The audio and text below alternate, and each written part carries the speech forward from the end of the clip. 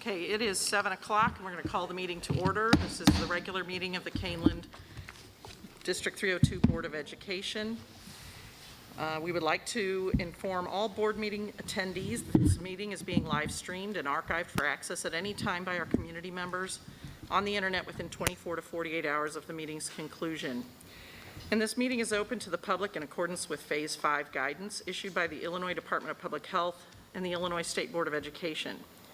Individuals are required to wear a face covering properly over their nose and mouth at all times while in the building, including during the meeting and while at the microphone. We appreciate that everyone has complied with this to this point. Again, if we see, masks off or things like that, we'll take a 5-minute recess to let everybody reset. And if it continues, we would have to adjourn the meeting to a virtual meeting at a later date. The capacity in any room is limited to attendees being spaced a minimum of 6 feet apart. And we will rise for the pledge, please.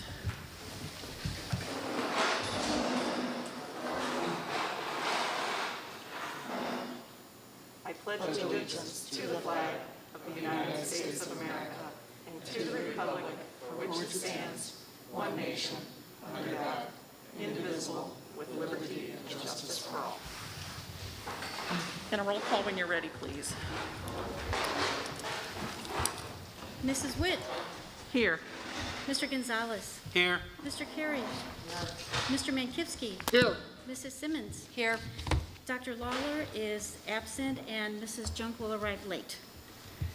Yes, thank you. With 5 members present, we do have a quorum. Dr. Layden was unable to be here tonight, but he does send his regards, and he will be back at the next meeting. Do board members have anything they would like to move from the consent agenda to new business? Anything? Okay, hearing none, we'll move on. Tonight we need to approve the agenda, and it is as presented. Amendment. It is amended?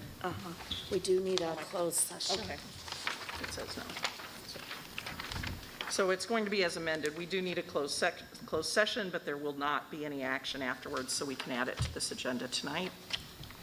So if I could have a motion to approve the agenda as amended. So moved. Second.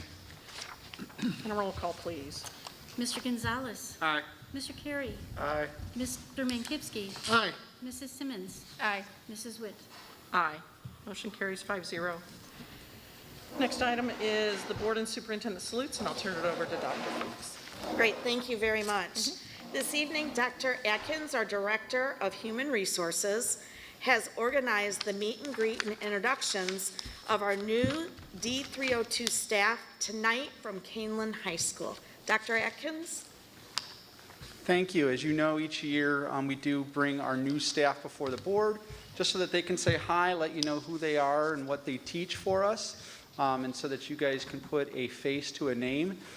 We want to thank you for your ongoing and continued support of our staffing here in the district.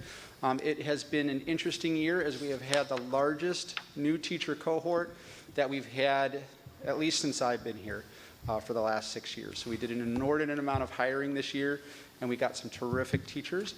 And so I'm going to introduce Mrs. Maris, who's going to just share a few words, and then we're going to have our new teachers come forward and introduce themselves. Thank you. I feel a little bit like a mother duck here with all of my little ducklings. I would say actually this is probably the largest class at Kaneland High School since I started 19 years ago, which makes sense as we watch the student population grow, plus the COVID situation. We had 13 certified staff teachers that we are going to be introducing to you this evening, and we also had 4 support staff, that a nurse, instructional coach, behavior facilitator, and RTI that are also with us, along with the teaching staff that we have here with us tonight. Also wanted to let you know that Andy Drendel did make the move from the elementary to the high school for this year, so he's also on our staff. So without further ado, the new staff of Kaneland High School. Hello, my name is Brock Feast. I'm excited to be at Kaneland High School this year, teaching in the Business and CTE department. Hello, my name is Alyssa Thurman, and I teach math at the high school. I'm excited to be here. Hello, I'm Lenny Radke. I'm joining special ed, and I'm excited to be at night, and I'm excited for the opportunity.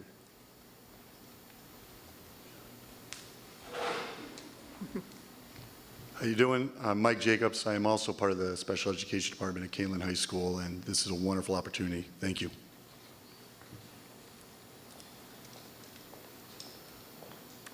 Hi, I'm Lucal Sakaria. I teach English at the high school. I'm excited to be a part of such a great school and community. Thank you.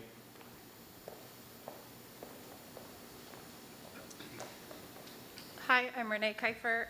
This is actually my third year as the nurse, but this year I stepped in as a certified school nurse, an alumni class of 95, so glad to still be around. Thank you.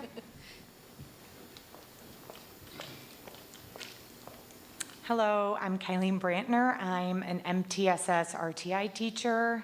Having a great year. It's nice to meet you.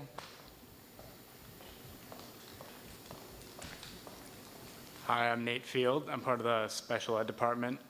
Thanks for having me.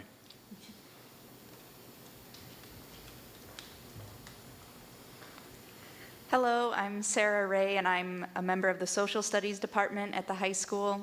It's been an awesome year so far, and it's nice to meet you.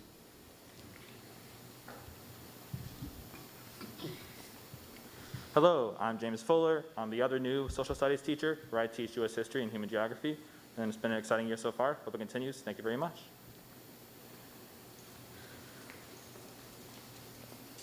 Hi, I'm Kara Clessley. I'm part of the special ed department. I am really happy to be here, and thank you for the opportunity.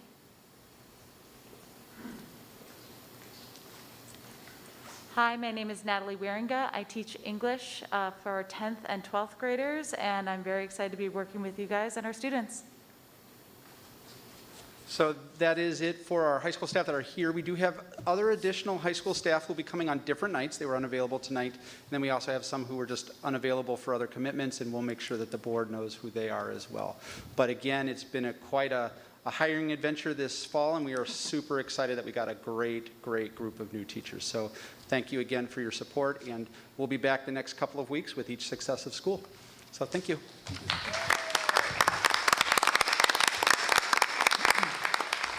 Great. Thank you, Dr. Adkins, and welcome, everyone. We're glad to have you.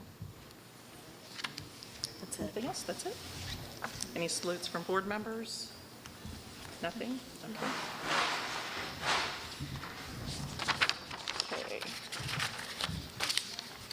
This is the first opportunity for public comment at our board meeting. We have two opportunities, one at the beginning and one at the end of the meeting. The board values public input to inform our decision-making and to provide information and insight into what is happening throughout the district. Board meetings are held to conduct the business of the Board of Education and are required by law to take place in public. However, they are not public forums. We use the public comment section as an opportunity to listen to our stakeholders. For that reason, the board does not enter into a debate or respond to questions spontaneously or without proper investigation and deliberation. In most cases, concerns or questions requiring follow-up will be referred to the superintendent. If you choose to speak publicly, we ask that you do so at the microphone, state your name and the village of residence or your association with us for the record, and limit your comments to 3 minutes or less so that all who wish to speak may have that opportunity. Public comment is a maximum of 30 minutes with a 20-minute total length of time for any one subject. We won't have that issue, I don't think, tonight. We have 3 people signed up in this first session. You are encouraged to seek a private appointment to discuss matters concerning individual students or staff members. While public education can be an emotional issue, and understandably so, the board does strive to maintain a certain level of decorum at the meeting. Those who speak are expected to maintain a tone of courtesy and civility. So I will call the first person, and actually this is one that, for health reasons, was submitted to Dr. Fuchs, and she will read it. The speaker, or the parent that it came from, is Dr. Lisa Tingler. Dr. Tingler asks that this be read at tonight's board meeting. Hello, my name is Dr. Lisa Tingler, and I am from Elburn, Illinois. I want to thank the district administration and school board for hearing so many of our concerns on health and safety at the last meeting. I know the school district has put in a lot of mitigations in for the students and teachers, which is great. I do hope those mitigations are getting enforced in the schools better than they are at the board meetings. While I appreciate you announcing that masking rules will be enforced during board meetings, I wish you stood behind that. The last board meeting I attended, several people did not wear their mask correctly. Many had their masks below their noses. I understand you can't see from the stage, but there are some district administrators on the floor. Why aren't they reminding people to keep their masks up so it is a safe environment for everyone to attend a board meeting who wanted to? That way everyone would feel safe to attend. If masks cannot be worn correctly, why aren't people being asked to leave, or why isn't the meeting being stopped? If you don't enforce it at board meetings, how do we trust it is being enforced during school? I hope Kaneland continues to strive to make all of their school activities, events, meetings, games, etc., as safe and healthy as possible so everyone feels they are included too. Thank you. Thank you. The next speaker is Dawn Stazak. I have one more. Oh, you do?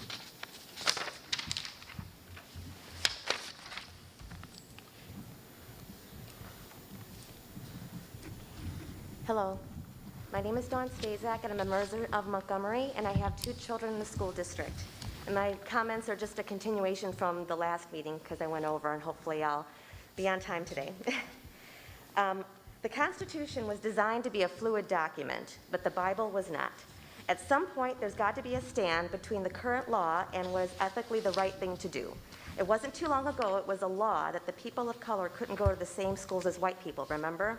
So when I think of people complaining about sacrificing their own convenience for the greater good, I think of our soldiers, the military. The men in my family are Army strong. My cousin is a career military man, currently ranking as Sergeant First Class, stationed in Fort Bragg, North Carolina. My dad served in Vietnam, and my grandfather served in World War II. I'm proud to come from a line of people who believe in something bigger than themselves. It was how I was raised and how I raised my children. I've taught them that wearing a mask to protect the ones who need it is a noble thing to do, and that they do it without hesitation or strife. Children learn by example. The phrase college, career, and community ready is right on the wall and in the signature block of the Kaneland staff members. What better way to help our children be community ready than to teach them to be considerate of others, especially the sick or less fortunate, as Jesus did? One day this pandemic will end, but how many lives will it take along with it? That will depend on our decisions today. It is my understanding that the district has a zero-tolerance rule on bullying, and that one of the parameters of the definition of bullying is listed as creating a hostile environment at the school or for the target. Please keep this in mind when you are being approached by certain individuals regarding this issue, and I pray you don't succumb to the bullies and that you do what's right in your heart, because they are not the ones that are going to have to live with the consequences of the school board's decision. You are. So until the CDC lets us know otherwise, please keep masks mandated. Please keep testing. Please keep quarantining. And many of us need this pandemic to end. Many of us need to be able to work. Many of us need to be able to have social interaction again. The science proves that the measures in place allow us to do that by doing what we are asked to do by the CDC to get our lives back to normal quicker. And for those who don't believe in Jesus or the Bible or the medical community or science, maybe they believe in Dr. Spock. Dr. Spock said in Star Trek II, The Wrath of Khan, that logic clearly dictates that the needs of the many outweigh the needs of the few. And then Captain Kirk answered, or the one. And I say logic clearly dictates that the definition of people who become awake is that they're woke. Thank you. Thank you for your comments. The next speaker is Katie Maxwell.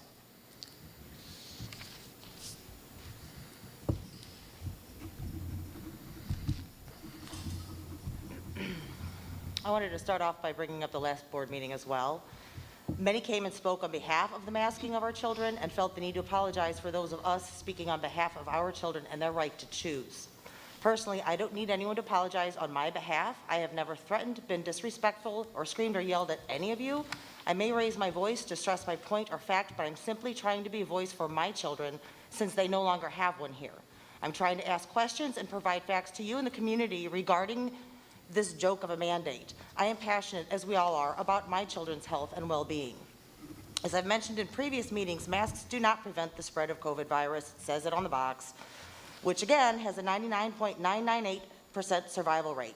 In fact, a mask or medical device restricts breathing in clean air, and you're actually breathing in carbon dioxide, which, as we know, is dangerous.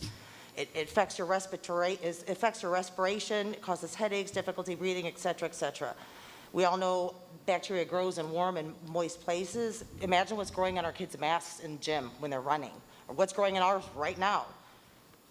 I've also previously mentioned the serious scrutiny ISB is under with JCAR for overstepping their legal authority and the lawsuits filed against them, along with suits filed against other districts. And as it turns out, those districts won the temporary restraining order, and those cases of COVID went down significantly. Carlisle School District, some of these are in southern Illinois, the Carlisle School District, they had a mask required mandate from when school started in August to the middle of September, and they had 137 cases. When they had masks optional, the cases went down to 8 from the end of September to the middle of October. Hillsborough School, same thing. The middle of August, they had masks required until, it looks like, I believe, September 16th. They had 57 cases. From September 17th through October 10th, they've had 11. They have gone down.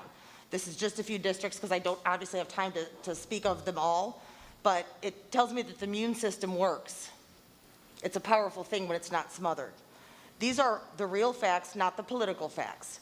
This clarifies to me once again that it's not really about the children's well-being, it's about something else. I think it might possibly be about the money. The funding of the over $1 million, close to $2 million through the ESSER fund, and I believe it's the $8 for shield testing, makes me think that this is not going away anytime soon. Therefore, I am going to continue to speak on my children's behalf for their health and their right to choose. Studies have proven that there are long-term effects to the lungs from the particles inhaled while wearing the masks, among the other things I have mentioned in previous meetings. So all I'm asking is that I want to know, how is this district going to handle these long-term effects? Will the funding that you're receiving now help with these long-term effects? Don't follow the political science. It is really only harming our children. Thank you for your comments. So we have one other person signed up, and I believe this is one you're reading, right, Dr. Fuchs? No, I think Oh, he's no. here. Oh, he's here. Oh, yep. Javier Martinez. Good evening. My name is Javier Martinez. I'm a teacher at the high school. Not a new teacher, though. I've been here for a while. I also live in the district. I live over in Elburn. And at the risk of taking anything for granted, I'm just here this evening, like I've done every year, to thank the board for the previous years of approving my work with the Medal of Honor Society to go out and teach teachers around the country how to use the stories of Medal of Honor recipients to teach our kids about character. Today on the consent agenda, you've got my last year of working with the society as a member of Kaneland High School. So I'm just here to kind of say thank you in advance, and hopefully you're going to approve that, and I'll have one more great year working with the Medal of Honor Society before I retire at Kaneland and hopefully go full-time with them. Have a great evening. Thank you. Thank you for your comments. Okay, that's all we have signed up. We do have a little bit of time here. Are there any further public comments? Yes.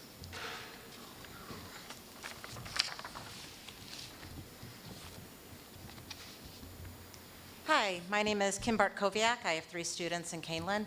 I'm not going to take up your time with really talking about anything. I'm actually just going to request that I saw that standard-based grading was added onto the agenda today. I had emailed the board earlier this afternoon, and I just hope that you are able to read some of the points that I hope that you can think about and discuss during your discussion and the presentation of that. And that's all I wanted to point out, because I know I'm going to have to leave early probably and won't be able to catch all of it till I watch it tomorrow. So I just hope you had a chance to read it, and I hope that you take some of those things into consideration as you have your discussion between the administration and yourselves in your decision. Thank you. Thank you for your comments. Are there any other public comments?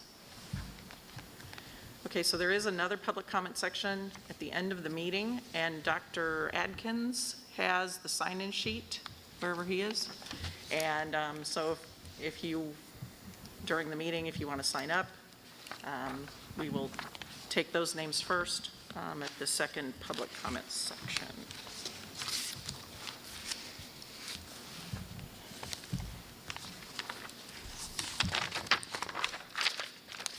We'll move on now. Tonight's consent agenda contains the following action items: the approval of the treasurer's report from September 2021, the approval of minutes of the September 27th, 2021 regular meeting, the approval of resignations, terminations, and employment of staff, the approval of the destruction of audio recordings from closed session meetings from April 2019, the approval of the 2022-2023 budget calendar, the approval of the renewal of farm leases, the approval of the memorandum of understanding with the Congressional Medal of Honor Foundation.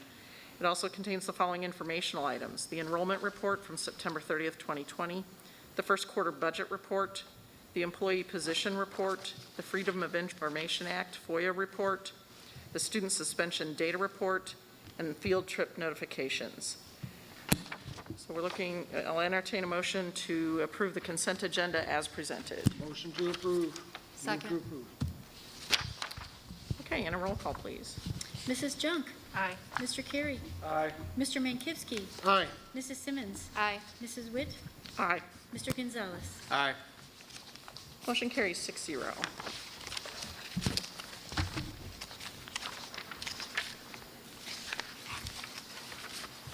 We will move on now to new business, and the first item is the presentation of the school improvement plan. Dr. Fuchs?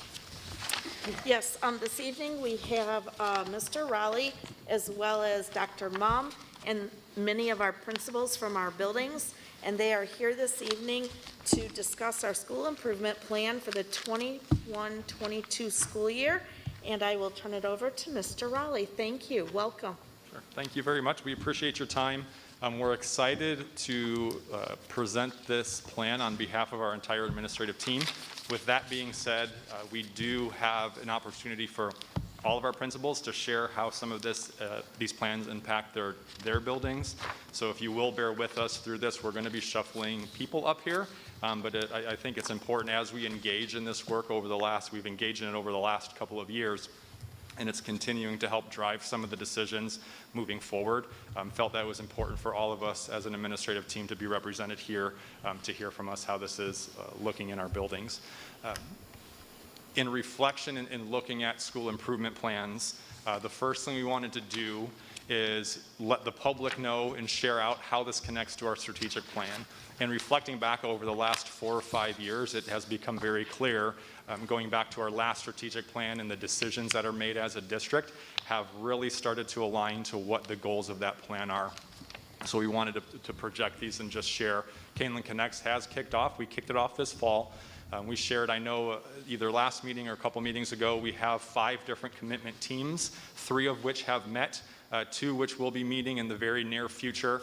It outlined there are 5 key areas and key commitments, actionable commitments, that we are working with our staff members, our community stakeholders, our administrative team, with you, the board, to make sure that as these plans and these commitments develop, it's resulting in actionable student outcomes for the years as they're determined by the plan. Those 5 commitments are one-to-one technology and one-to-one learning, using technology to bring learning to life, proficiency-based progress, multi-tiered systems of support, social emotional learning, and standards-based grading. Where our goals connect to that, we have 3 SIP goals that we will outline, 2 of which have been progressing over the last couple of years. The third is an SEL goal. Number 1, it came a little bit out of COVID, but it came more as a reflection of our student needs. That's the first year we've done that. It's going to be a baseline goal, and we'll share that information as we go out. But our connection to our strategic plan, number 1, engaging with our students through proficiency-based progress, identifying that last bullet point of proficiency-based progress, identifying a feedback cycle. We've started to break out the professional development for staff members into two different sessions, looking at the learner profile to help student advocacy, to help student recognize their learning paths, so that affects the social emotional goal and, the social emotional commitment, and the multi-tiered, the MTSS commitment as well. So we always want to make sure that we are reiterating our plan of staying connected and committed. So these are our commitments. The focus of our plan is centered around these commitments and tied back to our strategic plan. We are committed as a district to co-constructing feedback with our students. We know that students having a voice and choice in their learning, students being an active member of their learning, of that feedback cycle is critical. And we need to make sure that we are explicitly teaching our students and our teachers how to engage in that cycle. It is co-constructed. We're shifting away from, I'm going to tell you as the student what you need to do, more so we understand the student learning, their learning needs, their learning environment, and how we can best maximize that time both here and at home. We want to make sure that our plans focus not only on our academics, but more importantly, probably now than ever, is the social connection and that emotional connection, and making sure that students are feeling safe, they're feeling welcomed, they're feeling loved in school, and they can't access that learning until they feel safe in the environment in which they're learning. We want to make sure that we are clearly articulating our curriculum, our learning needs, outlining what does learning look like in a classroom. We do that through our proficiency tables, through unpacking reported standards. And then lastly, we want to make sure that students know the process. There's a clear path, and we try to accomplish that through our I CAN statements and our reported standard progress. The first goal that we are looking at is a student advocacy goal. So to give a little background on this data, this is going into the third year in which we have assessed this goal, and this is one that we've made progress throughout the years. Why we continue to circle back to it, we haven't hit a point in the data that says that this has gone from a goal that we track, professional development that we need to provide and support our staff with. When we hit a threshold of 85%, research shows that that's the tipping point when it goes from being a goal that we track to it is now, at that rate, it is just embedded practice in what we do. So we have always strived in the goals that we share with our staff members. A lot of these are used in the evaluation process. We do share with them that we're looking to get to that 85% threshold. That tells us that these are just things that become second nature in our practices. We have gone, our pre-data that we assessed in the beginning of the year has steadily increased throughout the year, each year. Our post data has increased as well, with the caveat of last year being that outlier. I think this goal compared to others has been the most stable in terms of data collection, and we'll share some of those reflections with some of our other goals. But this is one in which students can advocate for how they learn and how they learn best. In looking at all of the difficulties and hardships that COVID has provided and put forth in front of us, I think one of the key takeaways and what is unique and what we started to hear this year already from our students, prior to COVID and that complete disruption of learning, students really only had one way. They came to school every day, teachers changed up the classroom, they changed up groupings, they changed up activities, but school looked the same for all of their career. Last year, as it was kind of turned upside down, students had the chance to learn from home. They had the chance to learn in a different schedule than they were typically used to. And reflecting on this year, we saw some really, really deep insights in the data that we collected because students could then compare. I used to the classroom setting. I cannot function in an unstructured home when I have siblings or jobs or a million other things going on, or some, we saw the opposite, where they were able to truly feel safe, feel comfortable, and deeply engage in the learning. So when we see the data this year, it's the highest that it's been. We're right at about that 81% of students that can recognize where they learn best. And if those environments aren't initially provided to them, that they are finding more and more ways to advocate for themselves in the learning environment that is best suited for them. With that being said, what we've done is we've shared out with students in kindergarten through third grade a writing prompt in which they wrote down according to the rubric on how do they learn best and how do they advocate for their needs. And for our 4th through 12th grade students, we were able to directly send that out to them through Canvas. They could engage in that. We were able to go back and score it using the rubric that you see before you. And then we started to set up our benchmarks for how we assess this goal, looking truly at that proficient and distinguished level in the levels 2 and 3, where if we go back, a 2 states that a student can share how they learn best, and what they need to learn. So I learn best in X environment, and I know what those steps are in order to be the most successful. So we're looking at a combination of students in that level 2 to 3 and increasing that final percentage in those levels 2 and 3. If you look back to where we were last year, February of 21, we were right at about 50% at a mid-year check-in. To start the year this year, again, with kids having the opportunity to compare it to something, we saw that initial data at almost 82% that could advocate, knowing a little bit more about themselves, they could truly advocate for the learning environment that was best for them.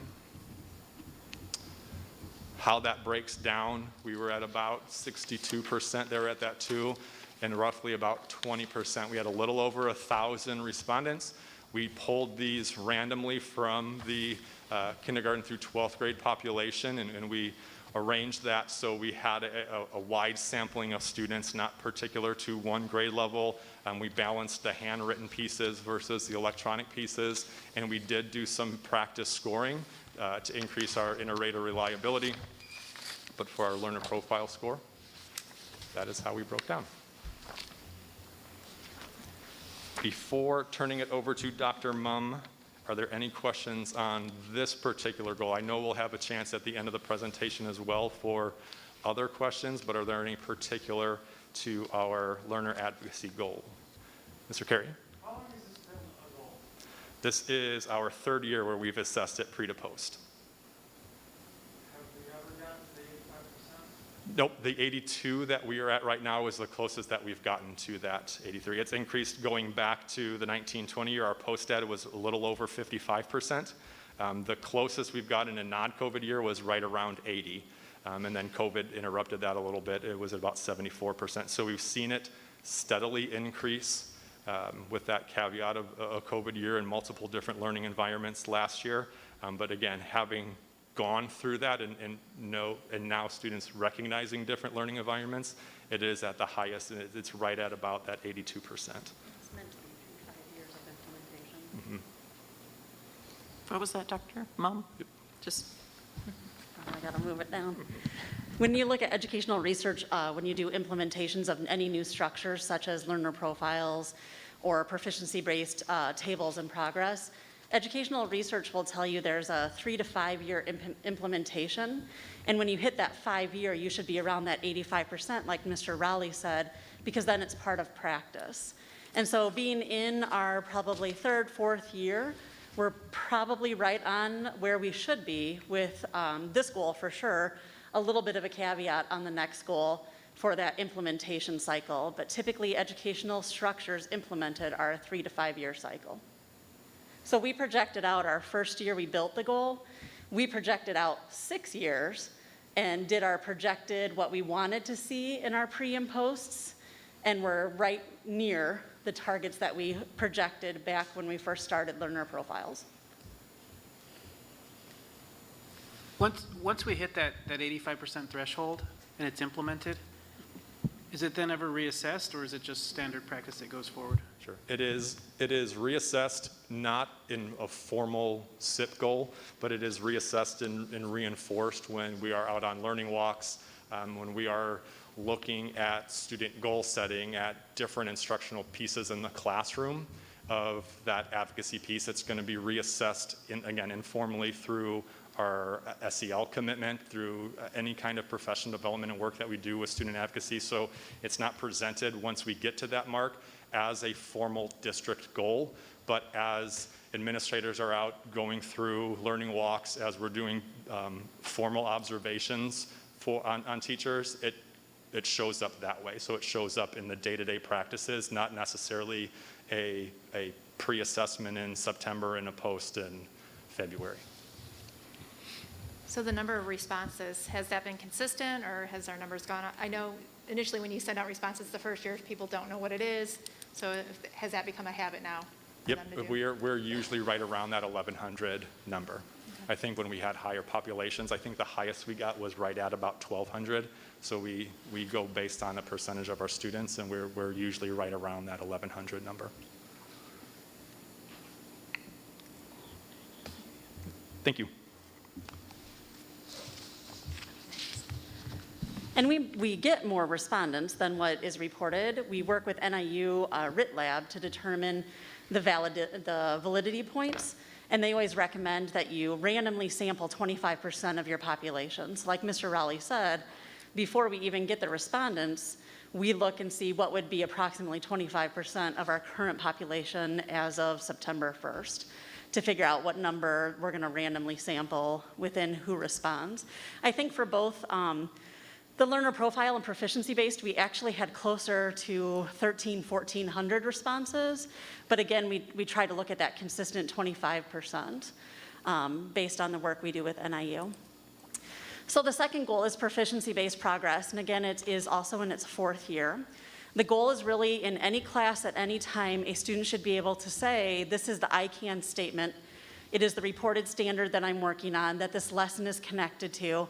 And not only do I know what defines that reported standard, but I can tell the feedback that I'm co-constructing with my teacher, with my peer, and how it links to that progress of the reported standard. The proficiency-based progress has been collected differently because I think we learned a big lesson over our COVID year. If you look at our pre-data, we continually were going up consistently from the first year all the way to this year, excluding the COVID year. And then our post data had continually gone up consistently, again, excluding the COVID year. Initially, when we built this goal, it was conducted through personal interviews with administrators from across the district, instructional coaches from across the district, going into random classrooms, sitting next to a student and having a conversation of what are you learning in today's lesson? What are you doing, right now? Tell me a little bit about the I can statement. And then we would judge the response based on the scale that you see on the screen, based on what we hear the child saying. The conversations were going very well when they could see our faces, when they could hear, because we weren't wearing a mask in previous years. But in the COVID year, what we found is trying to keep socially distanced from them. It was hard to hear us. So many times we try to catch them during a lunch or passing period. And when you ask them, what is the I can statement for you right now standing in the hallway in line for the restroom, they tend to not have a very detailed academic answer or in the lunchroom. So we really needed to think about refining our practices. We did get feedback from our staff also. They don't see your face, they don't see a smile, they've never met you. And so for Patrick and I or any district administrators or coaches that they may not have experienced to come in during the classroom and them not seeing our ability to kind of engage with a smile or a nod, it was throwing some of the students off. And so we decided to refrain our practice this year and change it to a paper version that was given at a randomly chose period of time on one single day as almost an exit slip for the lesson that just occurred. And so I think we chose either period 2 or 3, I can't recall, but it was a 9:30 time on a day in September. And if you were teaching a period of instruction at that time, no matter what your course was, you would give them the written test that would survey them with these 2 questions. If I was in a planned period, I obviously did not give my students that test, therefore, again, the random sampling of it, whoever had a class at that period of time was assessed. What we found is we got a lot more responses, a lot more clarity in the responses from the students, and even some of the feedback on the language. Some of the language we worked with NIU again in drafting our surveys with the data department and research department, and the survey should be consistent, early childhood through 12th grade, and have that same data. And so in some of the cases, this being a pre-assessment, we did have to take time to explain some of the vocabulary to our younger students. It was given in a Google format for those that were 1-to-1, 4th grade and up, and K3, it was given in a paper where they could circle based on having it orally read to them by their instructor. You can see, as Mr. Rowley said, we take the data then and we outline it into our categories for evaluation purposes. And you can see the breakdown of the data. Again, we're looking for that 85%, and that is our end goal for this year so that it will become common practice and won't be a necessarily district-wide SIP goal, but assessed and monitored through observations of the classroom. Questions on proficiency-based progress? The one Well, I'll get to that point in the next one because it's more relevant to the next one. Do you call it, is it called like the I can statement at all levels? It is, yes. We've really tried hard in all of our personalized learning 2.0 and 2.5 sessions to really make sure we have that common language. It is reported standards when we talk about standards-based grading because that's the assessment of the ICANs, but it is called an ICAN statement in our classrooms during instruction. We even use that language during professional development with our teachers. We write our ICANs for this professional development. Here are your ICANs for today's PD session. Okay. I was just wondering if it made more, if it not made more sense. I'm not the expert. I don't mean to sound that way.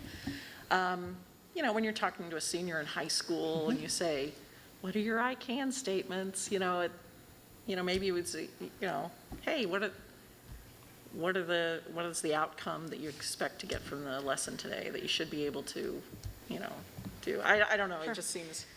I think they know that it translates to many different words, but it's something that we want them to historically hear year to year to year and make that connection.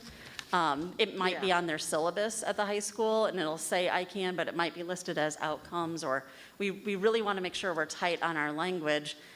You know, as you get developmentally higher, you spend more time talking about the words that are past I can, you know, the action word of develop or engage or deconstruct, and not necessarily call, like it'll say I can, but you really focus on the intent and purpose of the learning. Okay, thank you. Other questions? So the third goal, as Patrick referenced, that we added this year is social emotional. It is our baseline year. We did take feedback both from our community as well as teachers and students on some of the language. It was co-drafted again with NIU Research Department, but really looking at it, it is a pre-assessment, and we know there is some language in there that students don't know at this time because they haven't had directive lessons on that language.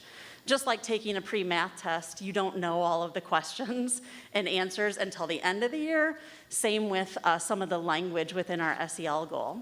The language came from CASEL, which is the Collaborative for Academic, Social, Emotional, and Emotional Learning. They have 5 competencies, which are listed there on the screen. And each student took a Google survey, 4th and up, or a written one that they could take at home, K3, and circled where is their kind of awareness and application of that CASEL competency. Again, it is definitely baseline data. We're looking to grow that data and have students self-report closer in level 3 and 4, showing that they understand the concept within the competency and then also can apply it to themselves and at times to others. By the end of the school year is definitely the goal.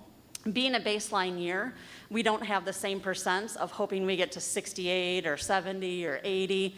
This is more looking at, out of the 5 CASEL indicators, we want to see growth in those indicators so that we can set our future goals based on the percentage that are self-reporting at a certain level. You can see our initial baseline data. It was given over a week's period of time. Again, they could take it during class, they could take it during a study hall, they could take it at home.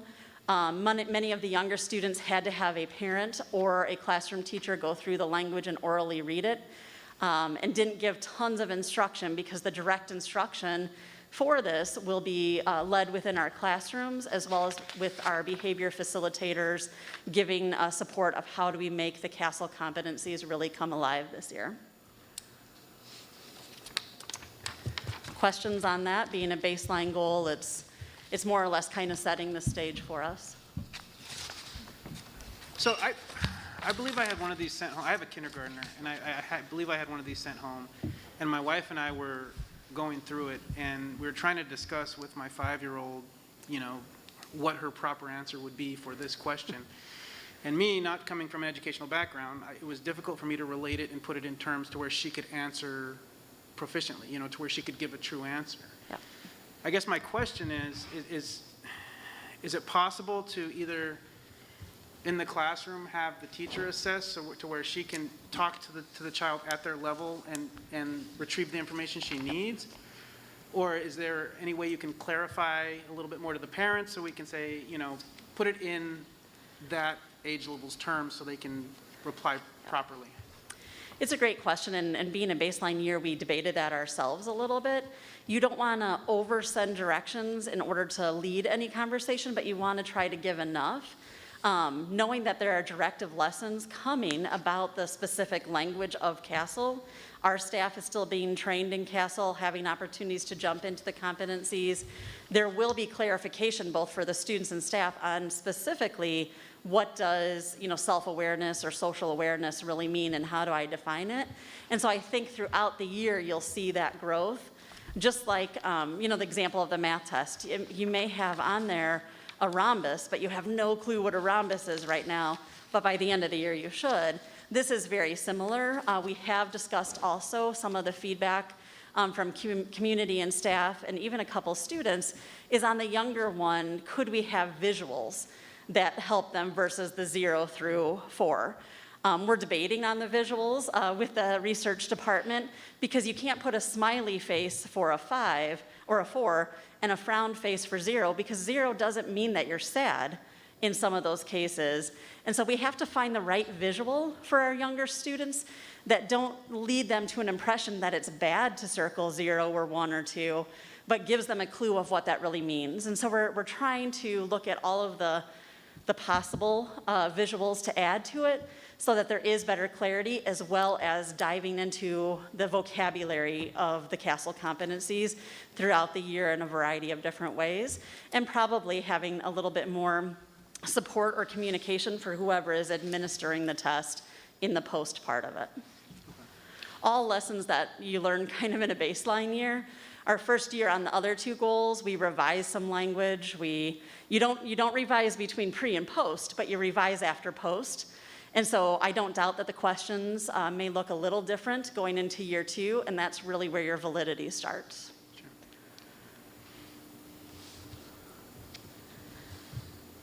Okay, so just a couple before we turn it over to the elementary principal group. We do have some early childhood through 12th grade action plans. And feedback, as you heard probably many times, is a huge part of all the goals. We do have Personalized Learning Academy 2.75, which is just distinctly focused on the feedback cycle, how to co-construct feedback, how learner empowerment to have reflection in feedback, and how you have those learning conferences. All staff by the end of February will be fully trained. There's a personalized selection for staff on how they want to be trained. Do they want to be trained online, face-to-face, one-on-one, small group, large group? And so they are making those selections. I think we're getting to the point where I think we've had 5 or 6 of those sessions already, and we'll continue to do that. Part 1 of Personalized Learning 2.75, all staff completed in August on one of their school improvement days. We also have looking at the expectations and bringing some of the lessons of the vocabulary of the goals, and that kind of goes out into professional development first for our staff. We have must-do professional development that is common among all of the schools in Kaneland, where they're all experiencing the same type of activity and discussion. And yes, they talk about how do I apply it developmentally to the grade span I work in, but the structure of PD is consistent, so we can do that. We also have the commitment teams that monitor these goals as part of Kaneland Connects. So we have the PVP commitment team, the SBG, and the MTSS, all of those kind of, and SEL. That's a whole lot of acronyms at once. All of the 5 commitment teams will be meeting throughout the year to monitor the progress and getting feedback on some of those vocabulary pieces or how we assess the goals as well. You'll hear about the Personalized Learning Steering Committee in an amazing report coming up next, so I'm not going to steal Laura's thunder at all on that. And turn it over to the elementary principals. All 4 are here tonight.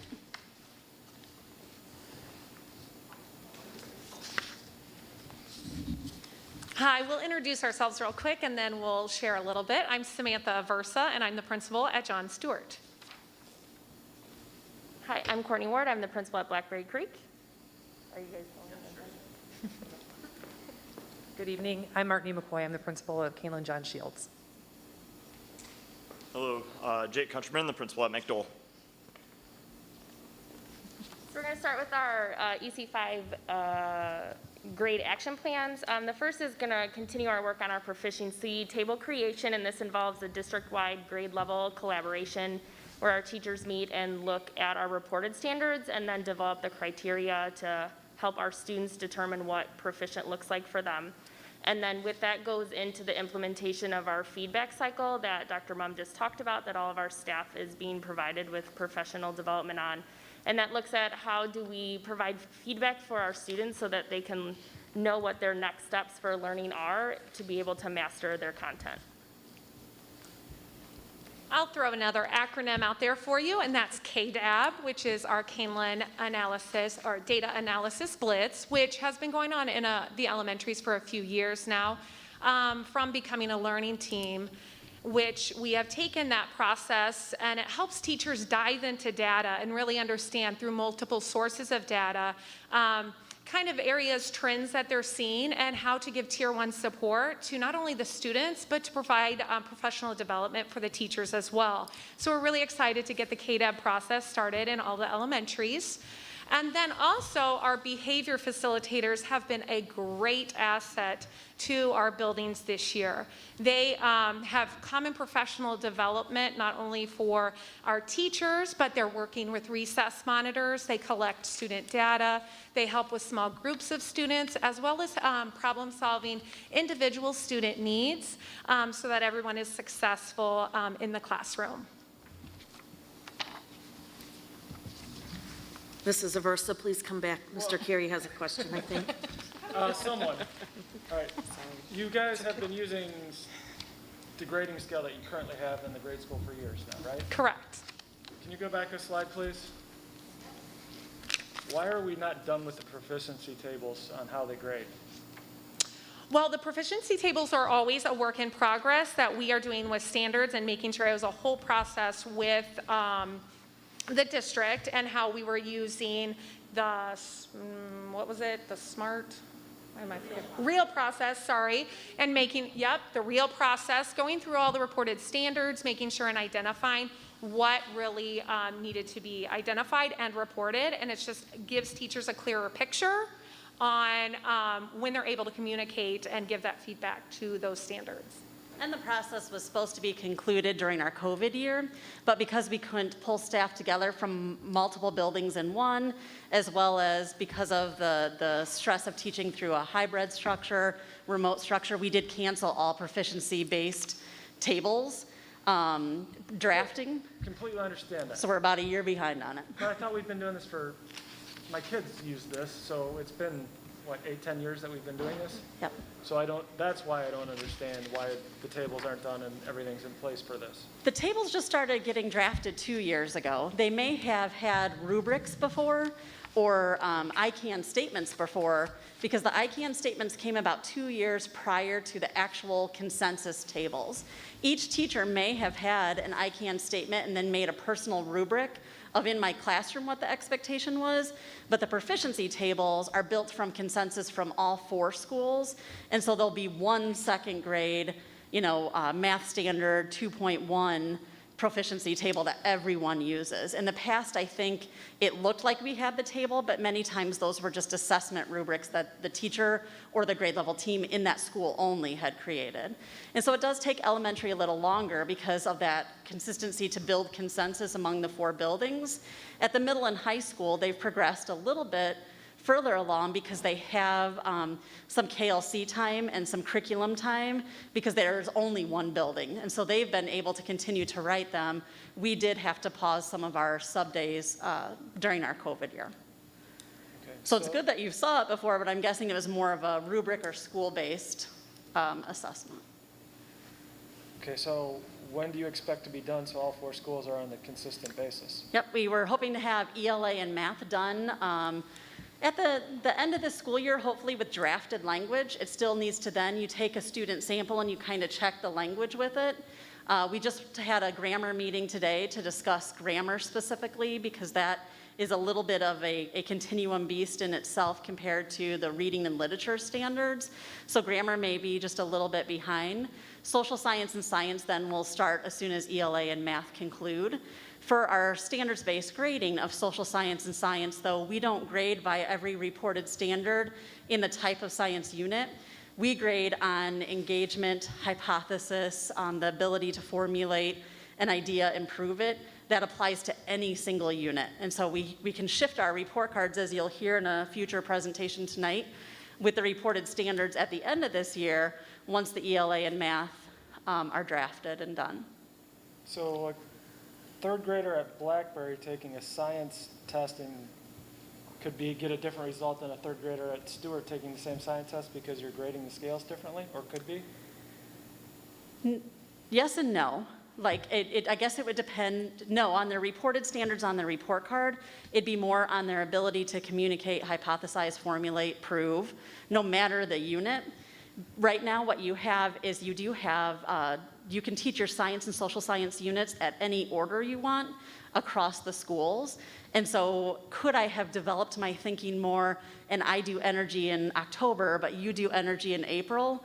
And our energy thinking is different because of the time frame of it, yes. But my ability to show in my April unit, whether it be plants, while you're doing energy, my ability to communicate, hypothesize, formulate, and prove, I'd still be getting the same standards-based grading, but you and I might get two different feedback pieces on our energy unit because we took it at different times of the year. Okay, let me try and ask the question. Okay. All right. So one student, how do I guess I see an inconsistency there that I'm wanting to go away, because the kids it should all be consistent across the grade level and across building as to how they're being evaluated. And I don't get that as the impression of what's happening right now. It is. The evaluation is consistent because the evaluation is based on kind of the scientific method. What is different is the feedback that I get on the specific content pieces within science could vary depending on the time of year I take that unit. But on our assessment, which is our report card and our reported standards, it will be consistent. We all will consistently assess on the elements, essentially, of the scientific method. Okay. Does that make sense? Yeah, now Okay. it does. Thank you. Yep.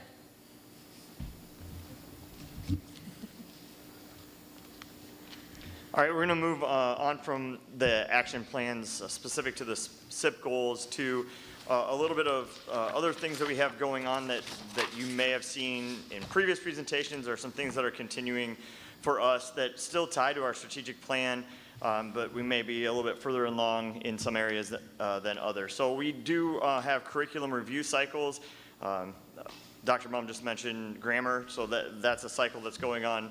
And then we've had ELA cycles in the past. So some things that came out of those and some of our areas of focus for this year, as we have new guided reading tools K through 2. Our coaches have done a great job of publicizing those and offering PD in a number of different ways to our staff to make sure that we're up and running and doing things the way that we are hoping in that first year. That came out of one of those curriculum review cycles where we have staff looking at these tools, piloting these tools, and deciding on something that is effective both for any kid that we have that comes through, all of our students, as well as something that ties to the strategic plan and the vision of the district. So it's a cumbersome process, but the tools that have come out of it, specific to guided reading this year in our K2 area, we're excited about. We also have a pilot of a word study program going on, along with some phonics programs at some of our younger levels, and different places across the district are piloting those. We're examining those tools against some of the tools that we've used over the past few years, evaluating. That's part of the cycle that we're going through right now, and some of those KDAB goals that we use in our schools that Samantha referred to have to do with some of these. We need to evaluate how students are performing on some of the tools that we used in the past versus the new tools to make a quality decision for the students of the district as we move forward. Along with that, you've heard MTSS mentioned numerous times tonight, and hopefully you've gotten some experience with that over the past few years, in that shift from RTI to MTSS continues at the elementary level in a number of different ways. We do have that steering committee that is a committee made up of members of our RTI teams, teachers themselves, admin, our behavior facilitators, some of those any district personnel that we want to get involved to try to make the best decisions possible on what our structures will look like at the MTSS level as we move forward, as well as just how that is all going to fit in our district philosophy and vision. So that's continuing at the elementary level. We're trying different things at different elementary schools as that steering committee kind of weeds their way through what MTSS is going to look like when we go to full implementation next year. There's a commitment team. Obviously, some of you guys are members of that as well, where we're looking from getting community perspective, student perspective, parent perspective, alongside of our staff. So a lot's going on with MTSS, and we're looking forward to kind of taking the next steps and implementing that fully starting next year. And then finally, SAMR is a model that's used by instructors. It aligns to our strategic plan in the one-to-one section. And it's an instructional design that teachers use when they're thinking about how they can infuse technology into their lessons, whether it's something that simply substitutes something we used to do, augments practice that a student would be doing now, and modifying something or totally replacing it with an innovative way of using technology into showing what students know and can do. All of these things that are aligned with our strategic plan are something that the building administrators from the high school, the middle school, and elementary school have made a commitment to in working to develop professional development that we can use at the building levels, so that when you, as a teacher, have the strategic plan, you have outcomes in your professional learning that are the same, regardless if you're a middle school teacher, a high school teacher, or an elementary school teacher, that those outcomes are really focused and driven so that that strategic plan becomes more alive than just our SIP days that we traditionally have. Thank you.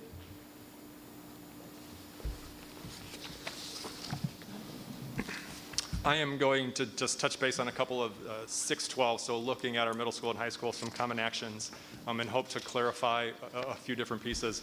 Number one, if you look at those first few bullet points, we really want to focus on clarity of expectations in our classrooms and continued work on our proficiency tables. Similar to what Dr. Mumm had shared, last year really threw a wrench in the plans that we had for our proficiency table work at both the middle school and high school. Our plan right now is to continue to work through those at the middle school. We're hopeful, I guess is the word, to get through the rest of our courses. We did a ton of work leading into last year. The trouble with last year is that we had, this takes a lot of explicit time and training, and it's a very difficult process to formulate a plan, define expectations, vet that against student work. And our time was so precious last year that we did put similar to what elementary did, we did put those on hold. Same thing happened at the high school, where we did have Wednesday afternoons was the particular time at our high school where KLCs were able to work on these. We changed that so that time could be used to help address the needs of our hybrid students, our remote students. But to give an updated timeline of where we're at, we are at about, and what we did particularly at the high school with so many different courses, we looked at our required courses first, and then we will build in our electives. We're at about 85% of our required courses have began to implement standards-based grading, and they have their proficiency tables defined. What was that percentage? It's right at about 85%. From a student experience, we wanted to make sure that all courses were the same. Similar to the social studies and science, any student that is in Algebra 1 will receive instruction and feedback on a standards-based grading scale. There wouldn't be myself in Algebra 1 for one class and Mr. Schmidt in a different Algebra 1 class receiving different feedback and different grading scales. All like courses that have made that transition will be graded on that standards-based scale, and we started with those required courses first because that's what a bulk of our staff members were teaching. We start to run into, from a time frame or an implementation standpoint, when we start to get into those singleton classes or those high level elective classes, those teachers are often teaching something else, and they're working with their colleagues on those required courses first. Our goal is by the end of next year to hopefully be through all of our courses, with the caveat that we don't know what the future holds in learning from some of our lessons last year. All of our staff members are engaging in that feedback cycle at 2.75. We held another training today. We have a huge group that's coming up in November to work on that piece. And then at the different buildings, at both the middle school and high school, taking our SIP plans and truly looking at the needs of the individual students and teachers in each building and working on those professional development opportunities through faculty meetings, through small team meetings, through KLC meetings. Use of I can statements. We, as an educational service department, have looked at that as we've gone on learning walks and provided feedback to make sure those were clear. And then when the opportunity is available, when students have the opportunity to look at increasing personalization through the lens of student advocacy. I have a quick question. Has all of this already made it to the teacher evaluation cycle, or will it show up later? I mean, are you implementing it gradually as well, like making sure that everybody's, they should be here, so everybody's there now, or at what point will teachers be evaluated on it, and so that you can look at consistency across grade levels in schools, et cetera? Yep, great question. It is not part of our teacher evaluation system, our grading practices. When we can break that down, we start to see strands of this in the 4 domains of Danielson. That is jointly agreed upon through an evaluation committee, so it looks a little bit different. But when we see things like setting appropriate instructional outcomes, that ties directly to our ICANN. So we're not evaluating specifically and informally on those SIP goals, but we do see it in the evaluation process through clear and concise instruction. We know that when we can get to that, the clear standards, the clear outline of what learning looks like helps clear instruction in the class. When students know a safe learning environment through advocating through themselves, that's part of one of the Danielson indicators in which they're already evaluated on. So teacher evaluation, it indirectly links to different pieces of this. There is not a evaluation tool that we've looked at with the KEA where we're going in and saying, using words that are associated with specifically a grading scale or grading practices. It all ties back to our Danielson because by law, that's what we have agreed upon with our union, and that's what we are evaluated on. So that would be something, as we go into the next negotiation cycle, that might be something that we would discuss with the KEA at that time? It could be. Or will it continue to be where you guys have to kind of just decipher from other information, from an pick and choose educational, what you need? I'm sorry? Kind of pick and choose what you need out of, rather than being directed, in the evaluation process, you have to kind of backdoor it so that you can get the data that you need, because I think that's crucial to know how many teachers are, successfully doing it, and, is it consistent and things like that. I don't know how you would evaluate the program if you can't evaluate the individuals and what they're doing. And that's a bit of where last year threw a hiccup, because we have increased. We originally had just our administrative team that was providing direct, explicit feedback on our proficiency tables. We're just too short-staffed and there's too many teachers to do that as effectively. So we have started to do some explicit training with our teachers, our instructional coaches in the buildings, where we're all aligning the language that we're using. That is the time that we need to effectively write these, and that's the training. It was originally scheduled for 2 summers ago that we had to postpone. We've done some of it this past summer. We've started to add more members of that, so they have explicit training in proficiency-based table writing. There have been directives from our administrative team on what it looks like to vet the language, vet the drafting of those tables. All of them have been shared with Dr. Mumm and myself, and we go back and we give specific feedback on the tables themselves. So that piece We are engaging directly in that because it is our expectation, as outlined, that we are making this transition to standards-based grading. The evaluation of teacher practices, we will always put effective teaching practices first, and that's where you start to see some change in language, I guess, where we look at teacher clarity, specifically sharing the expectations with students, the feedback with students, and that piece comes out through several of the subcomponents of the Danielson framework.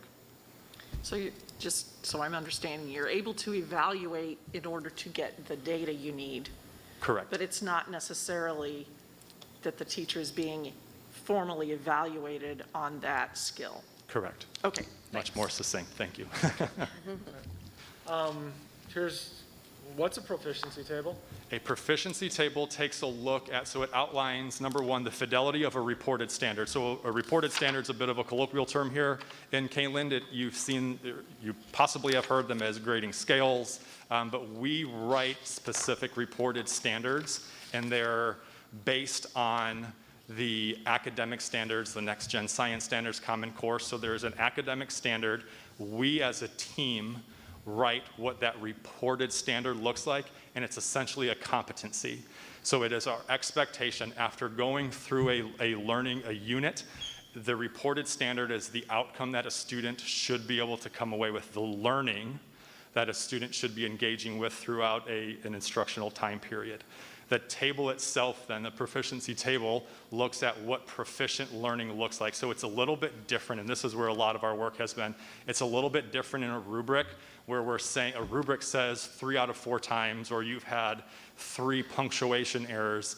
The table is rich descriptive language where if together as a team we're saying a student is proficient in a given reported standard, the table is going to outline descriptively what learning looks like. So it can be used to communicate to a student as you're doing goal setting that in order for me to say you're proficient in this, these are the types of things I'm going to hear you saying. These are the types of learning that's going to happen. Proficient might be that it is done independently. We're approaching, it might look like it is done with adult support. It might be that they can articulate it in multiple different ways. As proficient, we're approaching is they can only do it in one way or only use one strategy. So it is clearly using descriptive language to describe to any stakeholder what that reported standard is. Not sure I got it. So Okay. for a Spanish class, it's 80% of the words that they taught that semester? Give me a real life example. Sure, so for a Spanish class, a reported standard might be that they can engage in familiar conversation in the Spanish language. Okay. So that's what we're expecting all students to do. The table itself would likely say that a proficient student can articulate in Spanish how they're feeling, what they've had to eat, their favorite movie, just different, almost banter. But they can share that.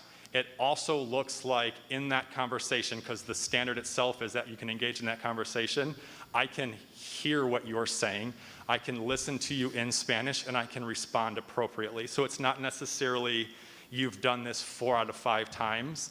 If I'm sitting with a student and they're asking, what do I need to be proficient? You need to be able to share in Spanish. You need to be able to receive that information and respond appropriately. You should be able to say informally your favorite X, Y, or Z and be able to respond to somebody that shares something different. So it's a given competency essentially, and then descriptively outlining what that looks like. Okay, so I guess that's what's a proficiency table isn't necessarily a table, it's a list of I can statements. Yes, it's a pretty comprehensive table. You can use in smaller formatives, and we talk a little bit about this with standards-based grading, in smaller formatives assignments throughout the day, you can give that feedback to students where I'm hearing repeated errors. So because of all of these errors that are happening, you're not hearing your partner correctly, or your partner cannot understand what you're saying because you're not conjugating the verb in the right way, or you're using they asked you what is your favorite food, and you've responded with your favorite sport. So the feedback cycle to students can start to quantify that, but when we're looking at introducing a lesson, when we're looking at how that progresses through, the comprehensive table is more of that descriptive language of what's happening. So in a given classroom, you're likely going to see both. They're just used a little bit differently, a quantifiable rubric versus the table itself. Thank you. Thank you. Anyone else? Thank you. We do have some specific to our building, so I'm going to turn it over to Mr. Schmidt.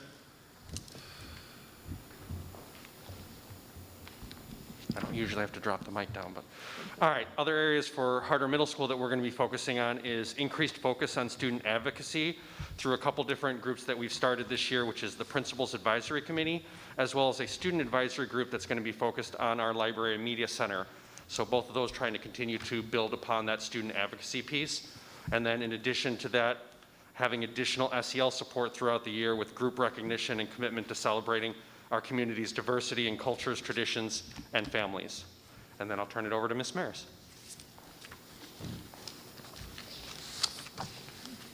Thank you.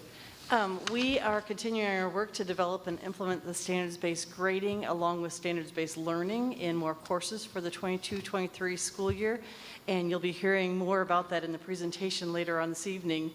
A part of this as well, we are working with Harder Middle School to make sure that the vertical articulation, that we're using the same common vocabulary, common feedback practices, and collaborating with them so that the students have a more seamless experience coming from the middle school to the high school.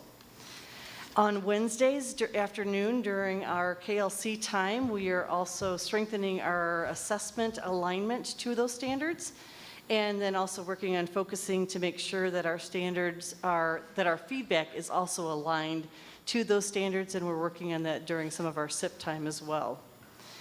As you're hearing EC12, we are on a daily basis practically adjusting instructional practices to accommodate the pandemic learning loss, social emotional needs, and behavioral competencies, and that's being done on an individual basis as well as a class basis. And then if you recall, contractually, we are going to be rolling out the homeroom schedules at both the high school and the middle school next year. And so we're continuing to get ready for that.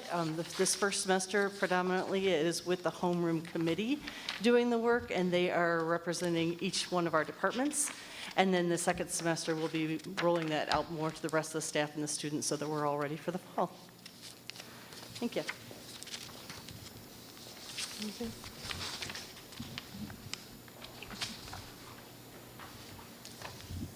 Well, good evening. Rick Burchell from Fox Valley Career Center. And sort of like the old Sesame Street song, we're that thing that's not like the others. We are not a Kaneland school. You are one of our sending high schools, and so we're always excited to have the opportunity to come to board meetings at our different districts and share. I placed on your table this evening a copy of our strategic plan because our goals for this year are based on our plan, and so I thought it was important that you see that. Now, having said that, you haven't had a chance to look at it. So I'm not going to quiz you tonight, okay? But I am going to present you with the opportunity, so I gave you another sheet. We have an open house coming up, and you have some new board members. So I did want to invite you to come to the open house and get your blood pressure checked and watch a fire and do some things like that. So, and also I would be happy to answer questions as well.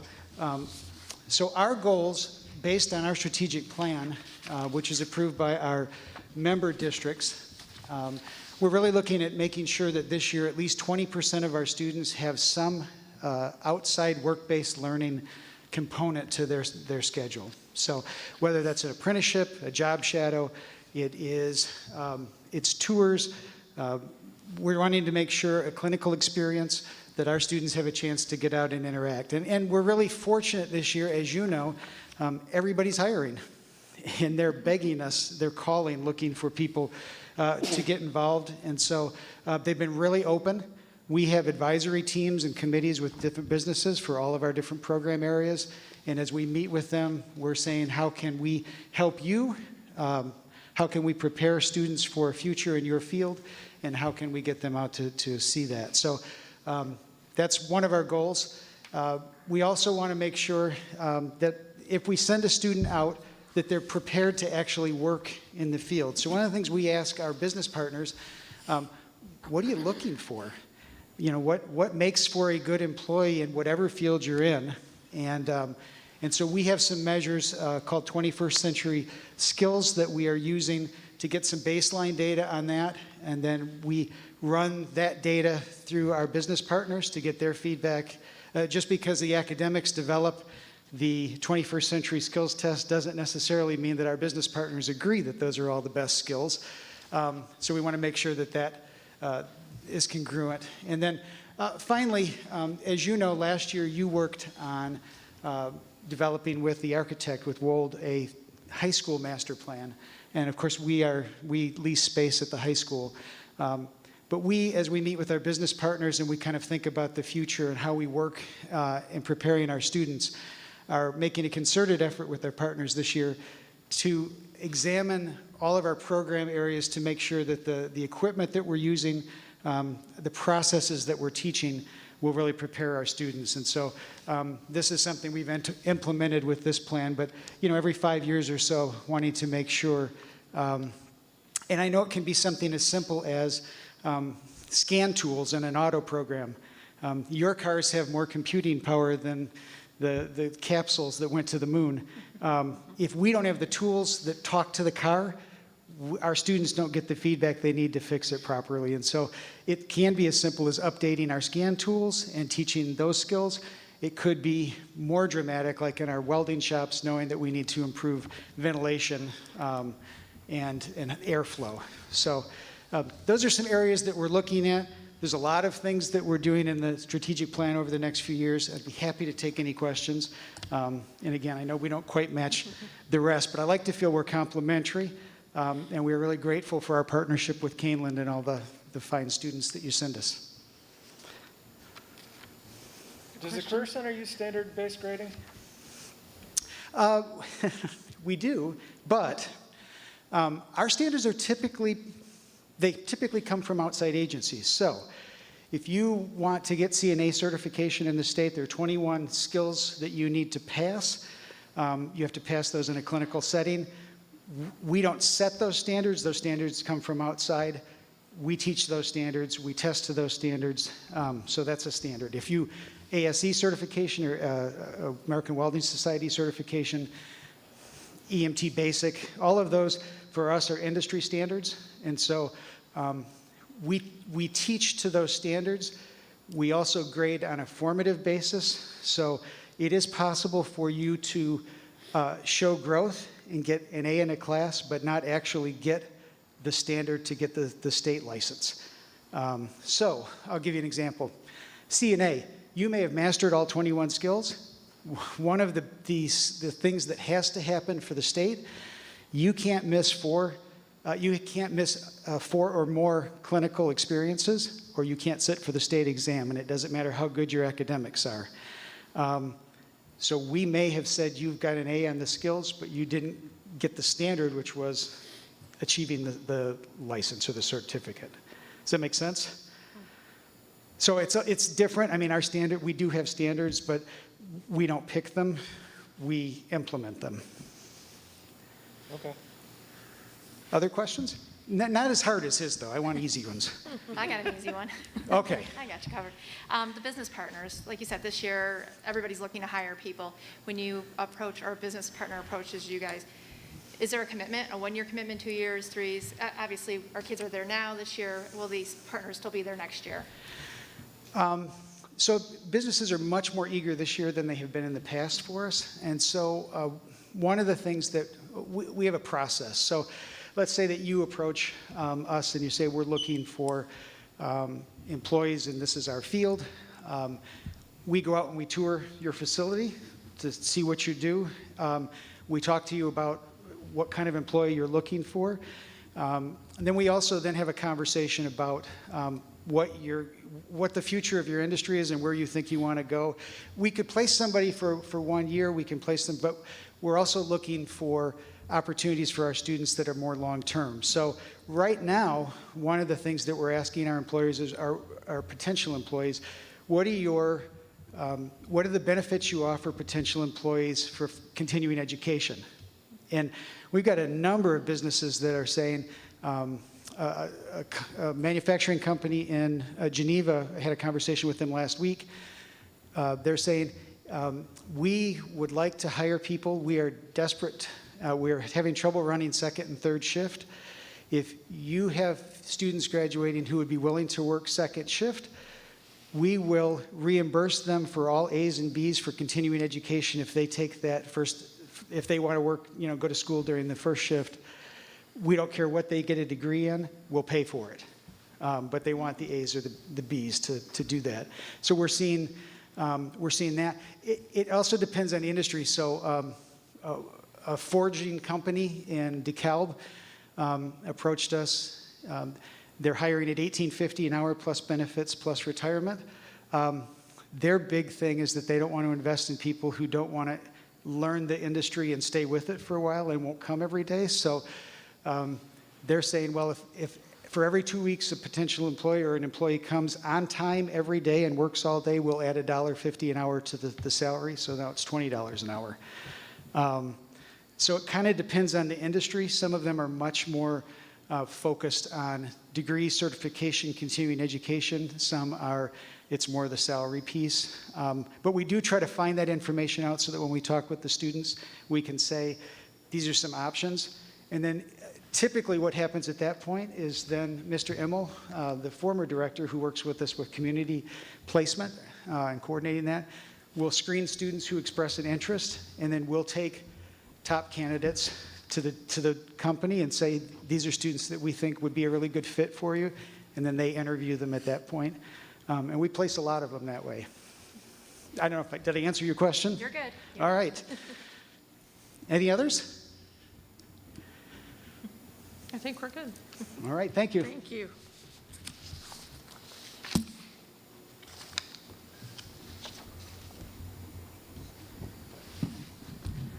Good evening. I'm Laura Garland. I'm the Personalized Learning Coordinator for the district, and I work in the Curriculum Department with Dr. Mum and Mr. Raleigh. I'll close out the School Improvement Plan presentation by just sharing other areas of focus that the Curriculum Department is undertaking EC through 12th grade. Many of these you've already heard about, the shift from RTI to MTSS, where we can look at students in a more global way and provide some interventions, and also have students play a role in determining those needs for intervention, is something that we're going to be continuing to work on, although we have not drafted a formal school improvement goal with pre and post data to monitor that. And you've heard a lot about Kaneland Connects tonight. You've heard about Kaneland Connects in the past. We are quite excited to be rolling out that new strategic plan this year, and it is serving as a driving force among all of the work that we're doing. So you will continue to hear about the 5 strands and how committed we are to those 5 strands, particularly because they were developed by a group of stakeholders, including students, parents, community members, teachers, administrators, board members. Those are the 5 things that our community has identified as being key and should be underlying all of the work that we do in our district. And so you'll continually hear us connecting back to those 5 strands. Infusing personalized instructional practices across all Kaneland schools, a particular passion of mine, which you'll be hearing a presentation on in just a few minutes. Curriculum cycle review, focusing on developing continuums for learning, is work that's continuing to occur EC through 12th grade. That process really is going to give students opportunities to have more flexibility in the pacing of their learning and the structure of their learning. Piloting technology-infused progress monitoring tools. Certainly there's been a plethora of technology tools that we've investigated. Ideally, we're looking to determine and find the best products we can use to help us monitor progress of individual students through reported standards. And so technology certainly will be a key tool, and we continue to look for resources to support us there. As well as managing and monitoring technology applications that students are using. We are now required to make sure that we have student privacy agreements on file, and so that's an ongoing process that we are managing and maintaining and continually looking to get additional approval when we find tools that are beneficial for our students and our staff. And then, of course, being continually responsive as we navigate COVID. We obviously are still deep in that work and continuing to be as responsive as we can be to that, as well as providing clarifications as necessary to the curricular mandates that do continue to come down. Those go through the curriculum department, and we're continuing to make sure that we're investigating those, learning about those, and providing as much communication as we can. So as always, when we present SIP goals, we like to just add that caveat that while there are 3 specific things that will be monitored with data pre and post, those certainly don't constitute the whole of the work that's being done in the district. All right, questions, compliments is our favorite one, or concerns? Board members? Good. All right, it must be that you're eager to get on to the personalized learning presentation, right? And funny, you're standing right at the I microphone. know, how convenient. Let me just switch the slide if you are okay, and we'll move on to that. Thank you, Mr. Rowley. While Mrs. Garland is getting set up for the next presentation, I might just say that personalized learning has been a priority in the district since Kaneland 2020, our strategic plan prior to the current Kaneland Connect strategic plan, and to thank the board again for their support, specifically for this position of the personalized learning coordinator. I think you'll be very pleased with the progress that Mrs. Garland has made in the year and a couple months, even throughout COVID, with what you're going to hear tonight. So thank you very much for your support, and Mrs. Garland, it looks like you're ready. Thank you. Yes, thank you for that introduction, and I echo that thanks to the board as well. So personalized learning is a bit of an umbrella term that many of the things you've already heard presented through the school improvement planning fall under. Ideally, within personalized learning, we're really just looking to be responsive to the changing world that our students are experiencing and providing them educational experiences that give them the skills to help them be successful as the world itself continues to change and evolve. And so we do know in education that we have had an increased disconnect between traditional educational experiences that students have been provided in public education across the country in terms of the challenges and opportunities that they are facing now in today's world. So one of the major changes that really have prompted just the initiation of this type of thinking in education in general is that we no longer live in a society where knowledge is scarce. It's easy to access information. It's easy to seek information online from multiple sources. We don't have to look far to get information, but what we do need to do is learn to critically analyze the information that we are seeking. And so that's a different skill, learning a fact and then analyzing, comparing multiple facts, multiple perspectives, and ultimately synthesizing that information and coming to our own conclusions, and then being able to advocate for our stances. Those are the skills that we know that we need to be training students on, and even listening to Dr. Burchell talk a bit about the types of 21st century skills that the business world is looking for. That aligns nicely with the work that we're attempting to do in terms of transforming student experiences in the classroom. So we are working to grow learners who can confront more ambiguous problems. Things just aren't black and white in the way that perhaps they were many years ago. And so with more complex problems comes the need for students to be able to think in more complex ways. We're also, the concept of diversity, we're continuing as a country and as a community, as a school district, to educate a larger diverse body of students. And so we want to make sure that we're meeting the needs of all students at all times, and being able to personalize their experience certainly supports our goal in a more diverse environment. So this is just a little bit of a compare and contrast, and it's certainly not meant to be framed as a positive, negative, a good, bad. Just traditionally, how was education approached? In Kaneland, but truly in education as a whole, many of us experienced in our education, it was highly focused on complying with directives that we were given by teachers. heavily teacher-directed. Typically, the teacher holds the knowledge. They convey that knowledge to the student, and the student is more of a passive receptor of that knowledge. And so the student really wasn't doing the heavy cognitive load in a classroom, doing the majority of that thinking. They were really receiving that information, and unfortunately, many of the times it was in a passive way.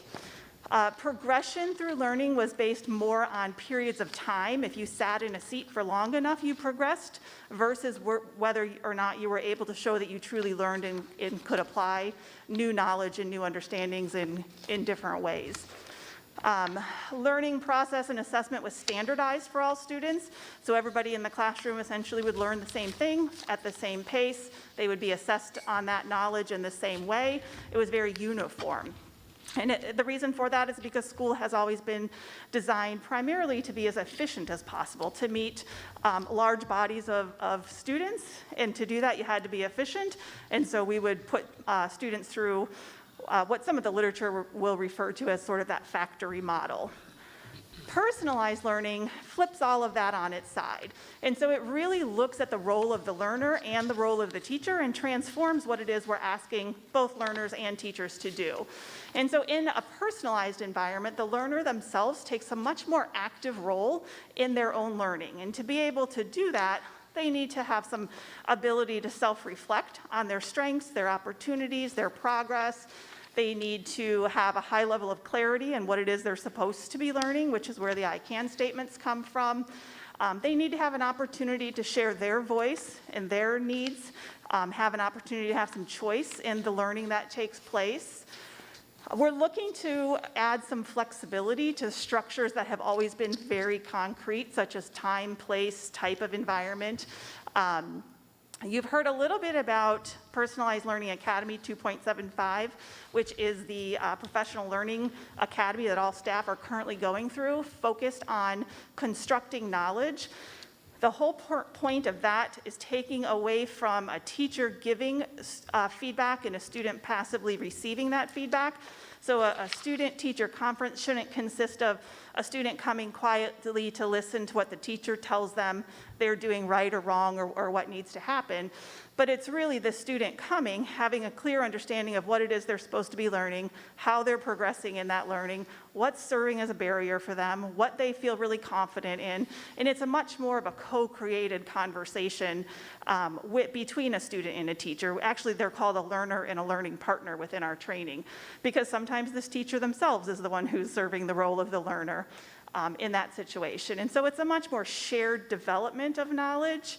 Part of that training includes a continuum of types of feedback that ranges everywhere from what's referred to as desistance feedback, and that's just a simple stop doing that with very little explanation. And sometimes that's necessary. The example I've used often came from Fox Valley Career Center's electrical department. If you're about to put two wires together, desistance feedback is perfectly appropriate. Don't do that. That's not going to end well. Ideally, we want feedback to be on the other end of that continuum, or at least progressing through that continuum, where the student has an understanding of what their part of that learning is. And so it's more of a conversation than a directive.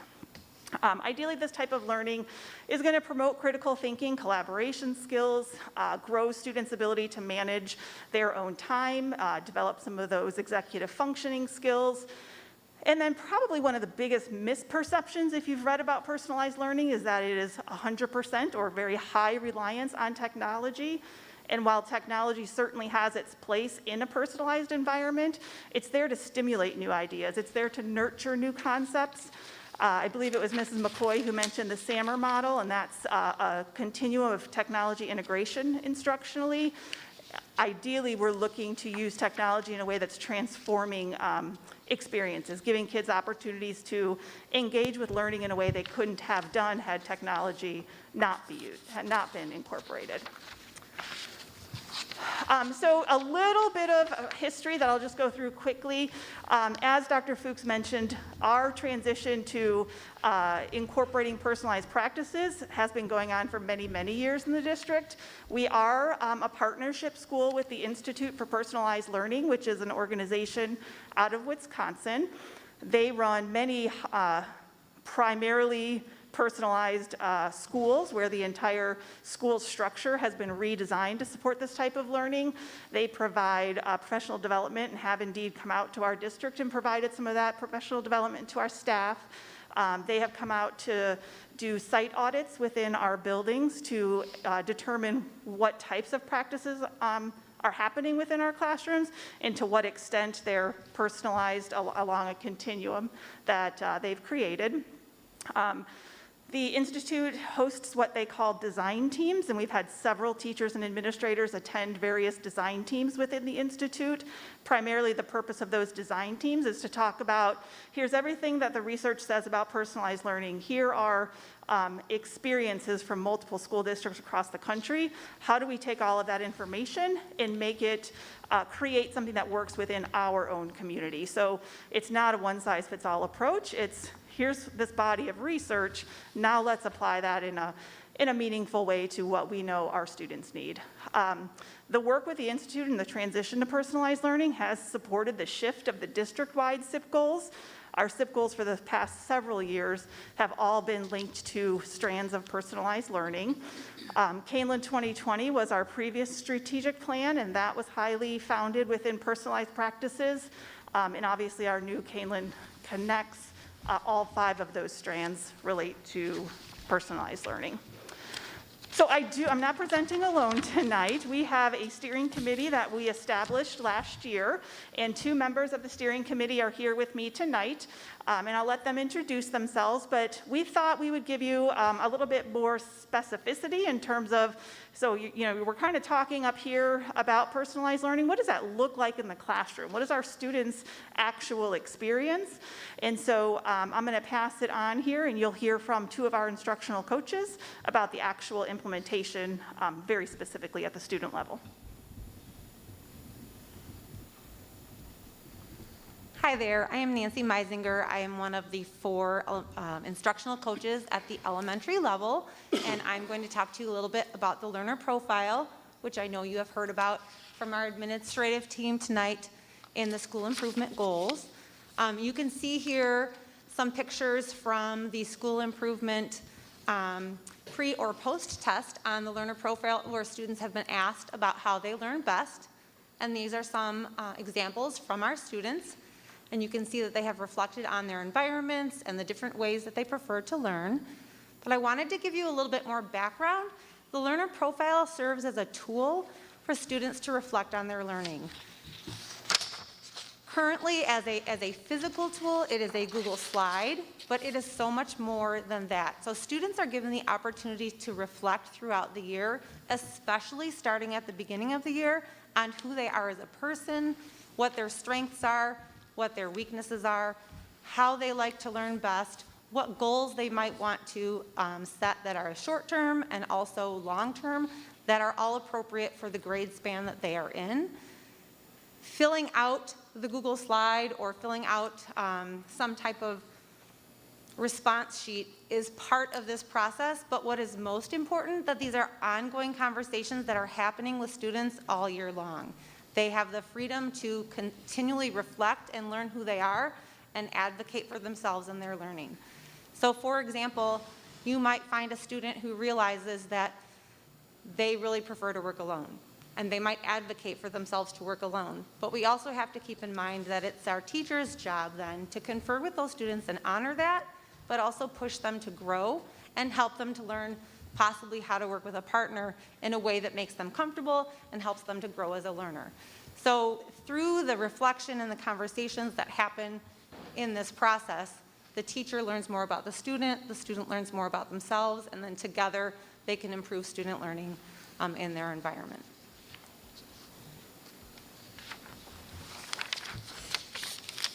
Hi, I'm Elsa Glover, and I'm an instructional coach here at the middle school. There's 2 of us here. I was in the classroom when we started using I can statements here at Kaneland. We called them something different. We called them learning targets. And we've played with that terminology for a while, and Mr. Raleigh spoke about that and why we kind of are keeping it at I can statement. And I just wanted to talk a little bit about that. These were a really important thing that we first started using to help provide teacher clarity of what specifically are we teaching to our students. But at the same time, it's helping our students to really understand what it is that they're supposed to be getting from that lesson. Oftentimes, if you ask a student in a traditional classroom, what are you learning? They'll go, we do math. But in a personalized classroom, and in a Kaneland classroom especially, you'll ask and they'll say, well, I'm learning how to add fractions today. And that they know that is really important because it helps them to start owning their learning. If they're owning their learning, they're going to really have a better time at learning and being able to do that stuff. I lost my thought. Okay. So as you can see, these I can statements tell the students what they're going to learn in that lesson. Teachers use this, they put it on the board at the beginning of the class, they weave it into the conversation of class, they put it on homework assignments, they use it in assessments. These I can statements have become a part of our common talk in the classroom. And what's good about that is that our students are internalizing it. So they're starting to ask 3 really important questions. They're starting to ask themselves, what am I going to learn today? They're owning it. How am I going to know that I did that? And then, what am I going to do next? So that they're the ones that are controlling their learning a lot more than just the teacher telling them what they're going to learn. Those are I can statements. In these photos, you see classrooms that don't look like a traditional classroom of standard rows of desks. In a personalized classroom, teachers want to start really playing with the idea of flexible seating. The idea is that not everybody is going to be learning in the same way all the time. Sometimes it would be helpful to have students work in small groups, or some students might need to work by themselves because it's easier for them to learn an idea that way. So for me, if I was learning how to use fractions and add them, I would have to work by myself because I know I really need to concentrate alone when I'm trying to do math. But if I were talking about the causes of World War II, I would be much better to work in a small group. So the flexible seating allows for students to start choosing where they need to sit in order to figure out how to learn best for themselves. This voice and choice helps students, again, own their learning in a better way. Can I ask a quick question about that? Sure. What level of implementation do we have, across classrooms to have provided the flexible seating choices? Well, it's a little bit different in every building. I've worked mostly in the middle school and the high school, and I've seen in the middle school that we've been able to put in more flexible seating and more, high top tables or discussion group tables right in our classrooms. At the high school, that's been a lot harder because their classrooms are smaller and the furniture is a little bit harder to move into that sort of thing. They do have a couple rooms that they can use in that for that kind of a flexible purpose, but it's not widespread through the high school, if I am correct. It wasn't that way 2 years ago, so. Yeah. Thank you. I think as far as flexible seating is concerned, we've gotten a lot of different grants, and teachers have written some of themselves where they can start to bring more and more of these structures into their class. What we've really focused on over the last probably 5 years was that very first year, this was new, it was different. I wanted these in my classroom, and we really pushed to connect it to a learning style where, I see an example of a student sitting on a ball chair where at first it was, for lack of better terms, like the neat thing or the cool thing to have in class, but we really have started to identify, based on this student and how they learn best, where at math I need to be moving around or I get really excited. So we've connected the furniture and the furniture requests to specific learning targets and learning outcomes and learning environments, not just I want the newest whiteboard tables, or we really wanted to connect that to learning.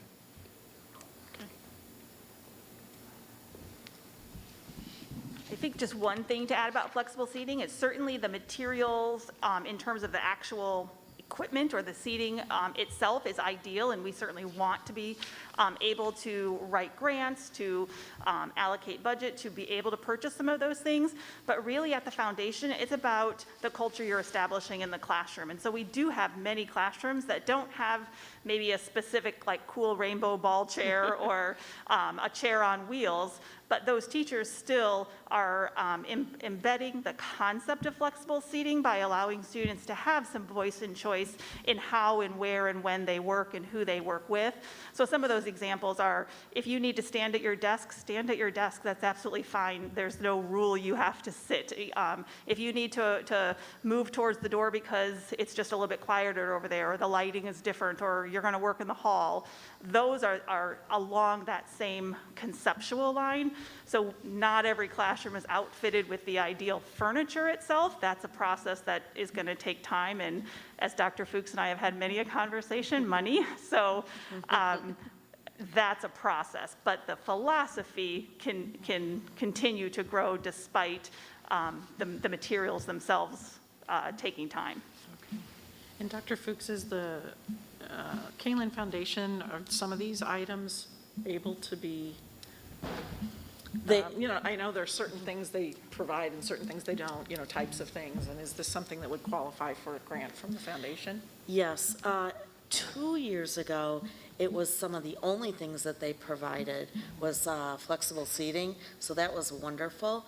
And then at our next board meeting in November, our new executive director, Rebecca Greenlee, she will be here to share the different foundation grants that are being awarded for this year, and some of it does include the flexible seating. Okay. The one thing that I would say is that COVID had not a major impact, but a minor impact on some of the flexible seating. Early on, we were not allowed to use any soft furniture, and so we had to put all of that away. And so, but this year, we've been able to bring some back out, but we still need to maintain that 3-foot separation in our classrooms. Right. And so some of the flexible seating, it promotes closeness of groups working together, but we still have to work within our guidance of the 3 to 6 feet. Right. So, challenges. Yeah, thank you very much. Okay, and the customized pathways, as I've listened to Elsa present the last 2 topics and going back to the learner profile, I feel like it takes a little bit of everything that we've talked about so far and pulls it together. Customized pathways allows learners to be involved in what they're learning, that student ownership piece that we've been talking about, and it gives them that voice and choice in how they're going to learn something. One of the examples that I think I could give you in ways that we've gotten started, this is a long process, so it's not something that is mastered in every classroom, but to give some examples, in a math classroom, let's say in our elementary schools, you might have 2 or 3 standards within a unit that your students are going to accomplish, and all of your students will start out learning that first standard, and they have some choice in how it is that they are going to accomplish that. They consider how they learn best. Do they want to implement some technology? Do they want to work with a partner? Do they want to play some games? And they have some varieties and ways that they can practice that skill. Additionally, as they begin to identify that they have mastered that I can statement, they can move on to the next standard, possibly before their peers are ready, if they are able to show that they are proficient. They can advocate for themselves, as we've talked about before in conferencing with their teacher, hey, I think I've got this. And they can explain in a way that makes sense, whether it is a performance task or a written task, whatever works best for them, that I understand this, I'm showing you, now I'm ready to move on. That allows students to learn at their pace, and in walking through a math classroom and interviewing students on this, I had a student come up to me, and I was asking her how it was going, and I'm not talking just about the high students. This particular group was a group of students that had received some Tier 2 support, and one of the students said, I like this so much better because I don't have anxiety that I can't keep up with what's going on in the classroom. I know that I'm learning at my pace. I know that I'm going to get to the end of the unit, but I feel so much better and I'm doing better. And on the flip side, some of our students who tend to get bored because they've already mastered something and are waiting for the rest of the class to catch up can continue to learn and move forward with the standards that are appropriate for them, and they feel more challenged and more valued as well. So those are some examples within a unit of study, and if a student would finish before others, then there are opportunities for them to go more advanced or to do some enrichment.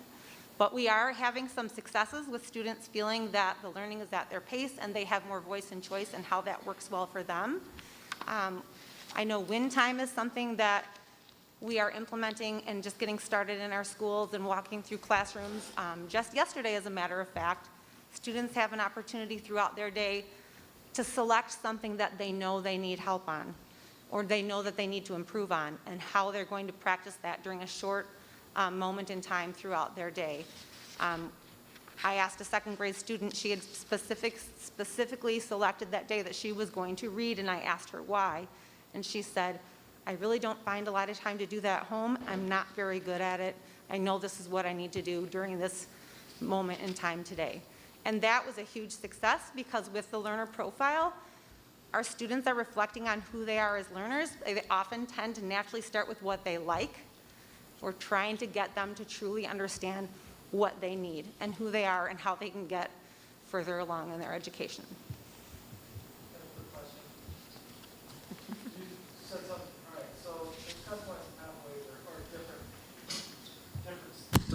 Different points that students have to hit, but all third graders start at a certain level and have to get to level 10 by the end.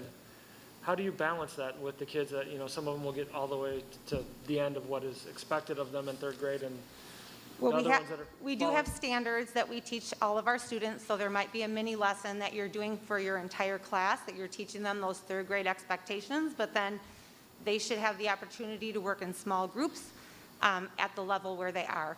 And I think the best thing for me to compare that to, that I feel most parents understand, is when you think about reading, and parents are aware that students read at different levels, and in a second grade classroom, you might have a given student, let's say, at a level F, and another student at a level J. You are going to take them where they need to go. You're going to teach them their reading strategies, but you are going to go all the way down to that level F reader and help that level F reader to progress, and your level J reader, you're going to help them to progress as well. So if you have a student in third grade who's struggling with third grade standards, you have to go back to the foundation that they need. If it's a second grade standard that they have a gap in, then you have to teach that standard to help build that foundation, with the goal of them learning the third grade standards in the long run. all right, so all the students are assessed at the end of or close to the end of the school on their math abilities. Yes, we have a pre and a post that they All take. right, so, but everybody has to hit a minimum standard at the end. All third graders should, if you can't finish your 7th grade math assignment, you don't get to go on to 8th grade math because you didn't do the work. So how do you balance out the time in which it takes different students to learn the same material?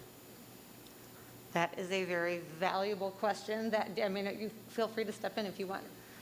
Well, I can add my 2 cents Yes. if that would help. I think, yes, you're right. Ideally, I'm not going to touch that again. Ideally, the goal is to have all students master all standards. We know that the reality is, in any structure, students are going to grow, develop, learn, evolve at different paces. And so it's not a matter of changing the expectation. The bar stays at the same spot for all students, but how they get there and the pace at which they get there is going to be different. So using Nancy's example about the various reading levels, ideally all first grade readers need to be level J by the end of first grade. And so if you might come in at a J, we're not just going to let you sit for a year. You can go ahead and progress further and you'll be beyond it. If you're a level A, we're going to support you in a different way than we will if you're a level G coming in. And so you might be in a small group more often. With MTSS or RTI as it is now, you might have additional intervention tools. It might be a more explicit curriculum. There might be more parent involvement type of experiences for that student. And so in terms of introducing the standards, in a math example, you're still going to take part in a whole group lesson or an introductory lesson on a third grade math standard, because you do still need to know those things. But your small group intervention might be picking up a couple second grade standards that you have the gap that are still within the same content area. So it might be a place value standard that builds on that third grade standard. We're still going to work on that third grade standard because you need it, but to do that, we're going to bring in these gaps you have in second grade to attempt to close those. So it's the process of getting there is going to be a little bit different, but the expectation is still that you're being exposed to third grade skills, you're being supported on third grade skills, and the way that you're being supported is by bringing in some of these foundational yet connected standards that can build on your development there. All right, so let's use math because I feel like Sure. it's more quantifiable. A third grade student has to, by the end of third grade, be able, I don't honestly know, let's just say add and subtract but you said, so you have to get from point A to the end. You only have a school year to do it. So you're moving at the speed of the lowest student in the grade to push that's So work. in that example, that's when we really kind of dig into those instructional strategies and look at some of the research that we use. Specifically, there's a meta-analysis that was done, and it talks about effect size of different instructional strategies. And so we know that different types of approaches can gain more than a year's worth of growth in some students. The feedback cycle, co-constructing feedback, specifically on individual skills with students, has a very high effect size. We can get more, according to the research, more than a year's worth of academic growth if we utilize a strategy such as that. So we're looking to build that in for all students, but this student might get that daily because they have a larger gap to close. So we're always going to have students that are at different points in the learning process, but how we intervene with those students is going to be different. Okay, thank you. Yep. I think the ideal part of that in the personalized classroom is that we allow for that. In a traditional environment, no matter how many gaps you might have had in second grade math, you're only getting exposed to third grade standard. Everybody's getting the same thing in a traditional classroom. A personalized classroom allows us to acknowledge that different learners have different needs and then support those differently. So it takes away that you're third grade, you only get third grade. Now you get whatever you need. So this slide just talks a little bit about the concept of personalized instruction. We know that adult learners need the same things that student learners need. They need to have a sense of relevancy. They need to have some voice and choice in their own learning experiences. We also know that we're asking staff to instruct in ways that they didn't necessarily experience as learners in the public school system themselves. And so we are doing everything in our power to try to provide personalized experiences for teachers when we're developing professional development or professional learning experiences. So this grid, I know it's super small and hard to read, but essentially this is the large academy that all teachers have to go through this year. It's 2 parts. Part 1, everybody had to take on the first institute day at school of the school year. Part 2, we gave students or teachers multiple different methods by which they could complete part 2. So we allowed them to self-reflect on your own needs as a learner. Are you somebody that needs to leave right at the end of the day and scheduling an after-school session is just not going to work for you? Are you somebody that needs to get home and get your own personal family taken care of, and then 7 o'clock you can hop on a Google Meets? Are you someone that would just want to do this on a Saturday morning? Do you want to do it during the contractual day and embed it within some team time? Do you want to do it during an institute day in November? All staff were able to choose whichever method they wanted. This grid is what we initially brainstormed and offered. I would say we've done this in probably 10 other ideas that staff have shared with us. Basically, at this point, if you want to do anything, we'll meet your needs. And so we're really trying to model for staff what it is we are looking to grow in their ability to support students. We'll meet your need, communicate, self-reflect, know yourself as a learner, and then we'll do everything to create the structures to support that for you. The LDIP continuum I won't click on, but that is an acronym, shockingly, that stands for Legacy, Differentiated, Individualized, and Personalized. And those are 4 different instructional approaches that teachers can take in the classroom. Legacy instruction is a very traditional approach. It's primarily lecture-based, typically whole group. And that's on a very teacher-centered end of a continuum, where personalized is a very student-centered end of an instructional continuum. The biggest piece of communication that we try to get out about this continuum of instructional strategies is, again, it's not a dichotomy of good and bad.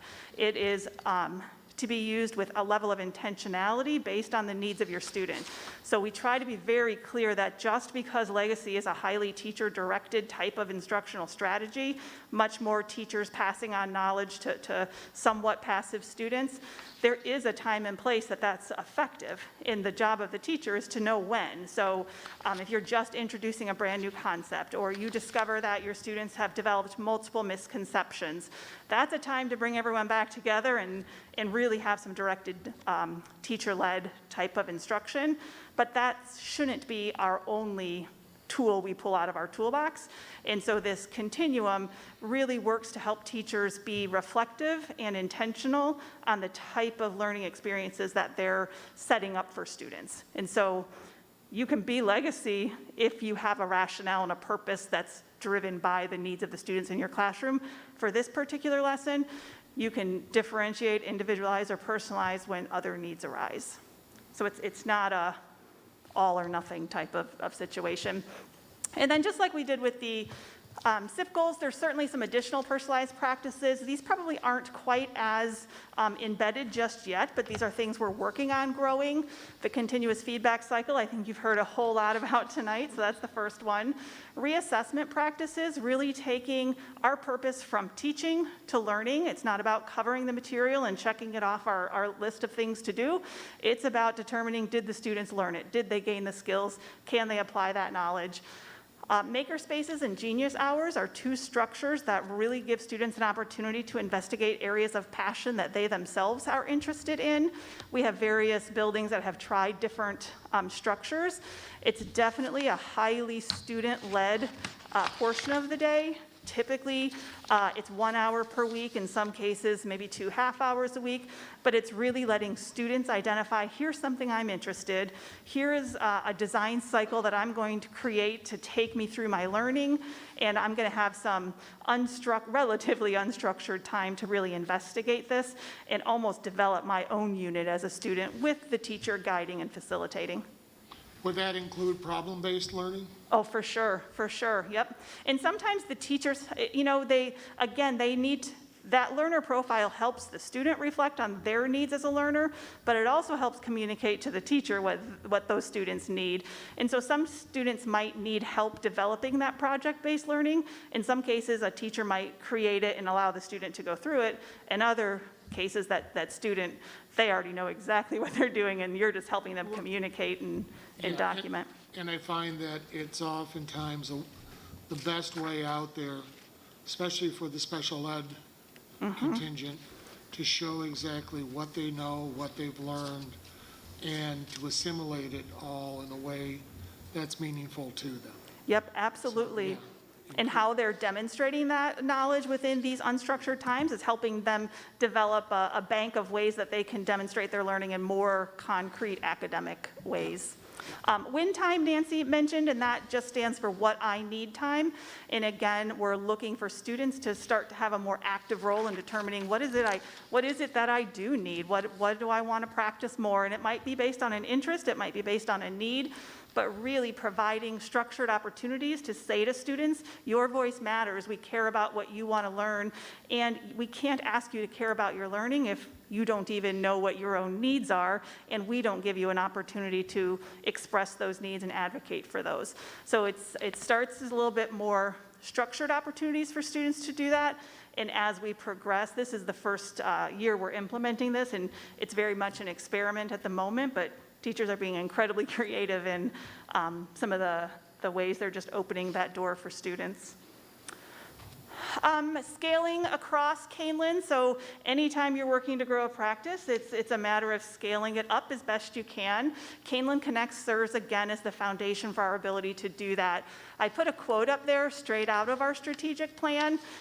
We don't have to work hard to find out how personalized learning is linked to our strategic plan. It literally is the foundation of our strategic plan. So I'm very excited to be in a position to truly move forward the work that our entire group of stakeholders has identified as most important. I've listed the specific connections to the 5 strands. Within that quote directly out of our strategic plan, it mentions 2 things that we're working to do. One is to infuse these opportunities for students to have a more active voice in their own learning across all Kaneland schools. The other thing is to look at the development of something called the Ignite Academy, which is a more in-depth opportunity for students to be able to learn in a much more non-traditional, less structured type of environment. And so personalized learning can be implemented to different degrees. We're looking and working currently on building the Ignite Academy, which would be held at the old middle school on Meredith Road. We have a personalized learning steering committee that's currently overseeing the development of this academy. It's currently scheduled to open in fall of 2023. And in that first year, it would service students in grades 4 through 8 who apply because they want to learn in an environment that is more of a non-traditional school environment, where they have that voice and choice is infused in a much more in-depth type of way. Personalized learning coordinator, again, the district is supporting this work and hiring this position to specifically focus on this topic. The steering committee established last year. COVID year is a great time to start a new committee, so a little slow going there initially, but we're in a great place right now. That committee has members from early childhood through 12th grade. It has administrators, it has teachers, special educators, general educators. We've tried to be as diverse as we can to have as many voices involved in building those experiences for students. They have broken into 5 subgroups, and so they're currently looking at things like logistically, what are the needs of creating an academy? How can we make that learner profile become a more embedded part of a typical school day? How can we continue to cultivate relationships of trust with students so that they are willing to take risks and communicate their needs and advocate? And how can we support teachers to be receptive of those efforts to advocate? So we've got those subgroups working on that. Obviously, you just heard that our SIP goals are completely connected to the components of personalized learning. And then that common professional development across all schools is key and crucial because we don't want one building moving forward while we don't have these experiences for other Kaneland students. And so we ensure that all teachers are having the same learning experiences so that we can make sure that regardless of which school you go to, that you are having this opportunity. So our next steps, we're going to continue the progress with each strand of Kaneland Connects because as I've said, I think 10 times now, they all connect to personalized learning. So we're deeply involved in the work of those commitment teams. Continuing the teacher professional learning and the infusion across all schools. The infusion of new instructional practices is not a yes or no, it's a process. And just like our students grow and learn in different paces and in different styles, so do our teachers. And so we're working to continually support our staff as they make these transitions. And then our steering committee is going to continue to work on the development of that Ignite Academy so that we can provide a more intensive personalized approach for students who do learn best in that type of learning environment. Whoops, I went the wrong way. That's it. All right, so what questions can I answer about either the work we're doing to infuse these experiences across the schools or even the academy itself? Anything? I would assume that the Personalized Learning Academy would be a popular, something popular that a lot of parents with kids at a lot of different levels would want to take part in. Would there be a lottery? Would there, how would you, because there will be a limit to how many Students can participate, I would assume. So we have a subgroup that's working on those exact things. The thinking at the moment is that we would create an application for students that are interested and obviously clearly communicating this is the learning structure. The one thing that we don't want to do is create criteria that you have to meet these criteria to apply to the academy. The underlying message is literally any child can learn in the academy. It's not dependent on any type of learner specifically, but we are going to talk about these are the types of learning characteristics that would perform best in this type of environment to give parents and students an opportunity to reflect on themselves as learners and decide, is this the type of environment? In that first year, we want to be able to manage the enrollment to, again, slowly scale things up. So the plan is to initially open enrollment for 50 fourth and fifth graders in the first year, and that would be 156 through eighth graders. So it'd be fourth through eighth initially in its first year. The next year, we would bring in 50 ninth graders. Ideally, those would be eighth graders that are continuing then on as ninth graders, but certainly we would open it up to any new ninth grader. Each subsequent year, the plan would be to incorporate an additional year of high school. We're working on identifying mastery-based transcripts. There's a little bit more formality with the high school that we think we need a bit more time to work through. We've even had conversations and have had teachers advocating to include students as young as kindergarten. So we're looking at both ends of that spectrum. But the initial year for fall of 2023, we're starting with let's keep it manageable, get things working, and then grow and expand. But yes, it would be an application, and if there's more students than we have space for in that first year, it would go to a lottery. Okay. And then at full implementation, how fluid does it get? Does the Personalized Learning Academy eventually, and I'm not basing this on anything, so just not have grade levels? So it's truly personalized, and so you don't go in and say, I'm a third grader, you know. Yep, so it's just you have goals and you need to meet them. And sorry. That's okay, sorry. I was trying to explain because it sounds a little hippie. Yeah. You're definitely thinking along the same lines of thought that we're thinking. And so specifically, we do not have an answer to that question. And so we've got our next steering committee coming up on next Thursday.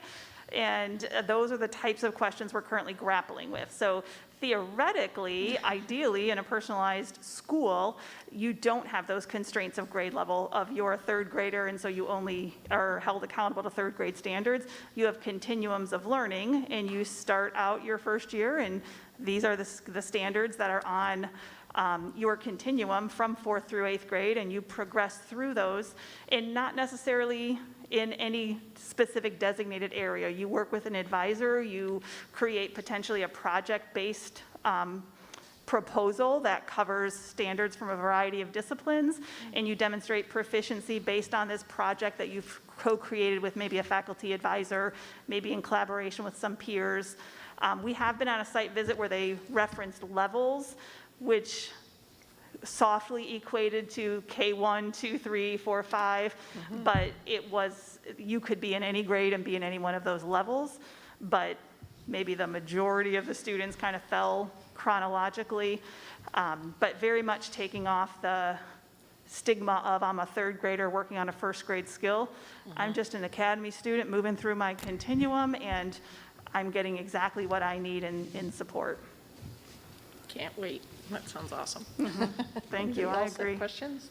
So the ultimate goal is this, I guess I got lost somewhere. Is it for all the students in the district eventually, or you're hoping to end up being taught with this model, or is it always going to be a breakout group of the students? So I think when we talk about if we go back to that LDIP continuum, just as legacy instruction, very teacher directed, does not meet the needs of all students, neither does personalized 100% pure, like no school traditional structure. And so we know that we're always going to need to have a continuum of services for students. And we often hear continuum of services in regards to special education and students needing different levels of support.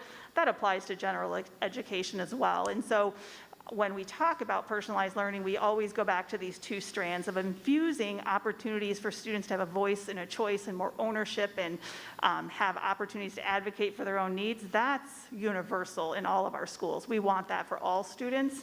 The degree to which they have that is just going to be greater in the academy. Some students aren't going to thrive in that type of environment, which is why we would be creating a list of, this is the type of learner who would generally do best in this environment, but it's not going to be all learners. So we wouldn't be moving to only a personalized, pure experience for all Kaneland students. We would differentiate between what does personalized learning mean for all Kaneland students and how is that taken to a deeper level for an academy student who needs and thrives in that type of learning environment. Thank you. Yep. All right. Anything Thank you very much. Thank you. Thank you. So, we need to backtrack a little bit, if that's okay with board members. We, actually, there was a recommendation, and we needed to vote on the school improvement plan. So, and I missed it, I apologize. So, Can't go if we can go backwards. back and do that, if you remember what we were talking about. J1. Yes, so J1 was the presentation of the school improvement plan, and I'll entertain a motion that the Board of Education approves the above noted school improvement goals for the 2021-2022 school year. So moved. And a roll call when you're ready, please. Mr. Carey. Aye. Mr. Mankivsky. Aye. Mrs. Simmons. Aye. Mrs. Witt. Aye. Mr. Gonzalez. Aye. Mrs. Junk. Aye. Motion carries 6-0. Thank you for that. Thank you. Allowing me that. We are now on J3, which is the presentation of standards-based grading. So this presentation, if you'll recall, was a request upon a board member or the board members to get a more foundational knowledge of this practice within Kaneland, the standards-based grading practice. And so Dr. Mom and Mr. Raleigh are here tonight to provide that opportunity for board members to have a better and a solid understanding of the standards-based grading practices throughout Kaneland. Thank you. Thank you. I'm excited to present to you some information on where we're at with our transition to standards-based grading. A lot of what you will find in this, we've touched on in bits and pieces through whether it was some of the school improvement plans and some of the action plans that are coincide with that. A lot of what is in here was also connected to what Laura shared on best instructional practices. So some of this might be a little bit of a repeat. This is a very new concept, and when I say new, I know we've been working on it for a few years, but we are shifting grading practices. It's grading itself in any school district I've been in any community I've been in. Grading practices, homework practices are one of those topics in education that have a lot of different viewpoints shared. So we're going to try to share out and communicate what our intent is, what our why is for making this transition, and then give a status update of where we're at. So as Ms. Garland had said, going back to our last strategic plan, one of those key strands was personalized learning. And standards-based grading aligns directly to that. The diagram you have in front of you is a honeycomb model. It serves as a bit of a conceptual framework for how we draft out our concepts in where standards-based grading, where it's difficult to find verbatim the idea and the topic of standards-based grading with much depth to it. There are so many different components that contribute to standards-based grading. It helps to think of it in terms of standards-based practices, and the grading is ultimately the reporting out that happens at the end. While there are 6 circles that are accompanying this honeycomb model, that's not just the 6 pieces. I know it's difficult to read, but it looks at things like proficiency-based progress, empowering our learners, giving students learner choice, giving them a voice in the classroom, and not only what they're learning, but how they progress through that. So looking back in one of the previous presentations, I made a note here because it really stuck out with me. And one of our coaches was sharing in the classroom how students are really internalizing learning, and that is one of the most important concepts of standards-based grading. Traditional grading practices often revolve around attaining enough points to earn a grade, and we are shifting that mindset away from a point accumulation to truly reflect out on standards that are being taught and student demonstrating their clear understanding of those standards. So thank you for setting me up for that, but I thought that was a key point of truly getting kids to internalize their understanding.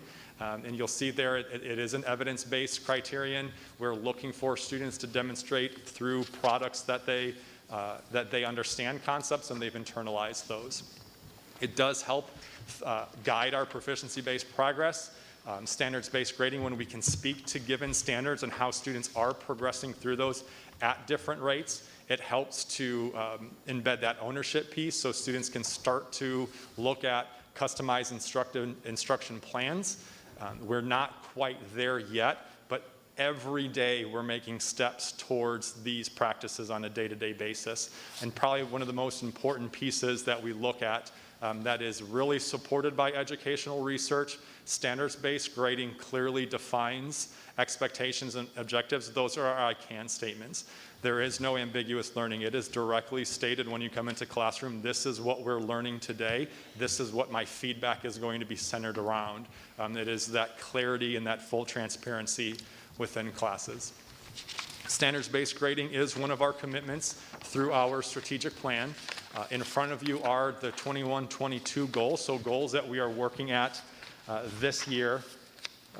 Going through those, again, we've touched on quite a bit of these, but some important things that we want to point out because it has come up from a variety of different stakeholders, some things that we've talked about in our commitment team, some things that we've talked about as an educational services department, and looking at we want to be able to put this collaborative process in place to identify those reported standards.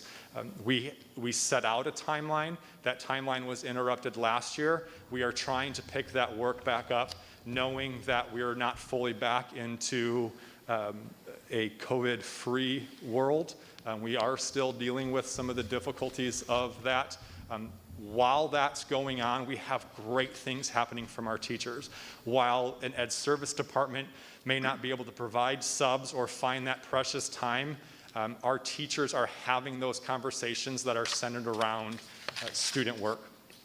We want to make sure that as we identify courses at all grade spans, we are sharing those out with parents. So there are some circumstances, again, based on the structures of different grade spans where my day, I could be in a course that is first period might be a standards-based graded course, period 2 might be a traditional-based graded course, and that is one of the difficulties that we experience. We have teachers that have different preps that may be working specifically in a standards-based content area because it is one of those required courses, and then a different period, they haven't had that dedicated time to work on that.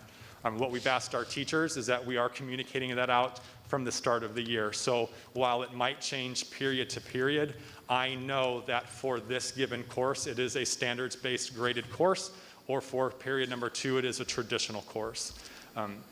We want parents to understand that with the caveat that our entire population of a given course is standards aligned. And what I mean by that is a little bit of what we said earlier. You are not going to have different grading practices between all of the Algebra 1 or English 9 courses. All of those are going to be the same if they've made that transition, so that student experience would be the same. They currently are. For those that are implementing them, that has started that work last year and the year prior, those that have implemented and shared that out, those are the same for all of those courses.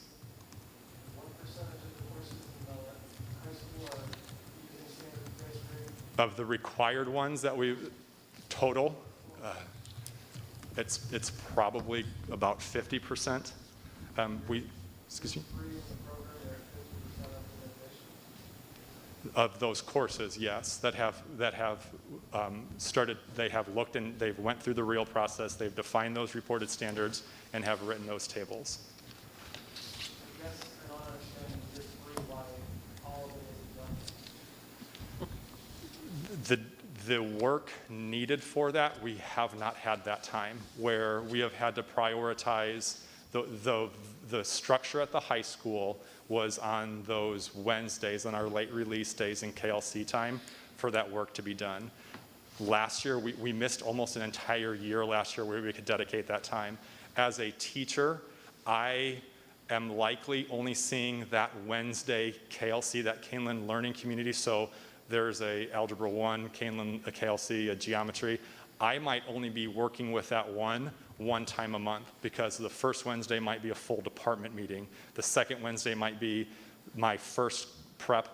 The next Wednesday might be my second. So it's not like I have that set time to work on these. And it is an intensive process to go through all of those standards, define that reported standard, and then go through and spell out what proficiency looks like in those. In a timeline a little bit later in, I put 23, 24, and that is building in a bit of a buffer based on what could happen this year. Scaling that down to the required courses, our intent is to be fully standards aligned with our required courses after next year, in that while that's happening, some of those other courses are coming along. I can share with you, we have those courses outlined. It is high school specific, so we didn't attach it to the EC12 presentation. I'd be happy to share the breakout of courses that are preparing for that work and that are implementing those. Yes? What was the original full implementation date? When we looked at it, it was about a 3 to 4 year implementation, and then constantly reassessing that. Okay. And that was back in 1920. Okay. Mr. Raleigh, before you continue, also, please remind us what kinds of practices had to shift last year and the prior year due to COVID in combination with this kind of work. For sure. How did that? Yep, so again, we want to be able to address teachers' need for professional development. A lot of this work was going into the summertime when we couldn't get together. We couldn't have more than 10 people. Throughout the year, some of that, again, depending on grade span, it was either large groups that were intended to be subbed out. It could have been some of that Wednesday work. It could have been at the middle school in some team time. And the priority that came about last year, number one, we didn't have the subs. Subs were incredibly difficult to come by. Number two, it was precious time to be in front of the teacher, so it was very difficult to take teachers out of that instructional environment to do some of this work. And number three, we built in some office hours, we built in some other opportunities for students to access their teachers, where that took precedent over the time for all professional development, not strictly just for our proficiency tables, but that structure threw that off. What we're seeing this year with the number of students that are excluded, that trickle effect is still playing a role with how we are prioritizing our time. And while it's not in the state mandates, the cap size on group settings, things like that are not in place, we're still seeing the difficulties and the impact that COVID is having in terms of students that have been excluded, needing to catch them up. What we are seeing is the work that is happening that is aligned to standards, the ability to address those specific learning needs related to a standard. Teachers have found great success with that. Thank you.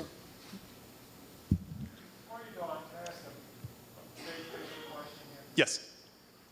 Okay, I understand the concept of personalized learning and how that works. I think I got a pretty good handle on it. I don't think what a lot of parents, myself included, have a good handle on it is why you can't use a traditional grading scale, grading standards.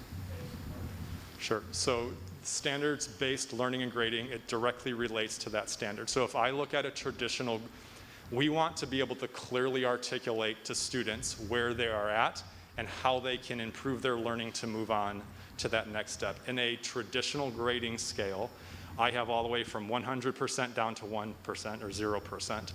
And to have those conversations with students that is at a 91%, there should be clear criteria to go from a 91% to a 92%. There should be criteria to make all 100 of those jumps, and it becomes to a point where it's not feasible, or you can't break a standard apart into that small of chunks and that small of pieces. So we're looking at an entire standard and saying, in order to be proficient in this and the learning you need to demonstrate in this standard, you're proficient in that, or approach, and we outline it, but we're really doing the bulk of our work between, and where we see most students are that approaching phase and that proficient phase. So we are able to target our feedback more clearly based on the work and the learning and the demonstration of learning that students are engaging in the classroom. Okay, with the traditional grading scale, you said you have 0 to 100. Correct. Feedback loop. With standards-based grading, you have 4 levels. Correct. So you have much more room to say you're nearly perfect, you're almost even, versus you're failing horribly. I mean, there's 25 different points you can use versus 4. So I don't get the logic that it's better feedback to the students when they're getting broader groups. He needs to talk into the microphone. It can be more targeted to a student. If I get a final assessment and I have a 91%, the ability to spell out clear criteria to go from a 91 to a 92 is very difficult. To go from a 92 to a 93. And because those are essentially a traditional grading scale is 100 standard points. I should be able to give feedback on how to improve that grade instead of arbitrarily saying, okay, you can go to a 96. Well, how do I do that? It becomes increasingly difficult with that many points to be able to give feedback on how a student can learn and improve through that scale. When we scale that down to proficient and approaching proficient, or those 4 points, I can target and give more in-depth and targeted feedback on that than at every single one of those individual points. It's more manageable. It's more comprehensive feedback that I can engage in with students. Don't know that I agree with you, okay? Hey, Ryan, could you, when you're speaking, could you either just pull it closer or, I didn't know it was off. I keep making noise with my pen and I didn't want to distract it. Sorry about that. Thank you. Thank you. Sure. Other points and other goals from Kaneland Connect that we look at, in particular calling out some of the connections we made tonight. Number 6 directly relates to our SIP goals through the lens of teacher clarity. And then 7 and 8, Ms. Garland talked about, as we begin to embed this fully, we can start to look at customizing paths for students based on their proficiency level. This is just a bit of an informational slide. It kind of goes back to what we talked about. Dr. Burchell gave a great example of industry standards. The equivalent of industry standards in the field of education are our state standards and the standards provided through the national organizations. You will hear common terms like Common Core state standards, next generation science standards, the C3 social studies standards, those that come out from the National Council of Teachers of Mathematics. Those are essentially our industry standards. Those are what we are building our reported standards off of. So the work that teachers are engaging are looking at those state and national organizations that have looked and decided what those standards should be per grade level. And then we have a process, it's called the REAL process, is an acronym. We're looking at, do those standards apply to a larger picture? Do they carry over to different content areas or different learning opportunities? And that's how we build our reported standards, and that's some of the work that our teachers engage in that has had to have been paused. looking at actionable feedback based on those standards. That's the core of standards-based grading, ties back and finds fidelity in the learning standards that we pull from the state and the national organizations.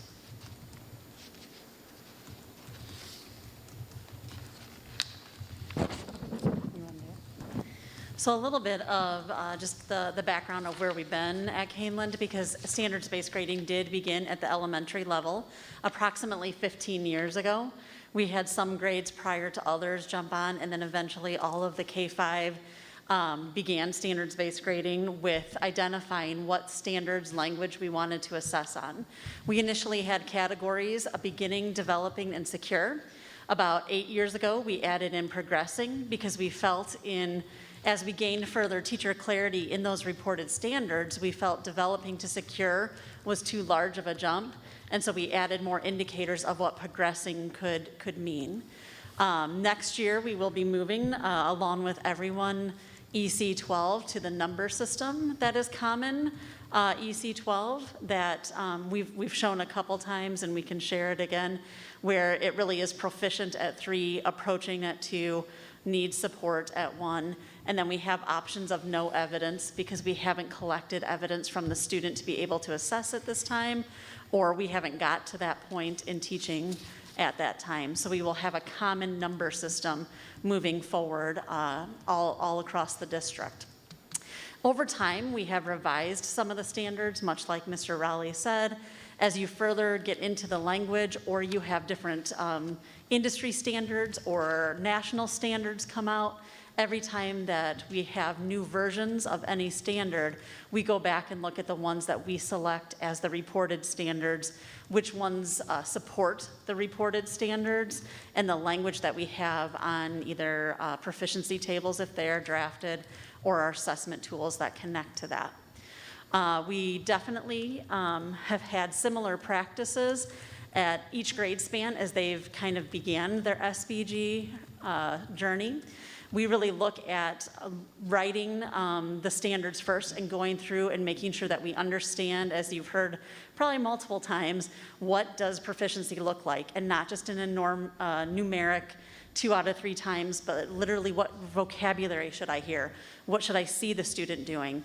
What observations of conversation should I have? When a product is turned in, what pieces of that product need to be present in order to get that proficient or approaching or any other category on that reported standard. We definitely have looked at aligning with our proficiency table work, obviously, and really reconceptualizing what homework and formative assessments mean, to understand that that is a practice point for students to further their knowledge in the proficiency of that standard, not a numeric compliance process. We want to look at and focus on mastery learning and the ability to reassess.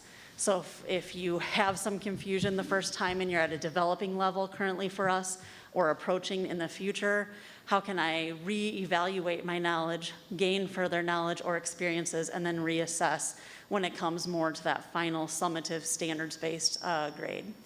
Even when we started 15 years ago at elementary, we definitely had a bumpy start. I had many conversations, believe it or not, with Krispy Kreme, with Chuck E. Cheese, because they gave tokens and donuts for A's. And when you switch out of a traditional A-B system, you still want to be able to celebrate learning success. So we had conversion chart discussions with Krispy Kreme and Chuck E. Cheese, just in the way that 6-8 and 9-12 are starting to have conversion conversations, a much more high stakes with transcripts and college reporting than, tokens at Chuck E. Cheese. But you go through that transitional period, and in the end, you see that you have more understanding, empowerment, and success within the standards. We always look to reevaluate, like I said, if new standards came out, if new Common Core revisions came out, if new health standards, which we will be having soon, come out, we will reevaluate the reported standards that's on our standards-based report card. Can I ask a quick question? Sure. When you talk about reassessment, is there a limit, either a time limit a quantity limit? Like, you can reassess 2 times or 5 times? And I understand you want to reassess, continually learn and get to the goal. But at some point, the quarter, the semester, the year comes to an end. And so, you don't want to be, supposed to be here and you're still reassessing something from way back here because you want a better grade, or you want that proficiency rating. Yep, and the philosophy overall is that we will all have reassessment procedures, but then by grade span, you have the specific reassessment policy. So I know that Patrick will talk a little bit about kind of the 6-12. At elementary, you have to do it based on kind of the context of the course. Is it a semester course? Is it a year-long course? At the elementary, too, we don't have 42-minute periods like any of the 6-12. We can reassess more frequently because we have them for longer periods, the whole year, 6 hours a day. Unless you're kind of in the K-PAS, you have them for only 2.5 hours. And so we have retake procedures for our structures that fit, and they are consistent among the grade spans. Okay. But yes, there are some consistent at And each grade span. That's later in the presentation, right? You said you were going to talk more Yep. about, that's fine. Okay, thanks. I have a question. You kind of touched on it a little bit.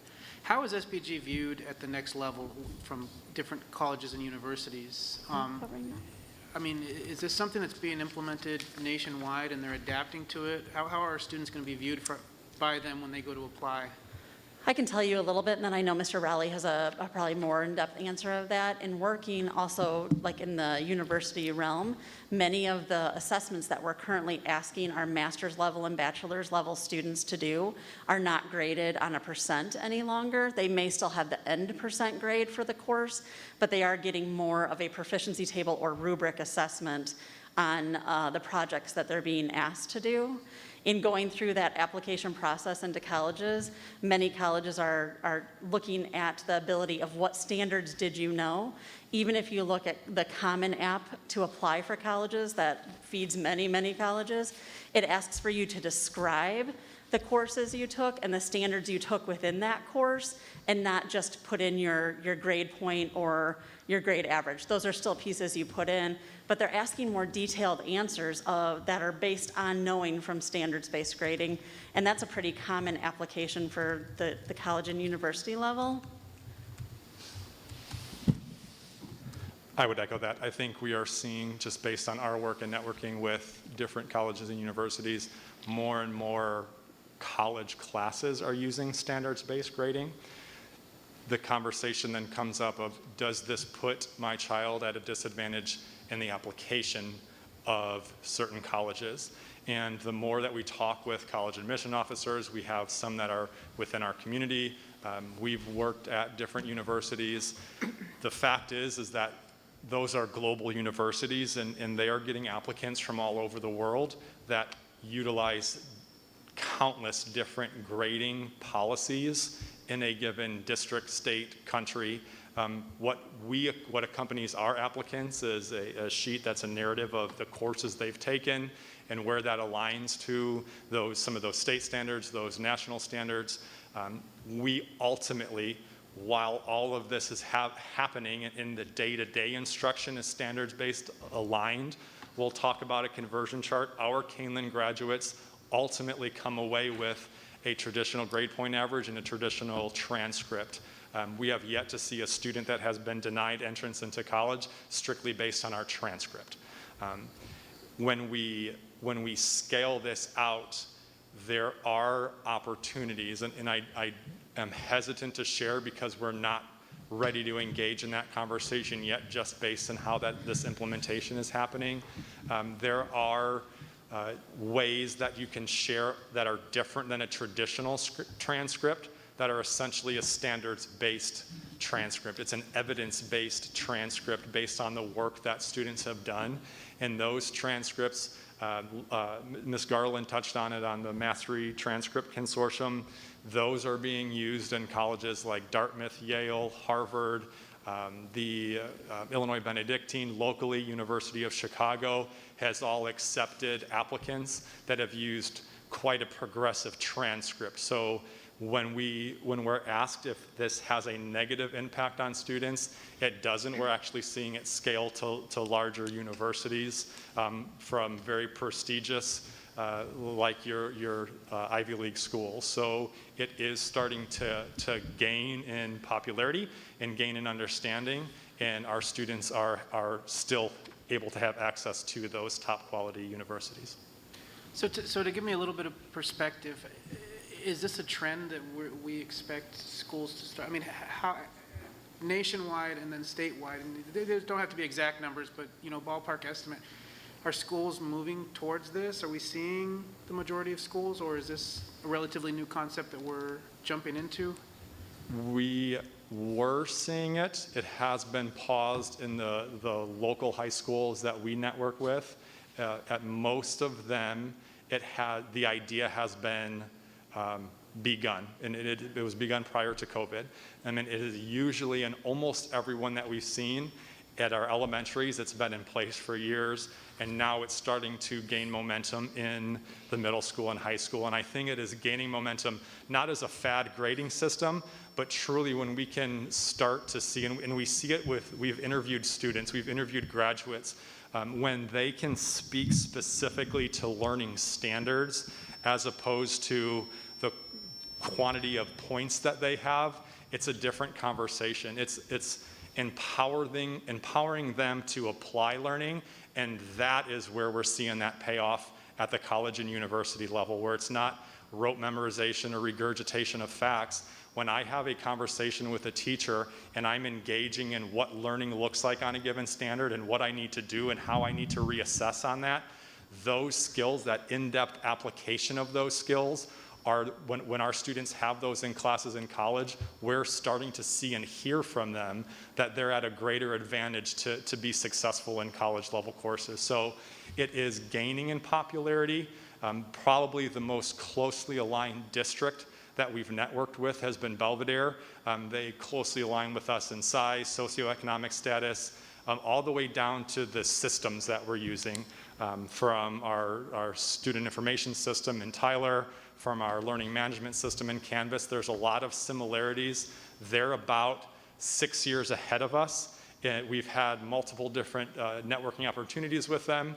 And when we share some of the difficulties that we're experiencing, it was usually met with some laughs and said, oh yeah, we experienced that we experienced very similar things. And the more and more that we can clearly articulate what we're doing, those speed bumps become flatter and flatter and less throughout time. And they've worked through essentially that implementation difficulty. Where's the feedback come? It hurts my little ears. He fixed it. Thank you. Thank you. And that's where we're seeing it gain in popularity, because it's having an impact in learning. There are schools that have tried this and gotten rid of it, though, too. Didn't Elmhurst discard this idea, if I'm not mistaken? I can look into that for you. I have not looked into it. I've looked into the ones around here. I know that the closest that I've come across to doing away with it was Community Normal High School, and they have continued. They paused, reassessed, reevaluated, and continued to move on. I have not looked into Elmhurst, but I would be happy to. Could be wrong, but I guess my bigger point was that not every school district, this is going to work in every district. Absolutely. Yep. Thank you. I just wanted to jump in as a person with grown children you were talking about. I remember being surprised, because I think it's a bit of a myth that colleges look at straight grade, point average, straight, there's an exact formula they're looking for. Even back in 2012, when my oldest was going to college, we went, and they all say, we take a holistic approach, and they do talk about the international students, and there's so many different grading scales, and they really do try to look at the whole student, and their extracurriculars matter and all that kind of. And a lot of schools, from my oldest to my youngest, a lot of them moved away from standardized grading, standardized test scores. They're going to scores optional and things like that. And actually, my youngest went to a college. She's since graduated. There were no grades at her college. It was, they did grade them, but they didn't tell them. And if you went to your professor and said, you know, how am I doing? They didn't say, oh, you have an A. They'd say, well, you know, let's talk about it. You have this, and it was more of a feedback like we're talking about. And then, you know, they ultimately had to prove it up on a thesis at the end. So, and that was totally different from, you know, some of my other kids' experiences, but it's kind of such a mixed bag. And I also think sorry, I'm just going to, real quick, with the diversity piece where standardized testing and things like that are kind of geared more toward, you know, white, middle, and upper class student experiences, I think you're going to see more moving away from those, you know, rigid norms to try to take in a student's entire experience and how successful they'll be in college. Sorry. I guess my question is, some universities are notorious, well, the major university of this state is rather notorious for a rather Stalinistic approach to admissions. Certain ACT, certain class rank, certain, you know, pretty inflexible. What's been the experience with our students applying and getting accepted? Because there's been a number of, you know, top-tier private high schools who have just said, screw it, we're no longer doing class rank, because it ends up disqualifying, class rank ends up disqualifying 3/4 of our student population from being admitted. I mean, so we how have is not this- had that experience. And to echo what President Witt had said, a lot of universities in the last 2 to 3 years have actually started to eliminate some of those pieces as admissions criteria, where they're getting rid of ACT, SAT scores entirely, or there's a lot more flexibility in what those scores can be to look at the entire educational picture of that student, of those students. And But they haven't been doing that for class rank, have they? I'm more aware of class rank in terms of scholarships that are available to students. I'm talking And even through straight this, admission to U of I, let's put the cards out. I mean, forget, what is it? If you're not top 15%, you're pretty much, you won't get in.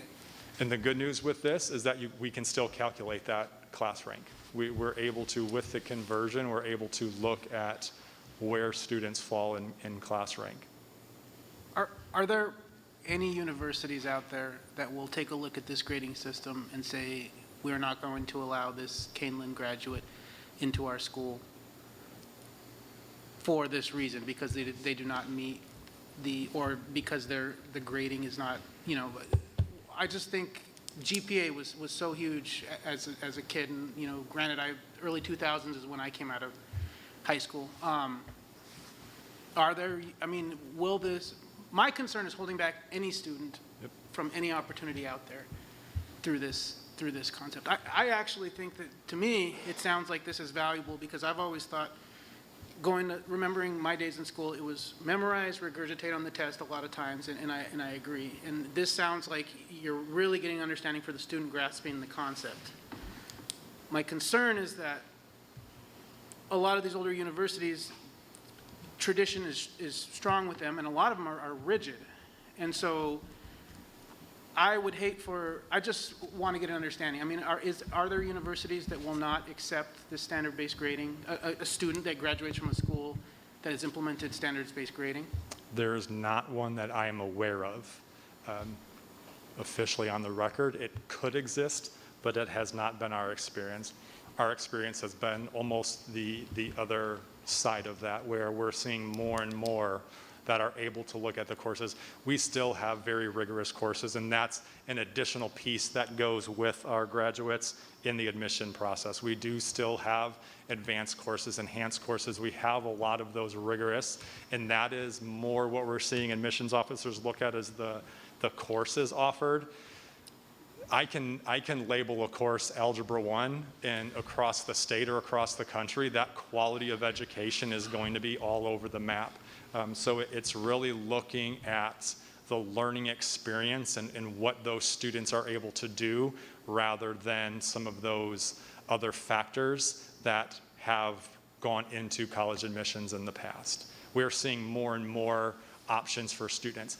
If students, and I can't think of any off the top of my head, when I've investigated different types of transcripts, what we have seen is that there has not been, and we're talking numbers upwards of 1,500 to 2,000 students that are, and this is one particular type of transcript that is very progressive, that has nothing to do with GPA or anything closely resembling a percentage or anything like that.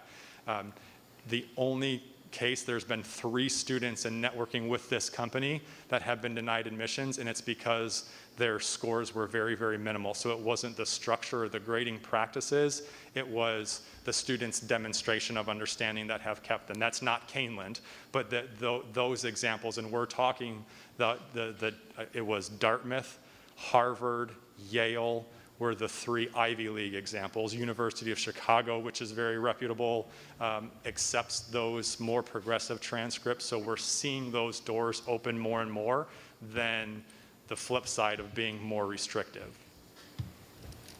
Another example of that is the colleges, they take homeschooled kids that, are homeschooled all the way through 12th grade, and they're able to somehow evaluate them when they don't have any kind of a grade.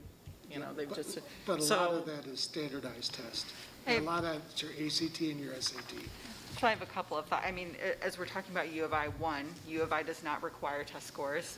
2, right on their site, it says that fewer than 40% of Illinois high schools track and report class ranks, so they really don't consider it all that strongly. 3, for Illinois colleges, we are all hurting for enrollment, and so I would be hard pressed to find anybody Meg, could you, that says. I think your microphone's off. It's on. Oh, sorry, I'm just having a hard time hearing you. Hello. Thank you. For colleges and universities in Illinois, everybody's struggling with enrollment. So we would be hard pressed to find anybody who would say, well, your grade doesn't meet this expectation, so we're not even going to consider you. It would be a huge misstep for any of them. So beyond admissions, because I have older kids too, so we've already gone through this process, and literally universities, because you have kids from other countries, and so they have to modify it. So admission-wise, they figure it out. So whatever we send our kids with, they'll figure it out. My question and concern is, because I do have a junior in college, and she's at ISU, wants to be a high school teacher.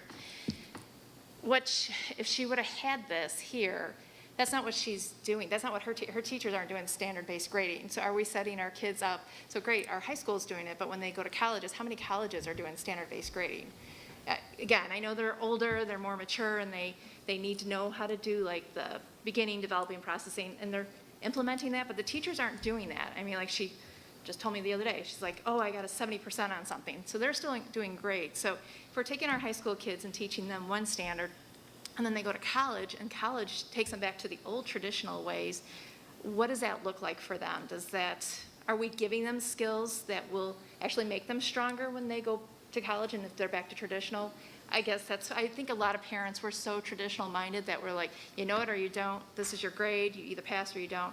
And so for us, it's hard for us to comprehend, especially like I said, having a college kid now, she's still doing traditional school and she's at Illinois State University. So what does that look like for our future students? And you're going to see it in multiple different ways in different universities. Again, I think it goes back to, and I cannot speak to particular circumstances. I don't have children that are in college, but I know from being employed at 2 different universities that those practices are still in place where either a grade is converted or percentages are given, but grading is based upon certain set standards. Mm-hmm. I can think of, in particular, the observations, the clinical work that goes into the field of teaching is standards based to a T. It is these set criteria. When we think of Danielson, it's what teachers can do and what they demonstrate on a daily basis. In evaluations, we have conversations, we have post conversations where we're looking at multiple entries into the classroom where we're providing feedback and engaging with that. So the practices themselves, we are seeing are standards-based practices. There is a set criteria. They're graded differently, and we're going to find that across the board. I know for a fact there are some colleges out there that do report out in standards in 3s and 2s. Some are pass and fail. We saw a lot, I don't want to say a lot, we have seen some colleges and universities that have moved strictly to pass and fail, which was responsive to hybrid learning, in-person learning. So I don't know if that is going to be the norm, but colleges and universities are seeing more and more of those industry standards. You're to the point where developmentally you should be able to go and apply those into real-world settings, and those are the practices that we have in a standards-based grading system. I guess trying to help or lead into, if a parent now says, okay, we're standard-based grading, my kid's in high school, but they're going to this college and they're doing traditional, we're empowering them. Yes, they might go back to traditional, but we've given them some skills here that they're going to take and be more successful in college, is what I guess I'm trying to say. We're not hindering the kids. We're not holding them back. We're actually providing more skills for them to advocate for themselves and to, I know standard-based grading is still, like you said, we're still in a process. We're still learning. The whole country's getting on board on this. It's going to take several years for us all to get on board. But I know there's a lot of parents going, well, my child goes to this school, they go back to traditional. They're missing that piece, that they're not making that connection of, okay, yeah, we might be doing this, but we're teaching them these kind of skills. And that is going to help them even if they go back to traditional scoring. So yep. I guess that's what I just wanted to get that across. So. Yep, thank you. I think we might have covered definitely the why shift, but to kind of exemplify your point, one thing that happens through standards-based grading is to allow students the empowerment and knowledge of understanding what makes a grade, no matter how you report that grade, whether it's a progressing, an 82%, a 3, it's teaching them what questions to ask to understand what has made that grade my grade. And what do I need to further myself and my knowledge in order to increase that grade if I so choose to. That's the skill that really is the heart and soul of standards-based grading and proficiency-based progress that you can apply to any system as you move forward, even into careers. You should be able to look at a job task and say, what is it that I need to do in order to complete this task, and where am I now in order to, how close am I to completion? And so it's a skill through standards-based grading that really is the essence of any college system, any career system that they go into. A couple other key points from this slide, and like I said, I think they were kind of identified already. It really combines the behavioral aspect of learning with the academic aspect of learning and doesn't put a point value on compliance. When you have standards-based grading, it really looks at the completion of a standard and learning tasks rather than just how many times did you turn in a piece of paper or the timeliness of turning in the paper. It takes an opportunity for some of our intentional non-learners to really mesh that with academics and give them more directive feedback of how to improve that structure of learning so that they can get to proficiency or to the next step on the progression of standards-based grading. I think one of the key slides is on the next slide. It really tells the difference between this story. On the left side, if you got that A, you get the, unfortunately I don't have my glasses on, the 95%, but you don't know what the other 5% are on the left side of the slide. On the right side, I can clearly see I am not proficient in defining a number sentence. I am not proficient in the difference between two-digit numbers. Anything with that 2 tells me that that's a specific skill that I need to further work on. I need to look for the practice. I need to seek out and advocate for assistance in that. I need to have it retaught to me in a way. That tells me a much different story than just seeing that percent on the other side. I know on the other side I need to work on something, but I don't know what it is. Standards-based grading tells us the whole story of what I need to work on specifically. But I'm still not getting it, because you're playing a game one way or the other. If you go through oh, I'm at 95 and or let's say I'm at 75 and I really want an A. I know I got to do X, Y, and Z to get to the A to make the teacher happy. You're doing the same thing, you're just breaking it out into bigger, smaller pieces. I think even that example is exactly what I was just saying. When you say I need to go from 75, do whatever it takes to make the teacher happy, that's compliance. And you're getting graded on compliance, That not the doesn't actual go knowledge away. acquisition. Compliance doesn't go away. You still have to do what the teacher says to get the grade, You need to be compliant within the academic acquisition. based on what the teacher tells you to do in the classroom. I don't feel so. I think on the right side, I can distinctly tell what I need to do. I can go self-study some of those things. I can go look with a partner and ask specific questions about how do you do two-digit numbers. I am more fluent and articulate and can find a variety of resources using my right side report card, not just always rely on the next day what the teacher is going to tell me to do. So it expands my ability to access resources for learning. So you just made the teacher irrelevant. I didn't, oh no, I did not make the teacher irrelevant. Yeah, you did. You said, I want to go make do it that clear. yourself. You just said, well, I can just go do this myself. The teacher is the one that's in the classroom directing them on what to learn and evaluating how they're learning it. So it's the teacher that is the pivotal part of all this that uses the grading scale. And it's a game that the kids play. This teacher wants it done this way. This teacher wants it done that way. It's still a quantifiable measure of what they learned.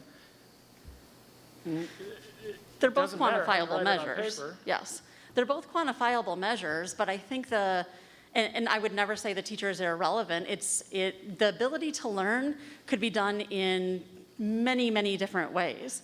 If I know exactly what I need to improve on, I can access the teacher as a resource, I can access my peers, I can access videos, I can access whatever it is, and then show my learning partner, the teacher who's super relevant, the ability that I just acquired. They are the ultimate person that goes back and assesses that for me. Right, so you're taking it back to the teacher, making the teacher happy. They're the one But grading. the interim steps are the key. In the interim, when I have a 75, I might not know the questions to go ask my peer. With the right side report card, I do. And I can access those interim steps before I go conference with my teacher again. But we went through last year, year before with the English, and they wouldn't give a middle of the year grade because they weren't done assessing all the standards. So you want a whole year without giving me the information you're saying I'm getting right here. That's not how it's working in the high school. Those are the practices that we have to tighten up in our structure so that students know along the way where they are. Like right now, I can look on Canvas on my own children's Canvas page and see what 2s and 3s they have right now. I literally just did it last night with one of my own students, and I can see you're in a 2 for that. Are you supposed to be at a 2 yet? Should you maybe be getting towards a 3? How can we access that? They are seeing that on their Canvas page in many contents within the high school. They're not waiting to quarter or semester to get that percent grade and then kind of figure out what has to be done. I can see it nightly on Canvas in many courses. But not all courses. Not all It's like a courses are there requirement. yet. So Correct. I think, like, I support the overall philosophy. I don't support how we're implementing it and how the students are kind of being treated as guinea pigs and we're learning along the way and they're not getting consistent feedback. Like, that's the piece that concerns me and most of our parents, I think. I think our next part is to actually talk about those consistency and implementation. So if we can go through a couple of those, of the expectations that educators need to be held accountable to implementing in that manner, I think that may help answer some of the questions. Sure. Can I ask a simplified, I share Meg's concerns as well, but just a simplified question. So in the standards-based grading environment, is there testing involved? I mean, do the kids still take tests and that determines whether or not they can move from a 2 to a 3? Yes, Okay. it is one way that a student can show their understanding.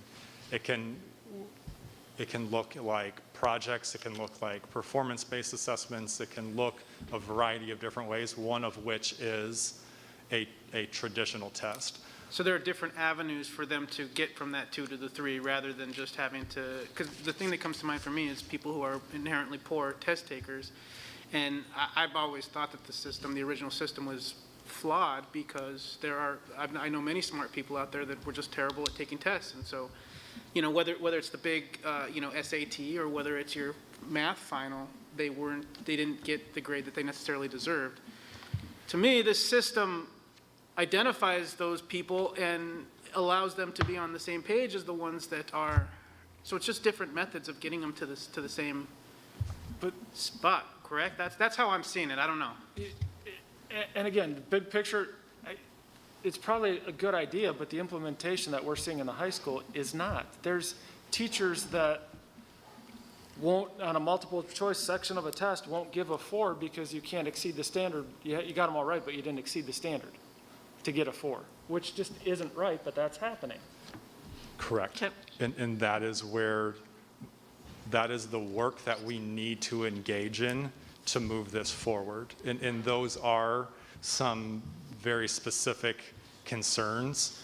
And when those are brought to our attention, we are addressing those. Systemically, we are in the process of doing those things. We're in the process of realigning a Form A test that we give to everybody to really target our test questions and our assessments to match specific standards. So then I can break out that test where I've gotten all 4s and 3s except for this bank of 2 or 3 questions. I can though go and reassess on that because they're directly tied to a standard. So I will fully admit across the board it's not a perfect system, but that's the work that we're engaging. And what we need to be able to see is we need to teach in this manner to get the student work back in order to evaluate where we're at. And when those specific concerns do come up, to be able to have those conversations with our teachers.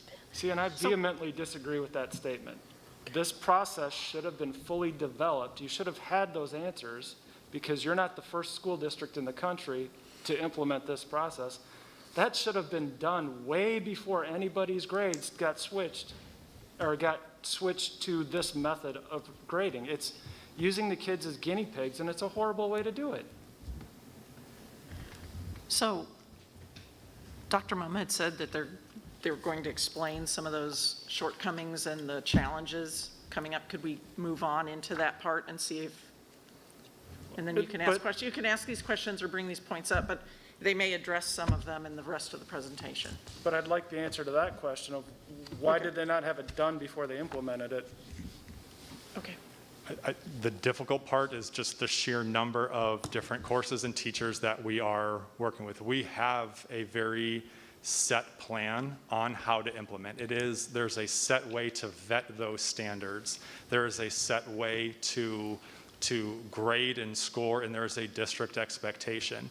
And for the vast majority of our teachers across all grade spans, those are happening.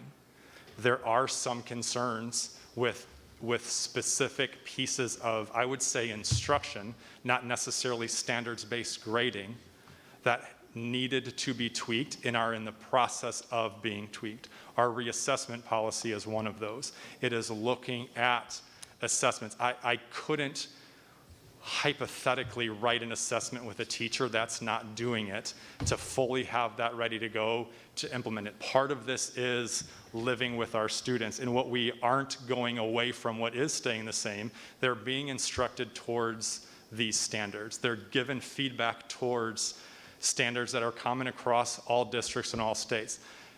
At any point in education, I think there are specific opportunities to work with different teachers on how they're engaging with that, but this work needed to be done to identify those areas where we can continue to improve. We're constantly going through reevaluations and analyzing our practices for a lot of our courses, and a lot of our courses at the high school. We are seeing that this transition has allowed for greater clarity in teaching. It's allowed for greater clarity in assessing.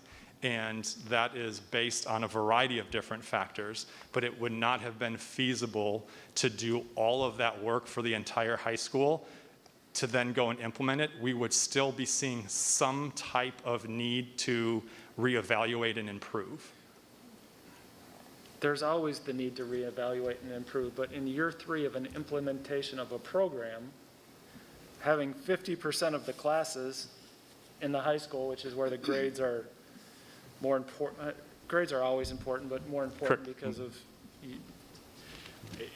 I'm not seeing that in my students, and I'm not hearing that from other parents in the community. I'm hearing that standards-based grading, or standards-based learning, the actual learning and the standards, I have no question about, it's the way the grading portion of this has been implemented in the high school specifically is not good in my opinion.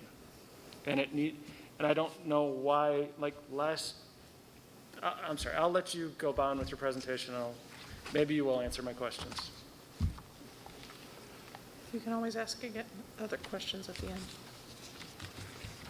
Looking at that timeline, again, these are projected years based on what we've seen. And I hate to continue to fall back on, because it's never my intention or our intention to use COVID as a scapegoat, but it was incredibly difficult to do the work that we needed to for the entirety of last year, from a quarter of a year before that, and we're still seeing those impacts this year. So while these are our current timelines, an updated timeline based on a similar one that was shared a couple years ago, we are looking at making sure that our courses are aligned to specific standards. All of our teachers have been trained in that process. It is a matter of finding the time to work on them and outline what those indicators of learning look like. We are in the process of looking at our reassessment policies at all grade spans, knowing reassessment needs to be timely. There needs to be a reassessment plan shared with students.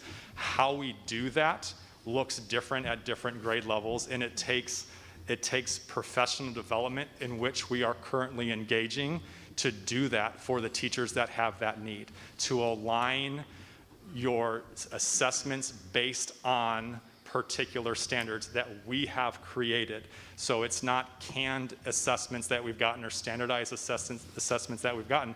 We've created our learning standards, our reported standards. We are now looking at those assessment questions and aligning those so we can start to pinpoint those reassessment opportunities. It is unlikely that a student will need to reassess on an entire piece of writing, an entire traditional math test. It's more likely that it's going to be a particular standard that they need to reassess on. So that's what we're in the process of collecting and looking at all grade levels of what do your assessments look like, what are those common reassessment policies to define those. What we do have in place is common reassessment policies by department at the high school, by grade levels at the middle school and elementary school, and those are constantly being, again, reassessed and reevaluated based on students going through that system and demonstrating their learning in that system. The vetting of those tables, that's probably the biggest piece. We introduced that idea last year when teachers had an opportunity to look at some modules on vetting student work. We were able to do that. That is still an intensive process that needs to happen, but we need those student work samples that are aligned to standards in order to make those adjustments. So we're in year 3 of the program, and I get that COVID has screwed up a lot of things. But in year 1 of the program, they didn't have proficiency standards. They didn't have proficiency tables and proficiency standards to do their grading on. Year 1, we had an English course. English courses had those. We did have some. Year 1 was year 1 of implementation for a certain group of courses. All right. So on your slide here, drafting proficiency tables based on reported standards 2021. Is that English table done and in use, or is that one of those proficiency tables that you still have to do? The English is done and is in use, and they're evaluating their assessment tools that correspond to those tables. Okay. So English has been done since year 1? Correct. Okay. So why last year for sophomore level English were there no grades available at the middle of the year? And you could only get a grade at the end of the school year. because that to me doesn't provide good feedback to the students and the parents, because let's be honest, most parents don't open Tyler to see how, or Canvas to see how their kids are doing. They look for their report card. So there are many and many parents that got caught at the end of the school year, your kid's failing, your kid's getting a 2, but you're telling me that this is a better method of sharing information back and forth between the teacher, the parent, and the student. I don't see that. Oops, sorry. I understand what you're saying, and I think at this point, it might serve better to hear those specifics to that course, because I don't know if we can make that blanket statement that that's happening in all courses. I did make a blanket statement that all courses were doing something. Okay, I said specifically sophomore English last year. And I think in receiving, I'm sure we've received similar feedback. Those are, particular to a conversion chart we're going to share, and looking at those circumstances, those are the changes we're making based off reevaluating things that happened last year.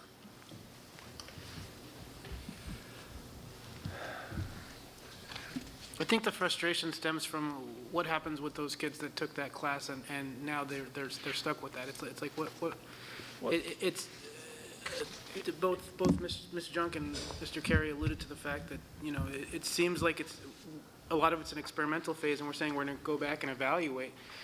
What happens when my daughter went through all 4 years of high school under this experimental phase, and yet, you know, 2023, 2024, it's correct, it's as good as it's going to be.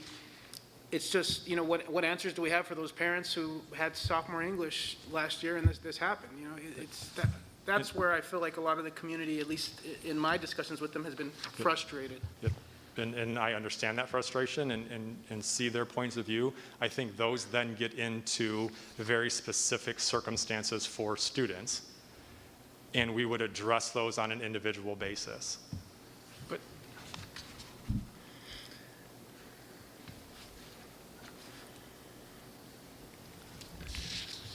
looking at what does stay the same, again, we've discussed a lot of these pieces tied to national learning standards, national organization learning standards, preparing students, looking at what it looks like to be prepared for college, to be prepared outside of college in the community. There is an expectation that students are engaging in classroom discussions, that they are completing their formative assessments. Again, those are, and I know that there are some individual cases where some work needs to be done with that. I know there is some misperception that homework doesn't have to be done, or homework doesn't count, or formatives don't count. And when we say formative assessments, those are those day-to-day pieces that are driving that feedback cycle. It is homework. Homework is a formative assessment. Student goal setting is formative teaching practices. Sample pieces of writing, rough drafts, all of those things should be happening. And it is our expectation that students are being taught and they're giving the opportunity in a less impactful way than a final summative evaluation to demonstrate their learning in order to generate that conversation and that feedback process with students, or excuse me, with teachers.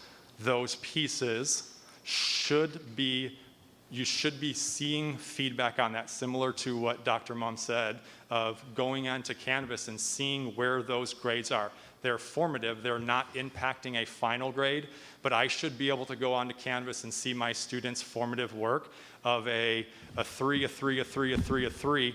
That student is trending towards a 3. If they're not doing anything and that score and that feedback on that has all been zeros, it should not come as a surprise to me when I'm sitting with my child that hasn't done anything and I see that weighted summative assessment is also a 0 or is also a 1 because they haven't done that work. So while those formative pieces aren't scored like some in traditional practices they have been, homework has been given a grade, practice has been given a grade, there's those different opportunities for point accumulation. Our summative assessments, whether it's a formal, a traditional test, a project, a demonstration, you should see that trail leading up to that summative, that the work that students have demonstrated through homework, through practice, through daily lessons is trending towards a certain grade. What is remaining the same is that students are going to be assessed in a variety of different ways. When it is linked to standards, students then can start to advocate for, I'm not one for this particular test. How can I demonstrate that differently, or can I demonstrate that differently in order to receive a grade? And that asterisk next to the grade is that it looks a little bit differently. A 43210, that is a grade. It's a standards grade. It's different than a letter grade. For our high school, we are still converting our grades to get a GPA and a transcript. That transcript remains the same as it has in the past. And it is still our expectation that teachers are communicating out expectations for learning. They are sending home work. They are doing, they're assigning homework. They're assigning practice assignments for the purpose of learning, feedback, all of that to demonstrate students learning in a given standard. Isn't it also true that they do a pre-test and some students might be assigned more practice work than others, because it will shift based on the standard. Like, this person knows how to do addition of fractions already, so they'd only have to do, a couple of problems, whereas this other child needs more practice and will get more in that area, but then it may flip and, on another standard where the... Yep, and that's where we start to talk about the idea of customized paths, where every single student is not locked into a 3-week unit of learning and then they move on to the next one. I very well could be able to demonstrate, and that's the importance of those proficiency tables and clearly articulated indicators for proficient.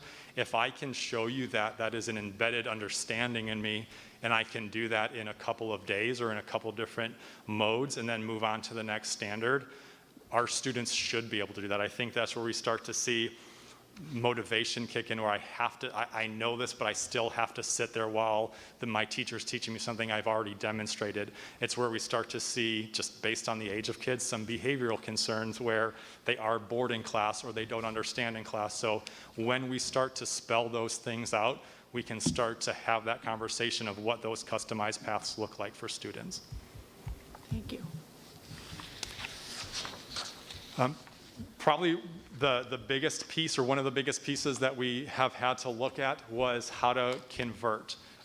How do we take those standards-based grades, and for the purpose of a GPA and a transcript, how do we convert that?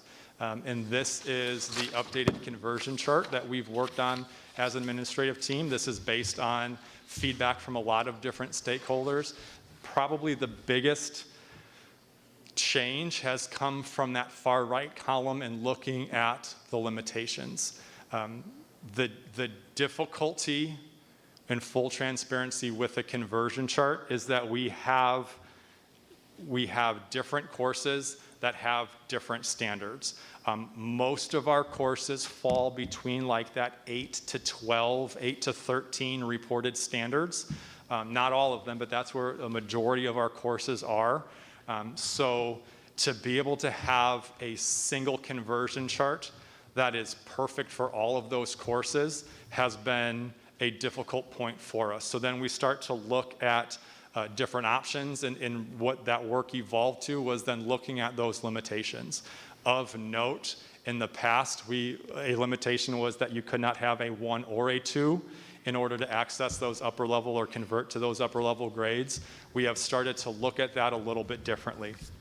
What I need to stress here is that these 3s, 4s, these are not percentages. I think a difficulty comes when we start to try to translate a 3 as a 75% or an 80%. That is not the intent of this. What this looks at and what these grades represent is a culmination of learning. So when we see no 1s, I know that there has been some questions shared. What if I have all 4s in a single 1? Those are some one-offs. In my suggestion to them would be we would really need to have a conversation with a teacher to look at that body of work from a student. So Those are one-offs. There are common practices in the high school today. That's how it's being implemented. So don't tell me it's a one-off when I talk to other parents, my kids, other kids that are in high school. It's commonly assumed or explained that if you get 1, 3, and the rest 4s, 1, 2, and the rest 4s, you're not going to get an A on the report card. There's a problem with the implementation. I've been trying to tell you that. and that piece, we have responded with this, where I can have a 2 and still access an A-. Not as of today in the classroom, according to what the kids are telling me. Correct, and we wanted to bring this information to the board. This is something that we can go and implement tomorrow. And it's only going to be more inclusive for our students. We just got done talking about college admissions and that they're ready to take standards-based grading transcripts. So why are we converting at all? Number one, we don't have all of our courses aligned. When we do that, we would need to look at an entirely different transcript where those products are out there, and we have had those meetings with companies that can provide it. It is a huge cultural shift to not having those letter grades, and it would require a lot of conversation. So we can get there. We had originally stemmed out of looking at the opportunities at an academy where that learning or that reporting out can look different. They do exist. We don't have all of our courses aligned, and it would take a lot of work to be able to demonstrate and show what that looks like and collect a lot of specific data to share with our community on what a transcript, what those standards transcripts would look like. It feels like we're not following through on what we're saying we're doing then. We're saying we value the standards-based grading. It's not about the grade, it's not about the percent, but we're still making it about the percent in the end. We are, for the purpose of college admissions, we are in need of a GPA. We are in need of those letter grades right now because we are not completely transitioned for all of our courses. If we made that switch to a standards-based transcript and I had a traditional grading, we don't have one that could report out some standards, some traditional grades. We would need to completely go through that process where all of our courses are aligned to standards-based. And we're only halfway there.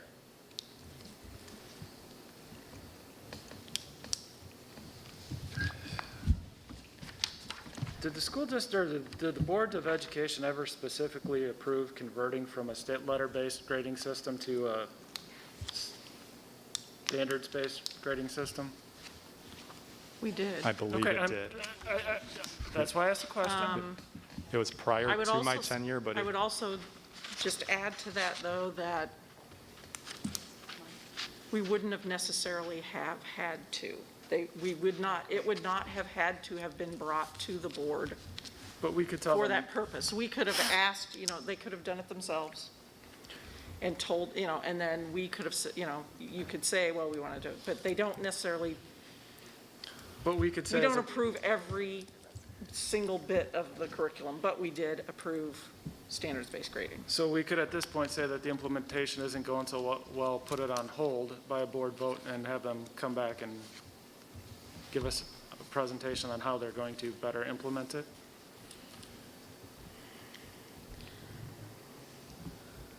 Okay, so we have some latitude, broad latitude in what we can do.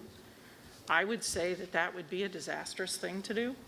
I'm transferring in, from That isn't what I asked you, though. procedural presidential thing to, this is my opinion. If we put it on hold, we're just going to stop progress altogether. At least we're making progress. And I will say, I know you're saying we're in year 3 and it's not done. It was never supposed to be done in year 3. It was always a 4 to 5 year plan, needing to be reassessed during the course of the plan. And then we had COVID and we're not that far off the original implementation. I actually think that a more productive thing for us to do is to say, what do you need from us? What do you need in order to progress further? What do you need in order for teachers to have the time that they need? You know, what can you bring to us so that we can help? And, you know, are there discussions going on structural changes? Because I don't think COVID is the last pandemic we're going to have. I mean, you know, you never know if some other strange thing is going to happen. We need to be talking about structural changes to the way that we do things so that these interruptions don't stop our progress. So I think that's a more constructive path. It would be disastrous. You can bring up anything you want to bring up. All right, we can talk about that, but the way I see this program, it's being poorly implemented. And I've given examples in this chart, and as an example, well, it was fine until today, and now we can change it tomorrow. That isn't something per se that I should be deciding, but it feels haphazard. It doesn't feel like, it feels like the kids are being used as grading, as experimental test subjects, and I don't quite get why we're doing the 4s, the 3s, the 2s, but then we convert it back to give to everybody else. It doesn't make sense to me. And I'm not going to make a motion that we get rid of it, but it needs to improve faster than it has been. So I would say that one sign that they've heard the community, they've heard us, is this updated conversion chart. That's why they're saying we could do this tomorrow. They recognized that there was a failure in the implementation there. They went back, they looked at the data, they looked at the procedures, and they came up with a solution. It's not optimal that, you know, it didn't come out of the gate this way, but there are going to be some setbacks. And I would share that while we're presenting to the board, these were conversations administratively that we've been engaging throughout the year, as far back as the summertime. And the difficulty with this is, of everything else that is happening, we have administrative staff that, through the need and numbers of contact tracing, that is the top priority, the safety of our students. These instructional type of conversations can't happen when our administrators are out contact tracing, sometimes for the entire day, into the night, into the weekend. So when these conversations can be had, they have been had, but the difficulty with the time is that in order for these to be implemented, and I own and I clearly understand that it is not a perfect system, but in order for that to happen, it cannot be pushed down from the top to say, you have to do this. It has always been our philosophy that we are embedding that voice of teachers and our administrative teams to look at this. And when those opportunities have arose, we've done that work. And there are specific examples where improvement has been needed. Those conversations have happened. In the ones I've been involved in, and I will fully raise my hand that I have not been involved in all of them, and they're not all fixed. But even if we took out this system, there's always been the need to address different pieces with instructional practices, grading practices, with all of our teachers. I can assure you at all grade levels, the work is happening. We are doing it in partnership with our union and finding the time to do that, to jointly write these pieces, to have the time. And oftentimes it looks as out of the classroom. It is sub days, and that's just not what's best for our kids right now, is to pull our teachers out for a day. It is not, the Wednesdays were a time where this was slated. For an entire year, we've lost that. Those conversations have picked up. And I know it's anecdotal, and I know it's not captured in questions that have been shared with my office, but we are seeing the ability to impact and instruct kids in this structure is better than it has been. When we look at kids that can advocate, when we look at kids that at 81% that can clearly articulate what they're doing, that is a direct result of these structures. Not perfect, but a direct result of these structures and our focus on standards learning. Just a statement that I wanted to make too. What I've kind of heard from some parents too is like, you're off and running. You guys are working hard, like you said. There's a lot of behind the scenes that we don't even know about. Parents didn't even necessarily know. So is there going to be more communication about like, hey, this is where we're at. This is what you need to do for your kids. Because like, there's been a few parents, and I've sent them your way, and you responded to them. And I've always said, well, did you talk to the teacher? Your kid is struggling. You found out, like we do. We have somebody that it wasn't until the end of the year, didn't pay attention all year. At the end of the year, realized the kid was going to flunk the class. So did you go to the teacher? And when they went to the teacher and that parent, it's not ideal, but that teacher and that parent and the student figured it out and, you know, rectified whatever they had to. I've talked to several parents and said, did you call the teacher? And when they do, the teachers do what they have to do. Again, they don't have the time to do it. It's not ideal. This is not what we want them to do. We want this to be smooth. But the teachers are stepping up and doing what they need to do. So no kid is being left behind. No kid is failing. We're not having a third grader not knowing their second grade math. I mean, right? So I know you're off and running, and this is not smooth in any way, and we wish we could have mimicked another school district and just implemented theirs, but we can't because we have our own teachers, we have our own different unique things. But can you tell parents, I guess share that more with them of like, where are we going from here? Yes, we know this is where we were, this is where we're going. I think more communication to parents so they can be more advocates for their kids too might help you guys too. Because yeah, you're getting all of our things that we've heard from parents, all their frustration, and you're like, I know this, I'm working on it, but you know you're working on it. They don't know you're working on it. So I don't know if there's a better way of sharing that kind of information with community members and the parents that don't necessarily know who to go to. So For sure. that's just a statement, not a question. Just. And I agree with you, and I think the largest, most captive audience we have, it's through our KCN, and we are sharing these things out. So I think that is one of the best ways to reach parents. I know that it is shared at all grade levels.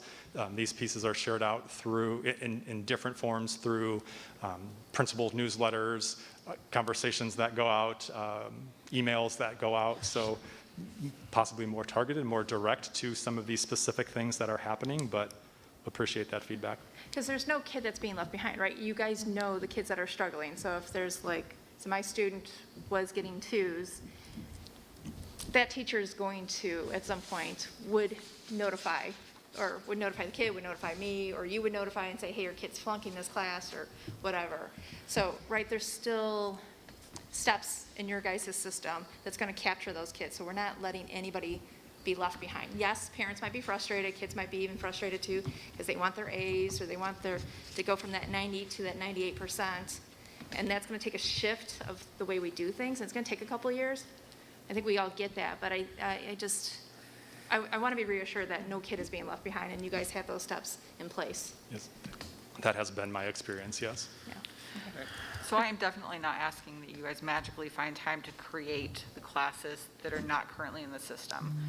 What I do want is assurance that the classes that are already going through standards-based grading are going to get that consistency, and we're not going to keep seeing from our parents these instances where they're getting graded differently, that they're not finding out about their grades. Those expectations clearly communicated to teachers so that that's happening across the board.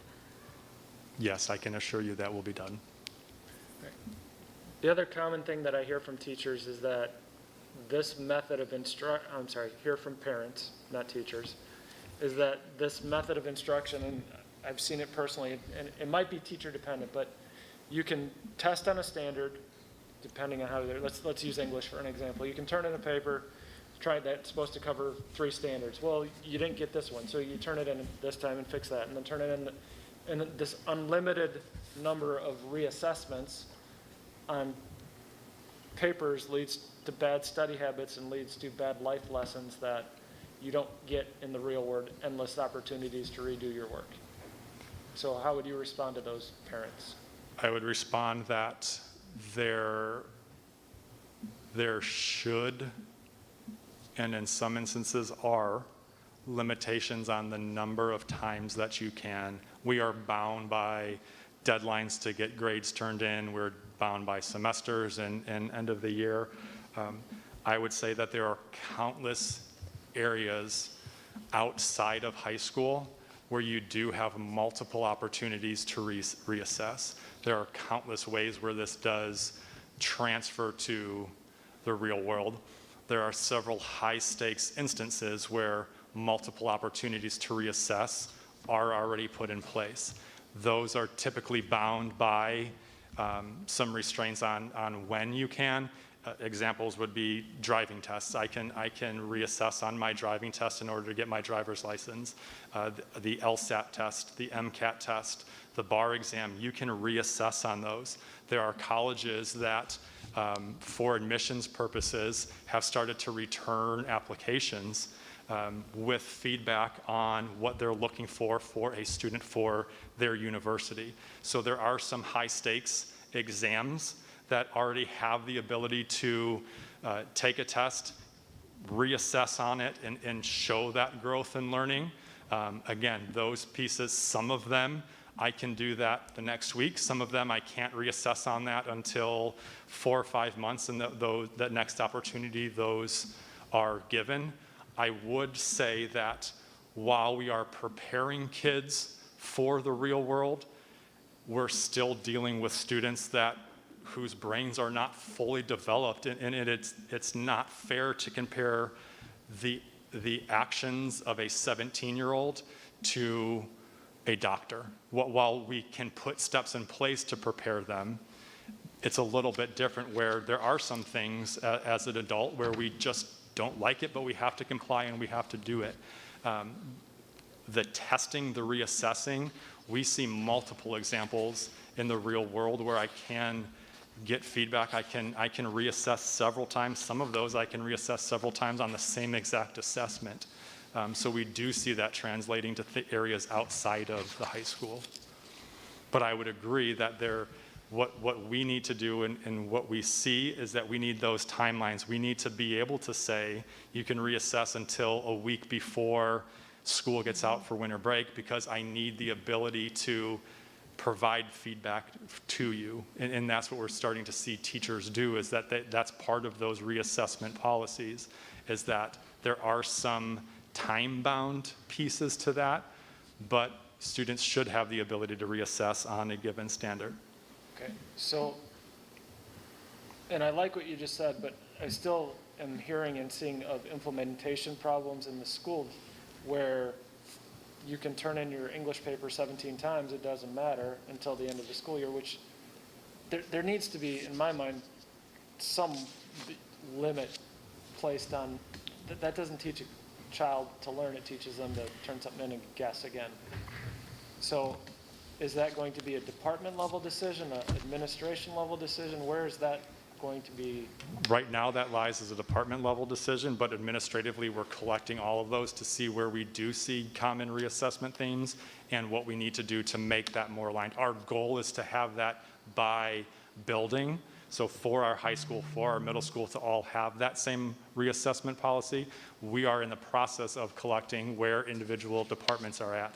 Reassessments by department should be the same throughout.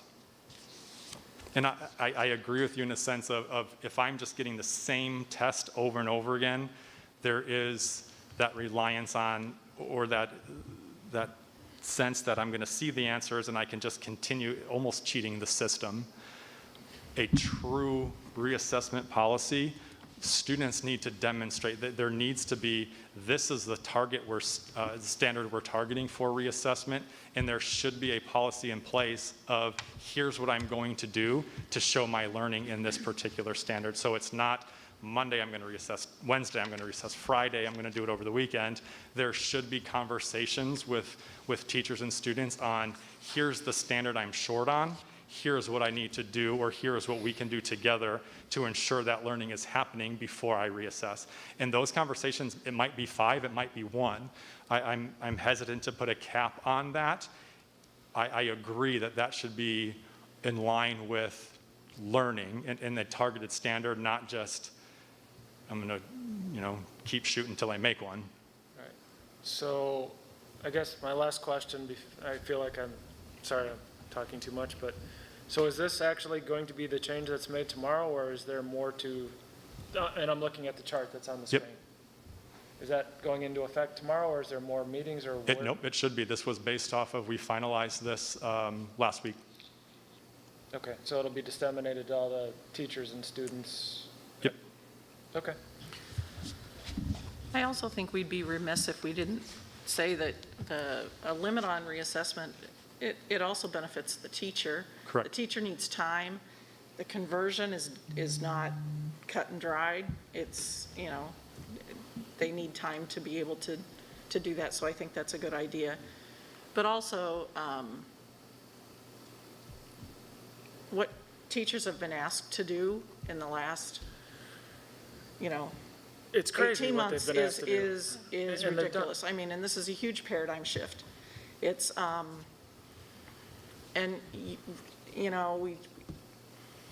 we don't like to see delays in delivery, of these types of things, but we also can't just say, well, here's another thing, and here's another thing, and here's another thing. There are limits to what we should, ask our teachers to do.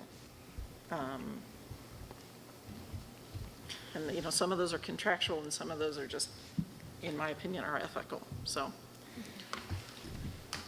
So I have a question. I had brought up earlier the point, or the question, the next level colleges looking at these children coming out of school under the standards-based grading system.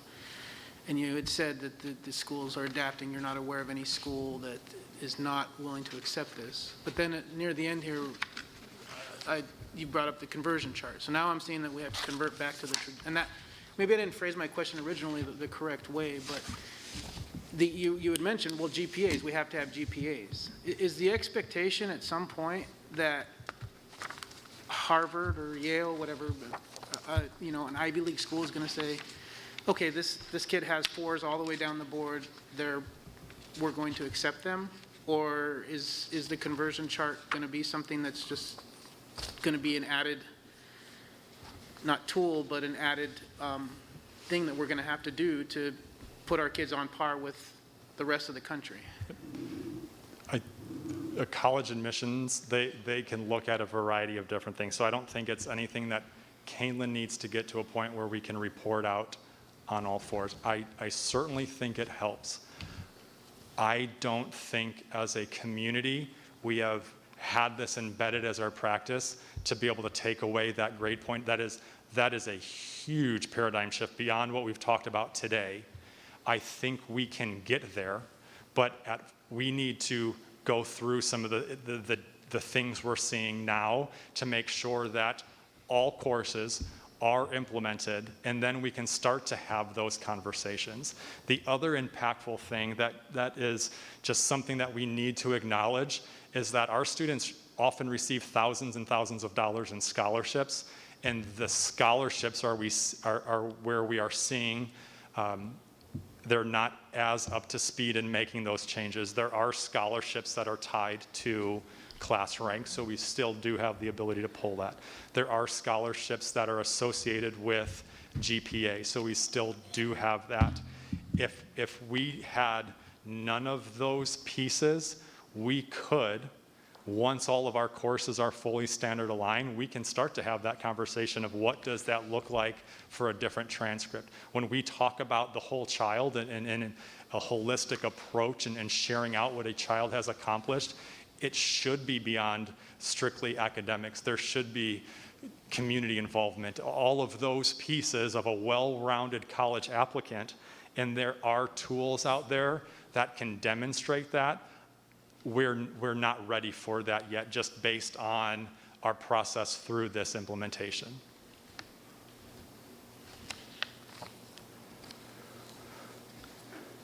The last piece of here, we've answered a lot of these throughout this presentation. The entire district is using standards-based grading. Based on the implementation, we will eventually, over the next couple of years, be fully aligned with all of our courses. A little bit about why it has taken so long. Truly, it hasn't put our kids at a disadvantage. There are several real-world applications where they do have that ability to reassess.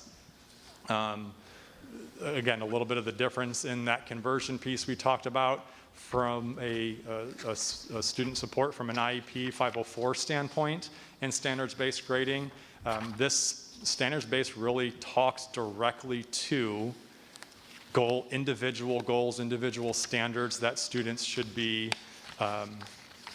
working and progressing towards based on their individual plan. So in this shift in a grading system, students still have access to any accommodations, any modifications that they would have, their opportunity to learn, and all of their legally required accommodations are still in place for students that have 504s and IEPs.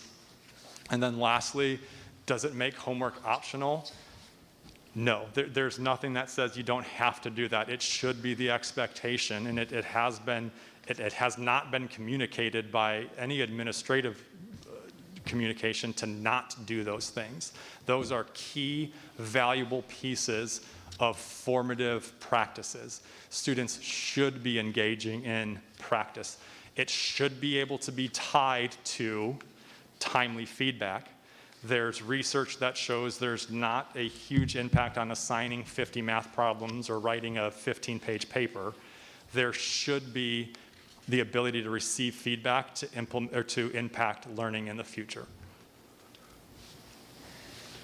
There's in here, and this will be posted on our website, there are some common definitions we talked about. There are a lot of great video resources, nothing that we're going to pull up today, but there are a lot of great video resources linked here that are 4 or 5 minute videos that capture some of that information. And that is it. That's a lot, thanks. Thank you, guys. Good. Thank you. Thank you very much.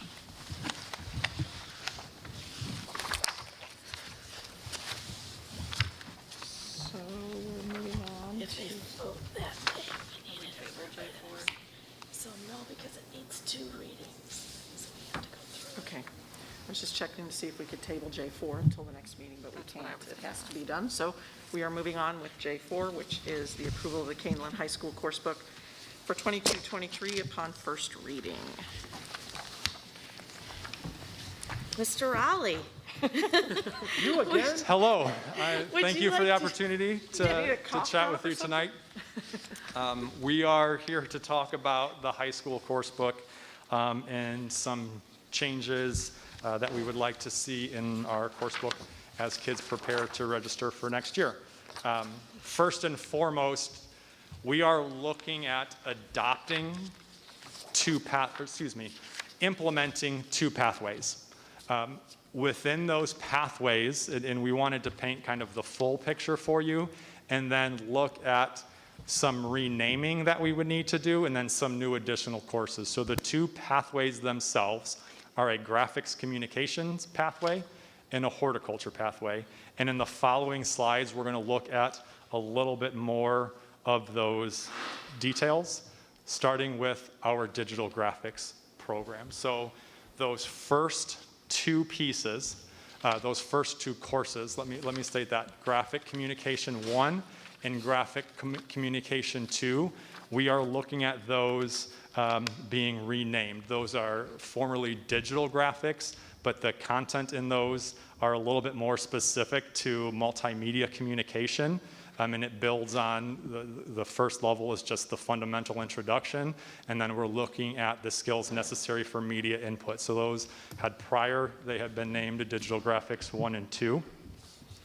The other caveat to this, where it gets a little bit tricky to navigate through, we are requesting and proposing for our Kaneland course book to incorporate the concepts of graphic communications that are found in Graphic Communications 1, 2, and 3 through a Fox Valley course, and we would offer those to Kaneland through a Kaneland course book, so we would not be sending our students to the Fox Valley graphics program. We would house that here, and it would take the concepts in the standards in those programs, and it would incorporate and build upon them into an entire pathway with the addition of Graphics Communications 3, which is looking at post-secondary opportunities. It's very scenario-based, and then in Advanced Graphics, 2 opportunities for advanced graphics, production and portfolio, and production and branding. Those last 2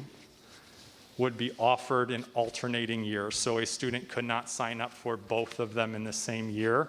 They would be offered alternating years. And that would comprise our digital graphics pathway. In support of the Post-Secondary and Workforce Readiness Act, we are currently in initial conversations with the College of DuPage to be able to offer articulated credit. We had this agreement in place with Waubonsie Community College, but they no longer offer their graphics program, so we don't have that articulated credit with them. These are, I have to stress, in the very initial phases of those. We need to have those conversations with each individual college. It does not, once we have it with one, we don't have it with all. So we're in the very initial phases of what that would look like to be able to offer articulated credit to our students through the College of DuPage. So are we, maybe I misunderstood this, are we taking our graphic students away from Fox Valley Career Center then? It would be a Kaneland class, yes, and we'll look at what that enrollment looks like and what some of that past practice has been when the enrollment for a given school has been so high, and that breakdown is coming up in a couple different slides. Okay. Then we would then look at a horticulture pathway. We do have a couple courses that are listed on here that are part of existing Kaneland courses. We would be looking at adding Advanced Horticulture 1 and Advanced Horticulture 2, and then an independent study program in which they're sitting down and they're looking at very specific job skills outside of a high school experience, in which they're working on that as an independent study program with a teacher that's going to be setting standards. There are particular agricultural and horticulture standards, as well as some of the next generation science standards with life science and earth science. Those also, when you look at the Advanced Horticulture 1 and Advanced Horticulture 2, those would be incorporating the Horticulture 1 and 2 courses from Fox Valley into the Kaneland coursebook, and our students would access those as part of the Kaneland coursebook. With our horticulture program, because of the programs being offered, we do currently have a dual credit agreement with Kishwaukee College. There are discussions underway. Students currently have the opportunity to earn 6 credits with Kish. There are conversations underway to expand that through the pathway. And then again, knowing, similar to the digital graphics with College of DuPage, in the very infant discussions with College of DuPage to be able to offer the same for the horticulture program. And this, Board Member Simmons, this speaks to that a little bit. In the past, historically for Fox Valley, if a school has sent predominantly all of the students from one and there was a big enough need, those courses tend to go back to the sending schools. And this is a breakdown over the last 3 years of what the enrollment looks like. So for our graphics class, that has been typically 90%. You see that last year's was 75, with 15 Kaneland students and 5 from out of district. And then our horticulture has been predominantly Kaneland students. Again, in looking at that, the reason for this, or one of the reasons for this, our schedules run a little bit differently. Our Fox Valley runs on sessions that don't align to what our Kaneland Bell schedule looks like. So if we can absorb these into our course book, we have a little bit more leeway when we can offer these to students. The other nuance to this is that the particular teachers for this, for Fox Valley for graphics and horticulture, they teach portion of their day as Fox Valley staff members and then portion of their day as Kaneland staff members. With the ability to offer them as Kaneland courses, we have the ability to have those teachers strictly as Kaneland teachers. The impact that this does have on Fox Valley, again, you can see the number of students. Many districts, and I have the breakdown when we look at the graphics program and the opportunity for students outside of our district to still have access to these programs. Geneva, Batavia, East Aurora, St. Charles, Central School Districts all have a graphics type, either a graphics program or digital media programs. They do have some graphic offerings at their home schools, and some of those districts will do dual offerings. Some will have them take a particular class at their home district, some will send them to Fox Valley, but that number over the last few years has been very, very minimal. Same thing for horticulture. That number is not as high in other school districts. Central School District does have a plant science, but when we look over the last 3 years, we have had 3 total students outside of the Kaneland School District that have opted into that horticulture class. We saw that as an opportunity where it's almost entirely Kaneland. We do have our greenhouse here. We do have access to a lot of materials and resources that we felt it best for our students and the progress they can make and the pathway that they can take to house those within and offer those within the Kaneland course book. There are financial implications to this. As far as FTE, it wouldn't be additional FTE, it would be looking at the current staff that we have, and they would just be entirely Kaneland staff members. And what I mean by that is portions of some of these teachers' contracts look at like a 0.2 or a 0.4 as Fox Valley teachers and a 0.6 of their day as a Kaneland teacher. They would be a 1.0, but we would not need to hire an additional person. With some of the costs, and there's a bit of a breakdown on the next slide, some of those initial costs, in particular for our graphics, there is a one-time cost for some of the materials that we need. We do pay roughly $3,200 a student in tuition to Fox Valley, and when we don't have to pay that tuition, a lot of that money can offset the anticipated costs that we have with those programs. So there's a breakdown of the anticipated costs for 22-23. A lot of this is, again, it's specific to the equipment needs. So we're looking at Mac leases, our digital, the graphics communication program uses some pretty technical equipment and Mac computers. The lease for those run about $18,000 a year. Different materials, equipment, maintenance, different lease agreements, repair for those pieces. The bulk of that makes up about 80% of that $128,000. The equipment that we would need, there's particular printers that we would need. It would be roughly a $50,000 expense, and that's where the difference that we see in the tuition that we pull in versus the anticipated costs for next year. If you look at the costs that we have this year are about $80,000, and we're paying upwards of $75,000 and change in tuition to Fox Valley. Well, can you go back? Yep. Okay. So Fox Valley already has the printers that are needed for this class? Fox Valley has a printer that is needed, correct. That printer needs to be replaced. So, and Dr. Fuchs, I would ask you to help me out with this, but with it falling as a Fox Valley class, the tuition that individual districts are charged would go to pay for the cost of that. So regardless of offering it through Fox Valley or offering it as a Kaneland course, that particular printer needs to be replaced at roughly the cost of $49,500 are the ones that we've looked at. I would concur. Would the equipment costs allow us to do the things that we do, that the students currently get to do with Fox Valley, which is like sometimes they do print jobs and they do designing and things like that? I know the district benefits from that sometimes, and We certainly do. We pay an extra stipend for the instructor to help oversee that.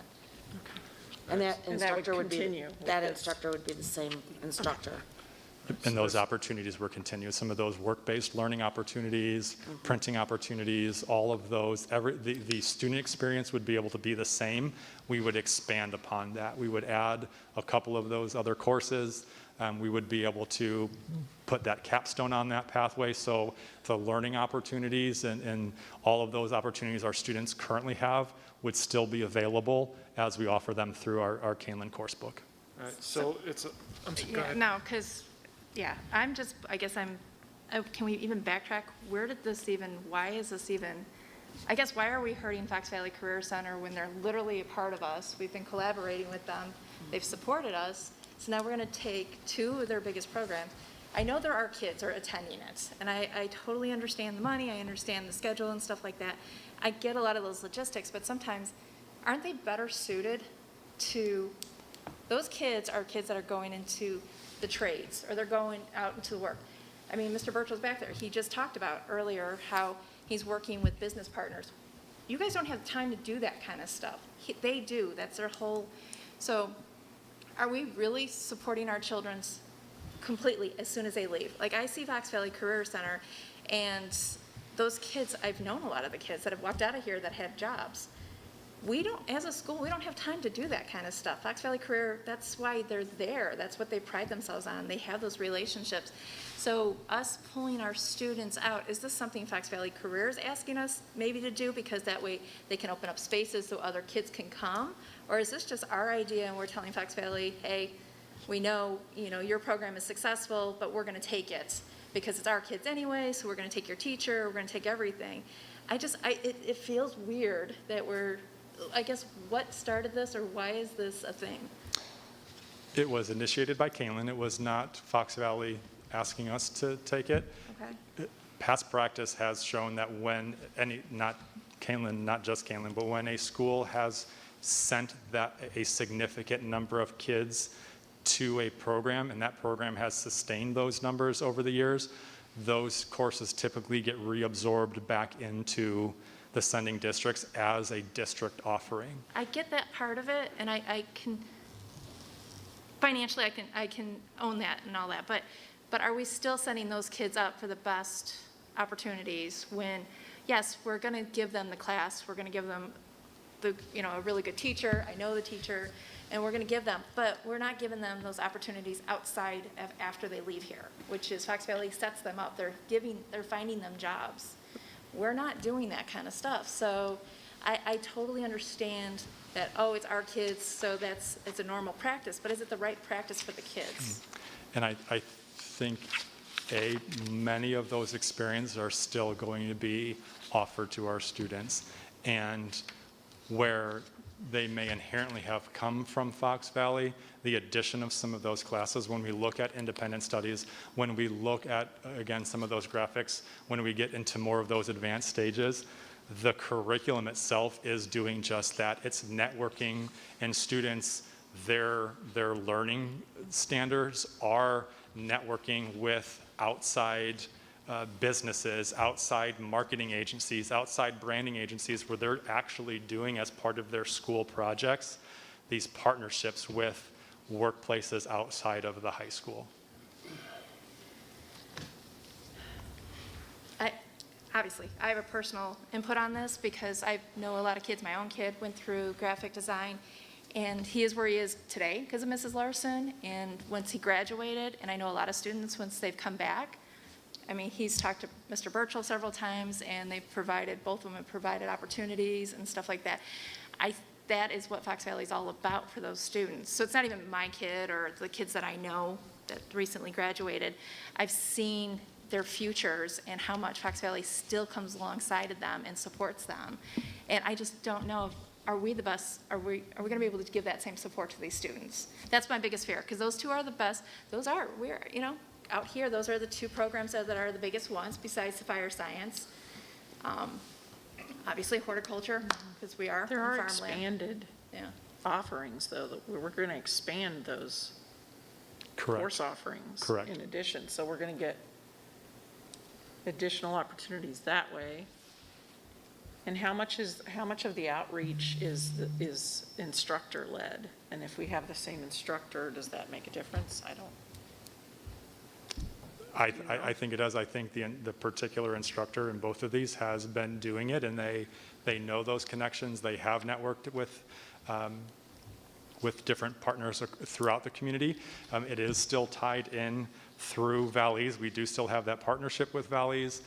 Part of the grant funding and the CTI grant that we get, there's different parameters in there. So I would, the opportunities for students to grow more seamlessly through the course pathway when we can house it here at Kaneland, it opens up those opportunities for more advanced learning, for more avenues to show those skills and demonstrate those skills and network with a hugely growing industry.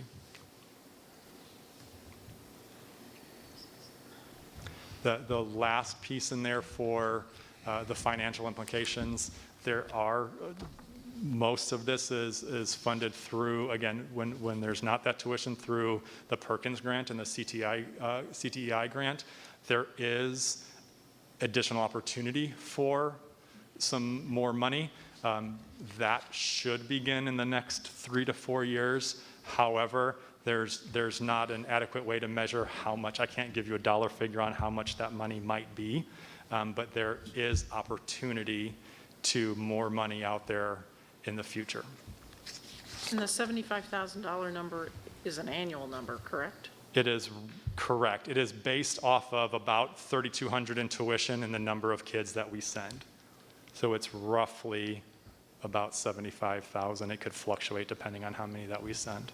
All right, so that 75 we're spending either way, if it's kids here at Kaneland or if they go to Fox Valley, that number's gone either way, right? Correct. So the only variable is the 50 grand that we'd have to, is a one-time expense for the printer? Correct. The current expenses for this year were $80,700. So there's a difference of about $5,000 there. And it's those costs for next year plus an anticipated roughly $50,000 for the new printer. So would the classrooms be the classrooms that they are in now, and we're just taking those over? And Correct. so Fox Valley won't even have a horticulture, and they won't even have graphic classes anymore? They can't offer that to anybody else? Or where are we going to house these classes? I guess we would need, if they were going to offer them, there would need to be a discussion of where they could house them. Because is that their space? Again, I'm the newbie, so that area back there with Fox Valley Career, I've just always, as a parent, thought that part of the school was Fox Valley Career Center. So I guess, sorry, finish. Go ahead. And again, Dr. Fuchs, I would ask for some of the historical perspective. They lease that space from us. Pretty soon you'll see the costs and how much they pay. But generally speaking, they're spending around $38,000 this year for all of the classrooms that they lease from the district. So then my question is, are we taking their space away from them so they won't be able to offer those classes to anybody else? Well, not only are they not going to offer it, but the last several years, they haven't had but 2 or 3 kids from other schools I for guess that program. if they wanted to market it, or if they wanted to push it, or something, I don't know. Like I said, I don't even, I'm not for Fox Valley. I don't know what their marketing plan is and stuff like that. If they could get numbers again, The thing is the schools that we have, they all have their own graphics programs now, because they grew them, and so now they have them, so they don't need to send the kids to the Fox Valley. Say that one more time? So every school that they serve has a graphics program? I would defer A to them, graphics but- or a graphics? The reason I ask is because I know that 128,000, but could there be more costs if we are having to revamp classrooms for these? Like, if we're not going to use theirs, we're going to use some of our space, what does that look like? Is that number a true number, or could that number go up because we have to put some class space to the side for these kids? It should not go up based on providing this course as a Kaneland course. And the number on that program, again, the horticulture numbers, we've had, I think it was 3 over the last 3 years. There is just one district that offers a plant science type program, which is Central District. And then a graphics communication or some graphics titled umbrella courses are offered at Geneva, Batavia, East Aurora, St. Charles, and Central. So everything in those classrooms currently, do we own that? It's They shared own by it, the, so- it's shared by the districts. Okay, so there has to be some agreement then, because otherwise if we take those on, but we don't take those classrooms, or if we even take those classrooms, whatever, we're still possibly having to replace things that they might take with them? Or what is that, I mean, I guess, is there an agreement? Was there a conversation with them of like, hey, if we do this, we're gonna take over our classrooms, so then we don't have to buy desks and tables and other supplies and stuff like that? Yep, it's 'cause- the equipment, and we're at a natural break where we do need to re-up and purchase new computers, and that's part of that projected cost would be the leasing of those new computers. And truly, that 50,000, if this were open to all districts, again, I believe each district would pay a portion of that, and that's where we're seeing that 50,000 falling more on Kaneland as a one-time expense. That printer is due up to be replaced, so that's needed, and the computers are needed regardless. Just the update and the technology that is used for digital communications or graphic communications, digital marketing, digital media, all of those, that is constantly evolving. So those leases are a little bit more expensive and look a little bit different than, say, a teacher laptop lease or a student Chromebook lease, which are far cheaper and last a little bit of a different timeline, or need to replace those a little bit differently. So those are costs that we're gonna have to incur if we take on these programs? Yes, it is. Or we have to pay the tuition. Yeah. So, We're paying either way. Yeah. If we're using classroom space that they currently pay to lease, are we going to change the lease agreement so that they're not paying for rooms we're taking? yep, and it's a year in arrears. So when I do the calculations, in November of '21, it will be for this current year, so they won't see the decrease in it until '23, '24, because it's in arrears. Okay. Yeah, and the board will see that, it looks like next meeting maybe. Or actually, not the next meeting, because this is October, in 2 meetings. Could you really, I'm sorry to keep you up here, but really briefly list off some things that would be covered in the horticulture independent study? I sure can. Give me 1 second, please. While you're looking that up, if I remember correctly, we're at a negative budget. We're- Yes. so You got 50,000 hidden somewhere we can use to pay this bill? Well, that would be for next year, so I would build it in. Okay, oh, you're right, And next year, there's another 75 we would pay. Right? The $75,000 tuition is an annual thing. Based on the number of kids that we Yeah. send. But we've been Right. sending every year. Right, so that would come off of that and get added to a different line Yeah. item. Okay. So you take it away from the tuition, because we wouldn't send them, and then you'd add it to the equipment line. Okay. So you'd move it, basically. You're right, so it's next year's budget, so we don't have to, okay. Yeah. For the horticulture independent study, it would, again, these are individually established per student, so it would Sure. help them to earn certification, licensure, or an equivalent throughout the course. And it is, examples would include, but not limited to, floral certification, Illinois certified nurseryman, commercial pesticide, applicator's license, or the such. So those are some examples of, they would be working specifically with those industries in those areas, or jointly agreed upon something in that field, but it would be independent to that student. Okay. So that's an example that I guess speaks to what Jennifer was asking about. Are they going to be partnering with with industry, and that's specifically what that one class is for, right? Yes. At least in horticulture. I Yep. don't know about graphics, but. Yep. And then graphics looks at, I'm not going to say similar, because does not, I don't think, deals with pesticide applications, but it is, it's the It might make a digital logo. media, marketing, branding, animation, all of it is an incredibly diverse field, but it looks at especially when you get into those advanced graphics, the production, the portfolios, the branding of working with companies and contractors outside of school to start to engage so kids can then build their own digital portfolio of work that they've done to help market themselves further in college and beyond. Okay, thank you. So are we good? If we're good, I'll entertain a motion that the Board of Education approve the 2022-23 Kaneland High School coursebook upon, offerings upon first reading. So I'll make moved. that motion. Oh, sorry. I'll second yours. Ryan made it, I second it. Sounds good. And then a roll call, please. Mr. Carey. Aye. Mr. Mankivsky. Aye. Mrs. Simmons. Nay. Mrs. Witt. Aye. Mr. Gonzalez. Aye. Mrs. Junk. Aye. Motion carries 5-1. And that'll come back next meeting in consent. And consent for second reading. For all discussions tonight, we appreciate your guys' time, so thank you. And we appreciate yours as well. Thank you. I know we put you in the hot seat. Yeah. So the last item is approval of donations from parent groups. I'll be very The, brief. Yep, given the state of time The here. concise version. Exactly. You have a list in front of you on your board report.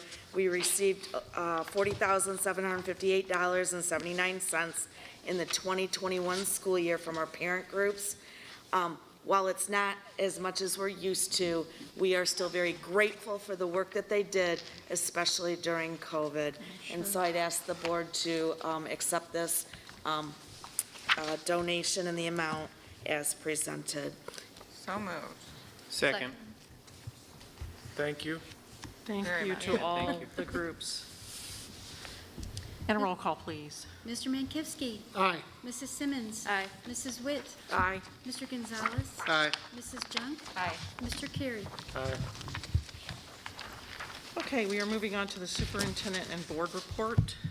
All right. Dr. Fuchs. I will do my very best again to be succinct. Dr. Layden had a meeting with the Kane County Health Department.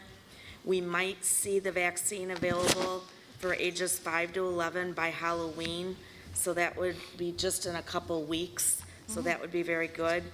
Our positivity rates continue a downward trend, currently at 2.6 and 2.8 for the state and the county, so that's getting much better.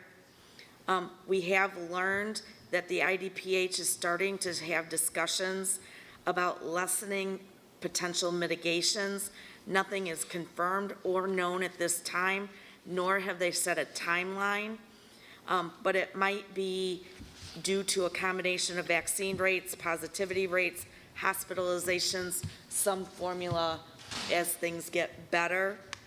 And then the vaccine site at Sam's Club there in Batavia will be open through December. If ages 5 through 11 are approved, that site will likely host the vaccines there. Last night, the Kaneland Foundation meeting was canceled, but a new date is being planned. Becky Greenlee, the executive director, can also provide an update in November. She's going to come to our November meeting to share the grants that will be funded this year by the foundation. So we'll get an update on the foundation in the upcoming meetings. We were scheduled to meet with the FPC, that's the Facility Planning Committee, next week, but instead we're going to go ahead and send them an informational email to all FPC members. The email will include the typical agenda items, which would be September enrollment, the summer capital projects that were completed the prior summer, and then we'll give them an update on the engagement process for the high school facility plan, which is basically that we've engaged with the company E.O. Sullivan, and that we're starting to have our conversations and timeline and things like that. The Kaneland Equity Audit, that's from Rev. The focus group sessions began today. Last week, our students, staff, and parents should have all received an informational email with meeting dates and times. There are both in-person meetings, virtual meetings, and they are scheduled to allow as many attendees as possible. Once you sign up for one of these meetings, you will receive a reminder from the CEC to verify your attendance. The meetings are scheduled at various times and dates over the whole month. We will also communicate the findings and next step as feedback is reviewed, which should take place in January, as December is typically a very short, busy month. Test to stay. We have hired 4 part-time employees. I will begin their training tomorrow and then again on Monday. I am hopeful that we can get supplies in place and begin the test to stay program sometime mid next week. Hopefully, the sooner the better. That will allow unvaccinated students who are identified as a close contact to a positive or a probable case the ability to stay in school and be tested on days 1, 3, 5, and 7 so that they don't have to get excluded. That's all I have, but I want to remind you that you have one. Yes. So, as part of the annual conference, the III conference, which is, includes the IASB, which is the School Board Association, and it's the school administrators and the school business officials, right? That's the 3 organizations, that's the III. And I believe the people that are signed up to go are Adam, Meg, and myself. And we need a delegate to the delegate assembly to place votes on the resolutions that have been presented to the IASB. So, Meg, you did it last year, maybe you want to speak to what this was. There are training sessions and there are tons of resolutions, and basically it took us like 2 meetings last year to get through them, so we're trying to get a delegate early so that then we can go through the resolutions, and then the delegate would, okay, assuming that, the conference goes forward in person, the person would do it in person, they would go to the delegate assembly at a certain time.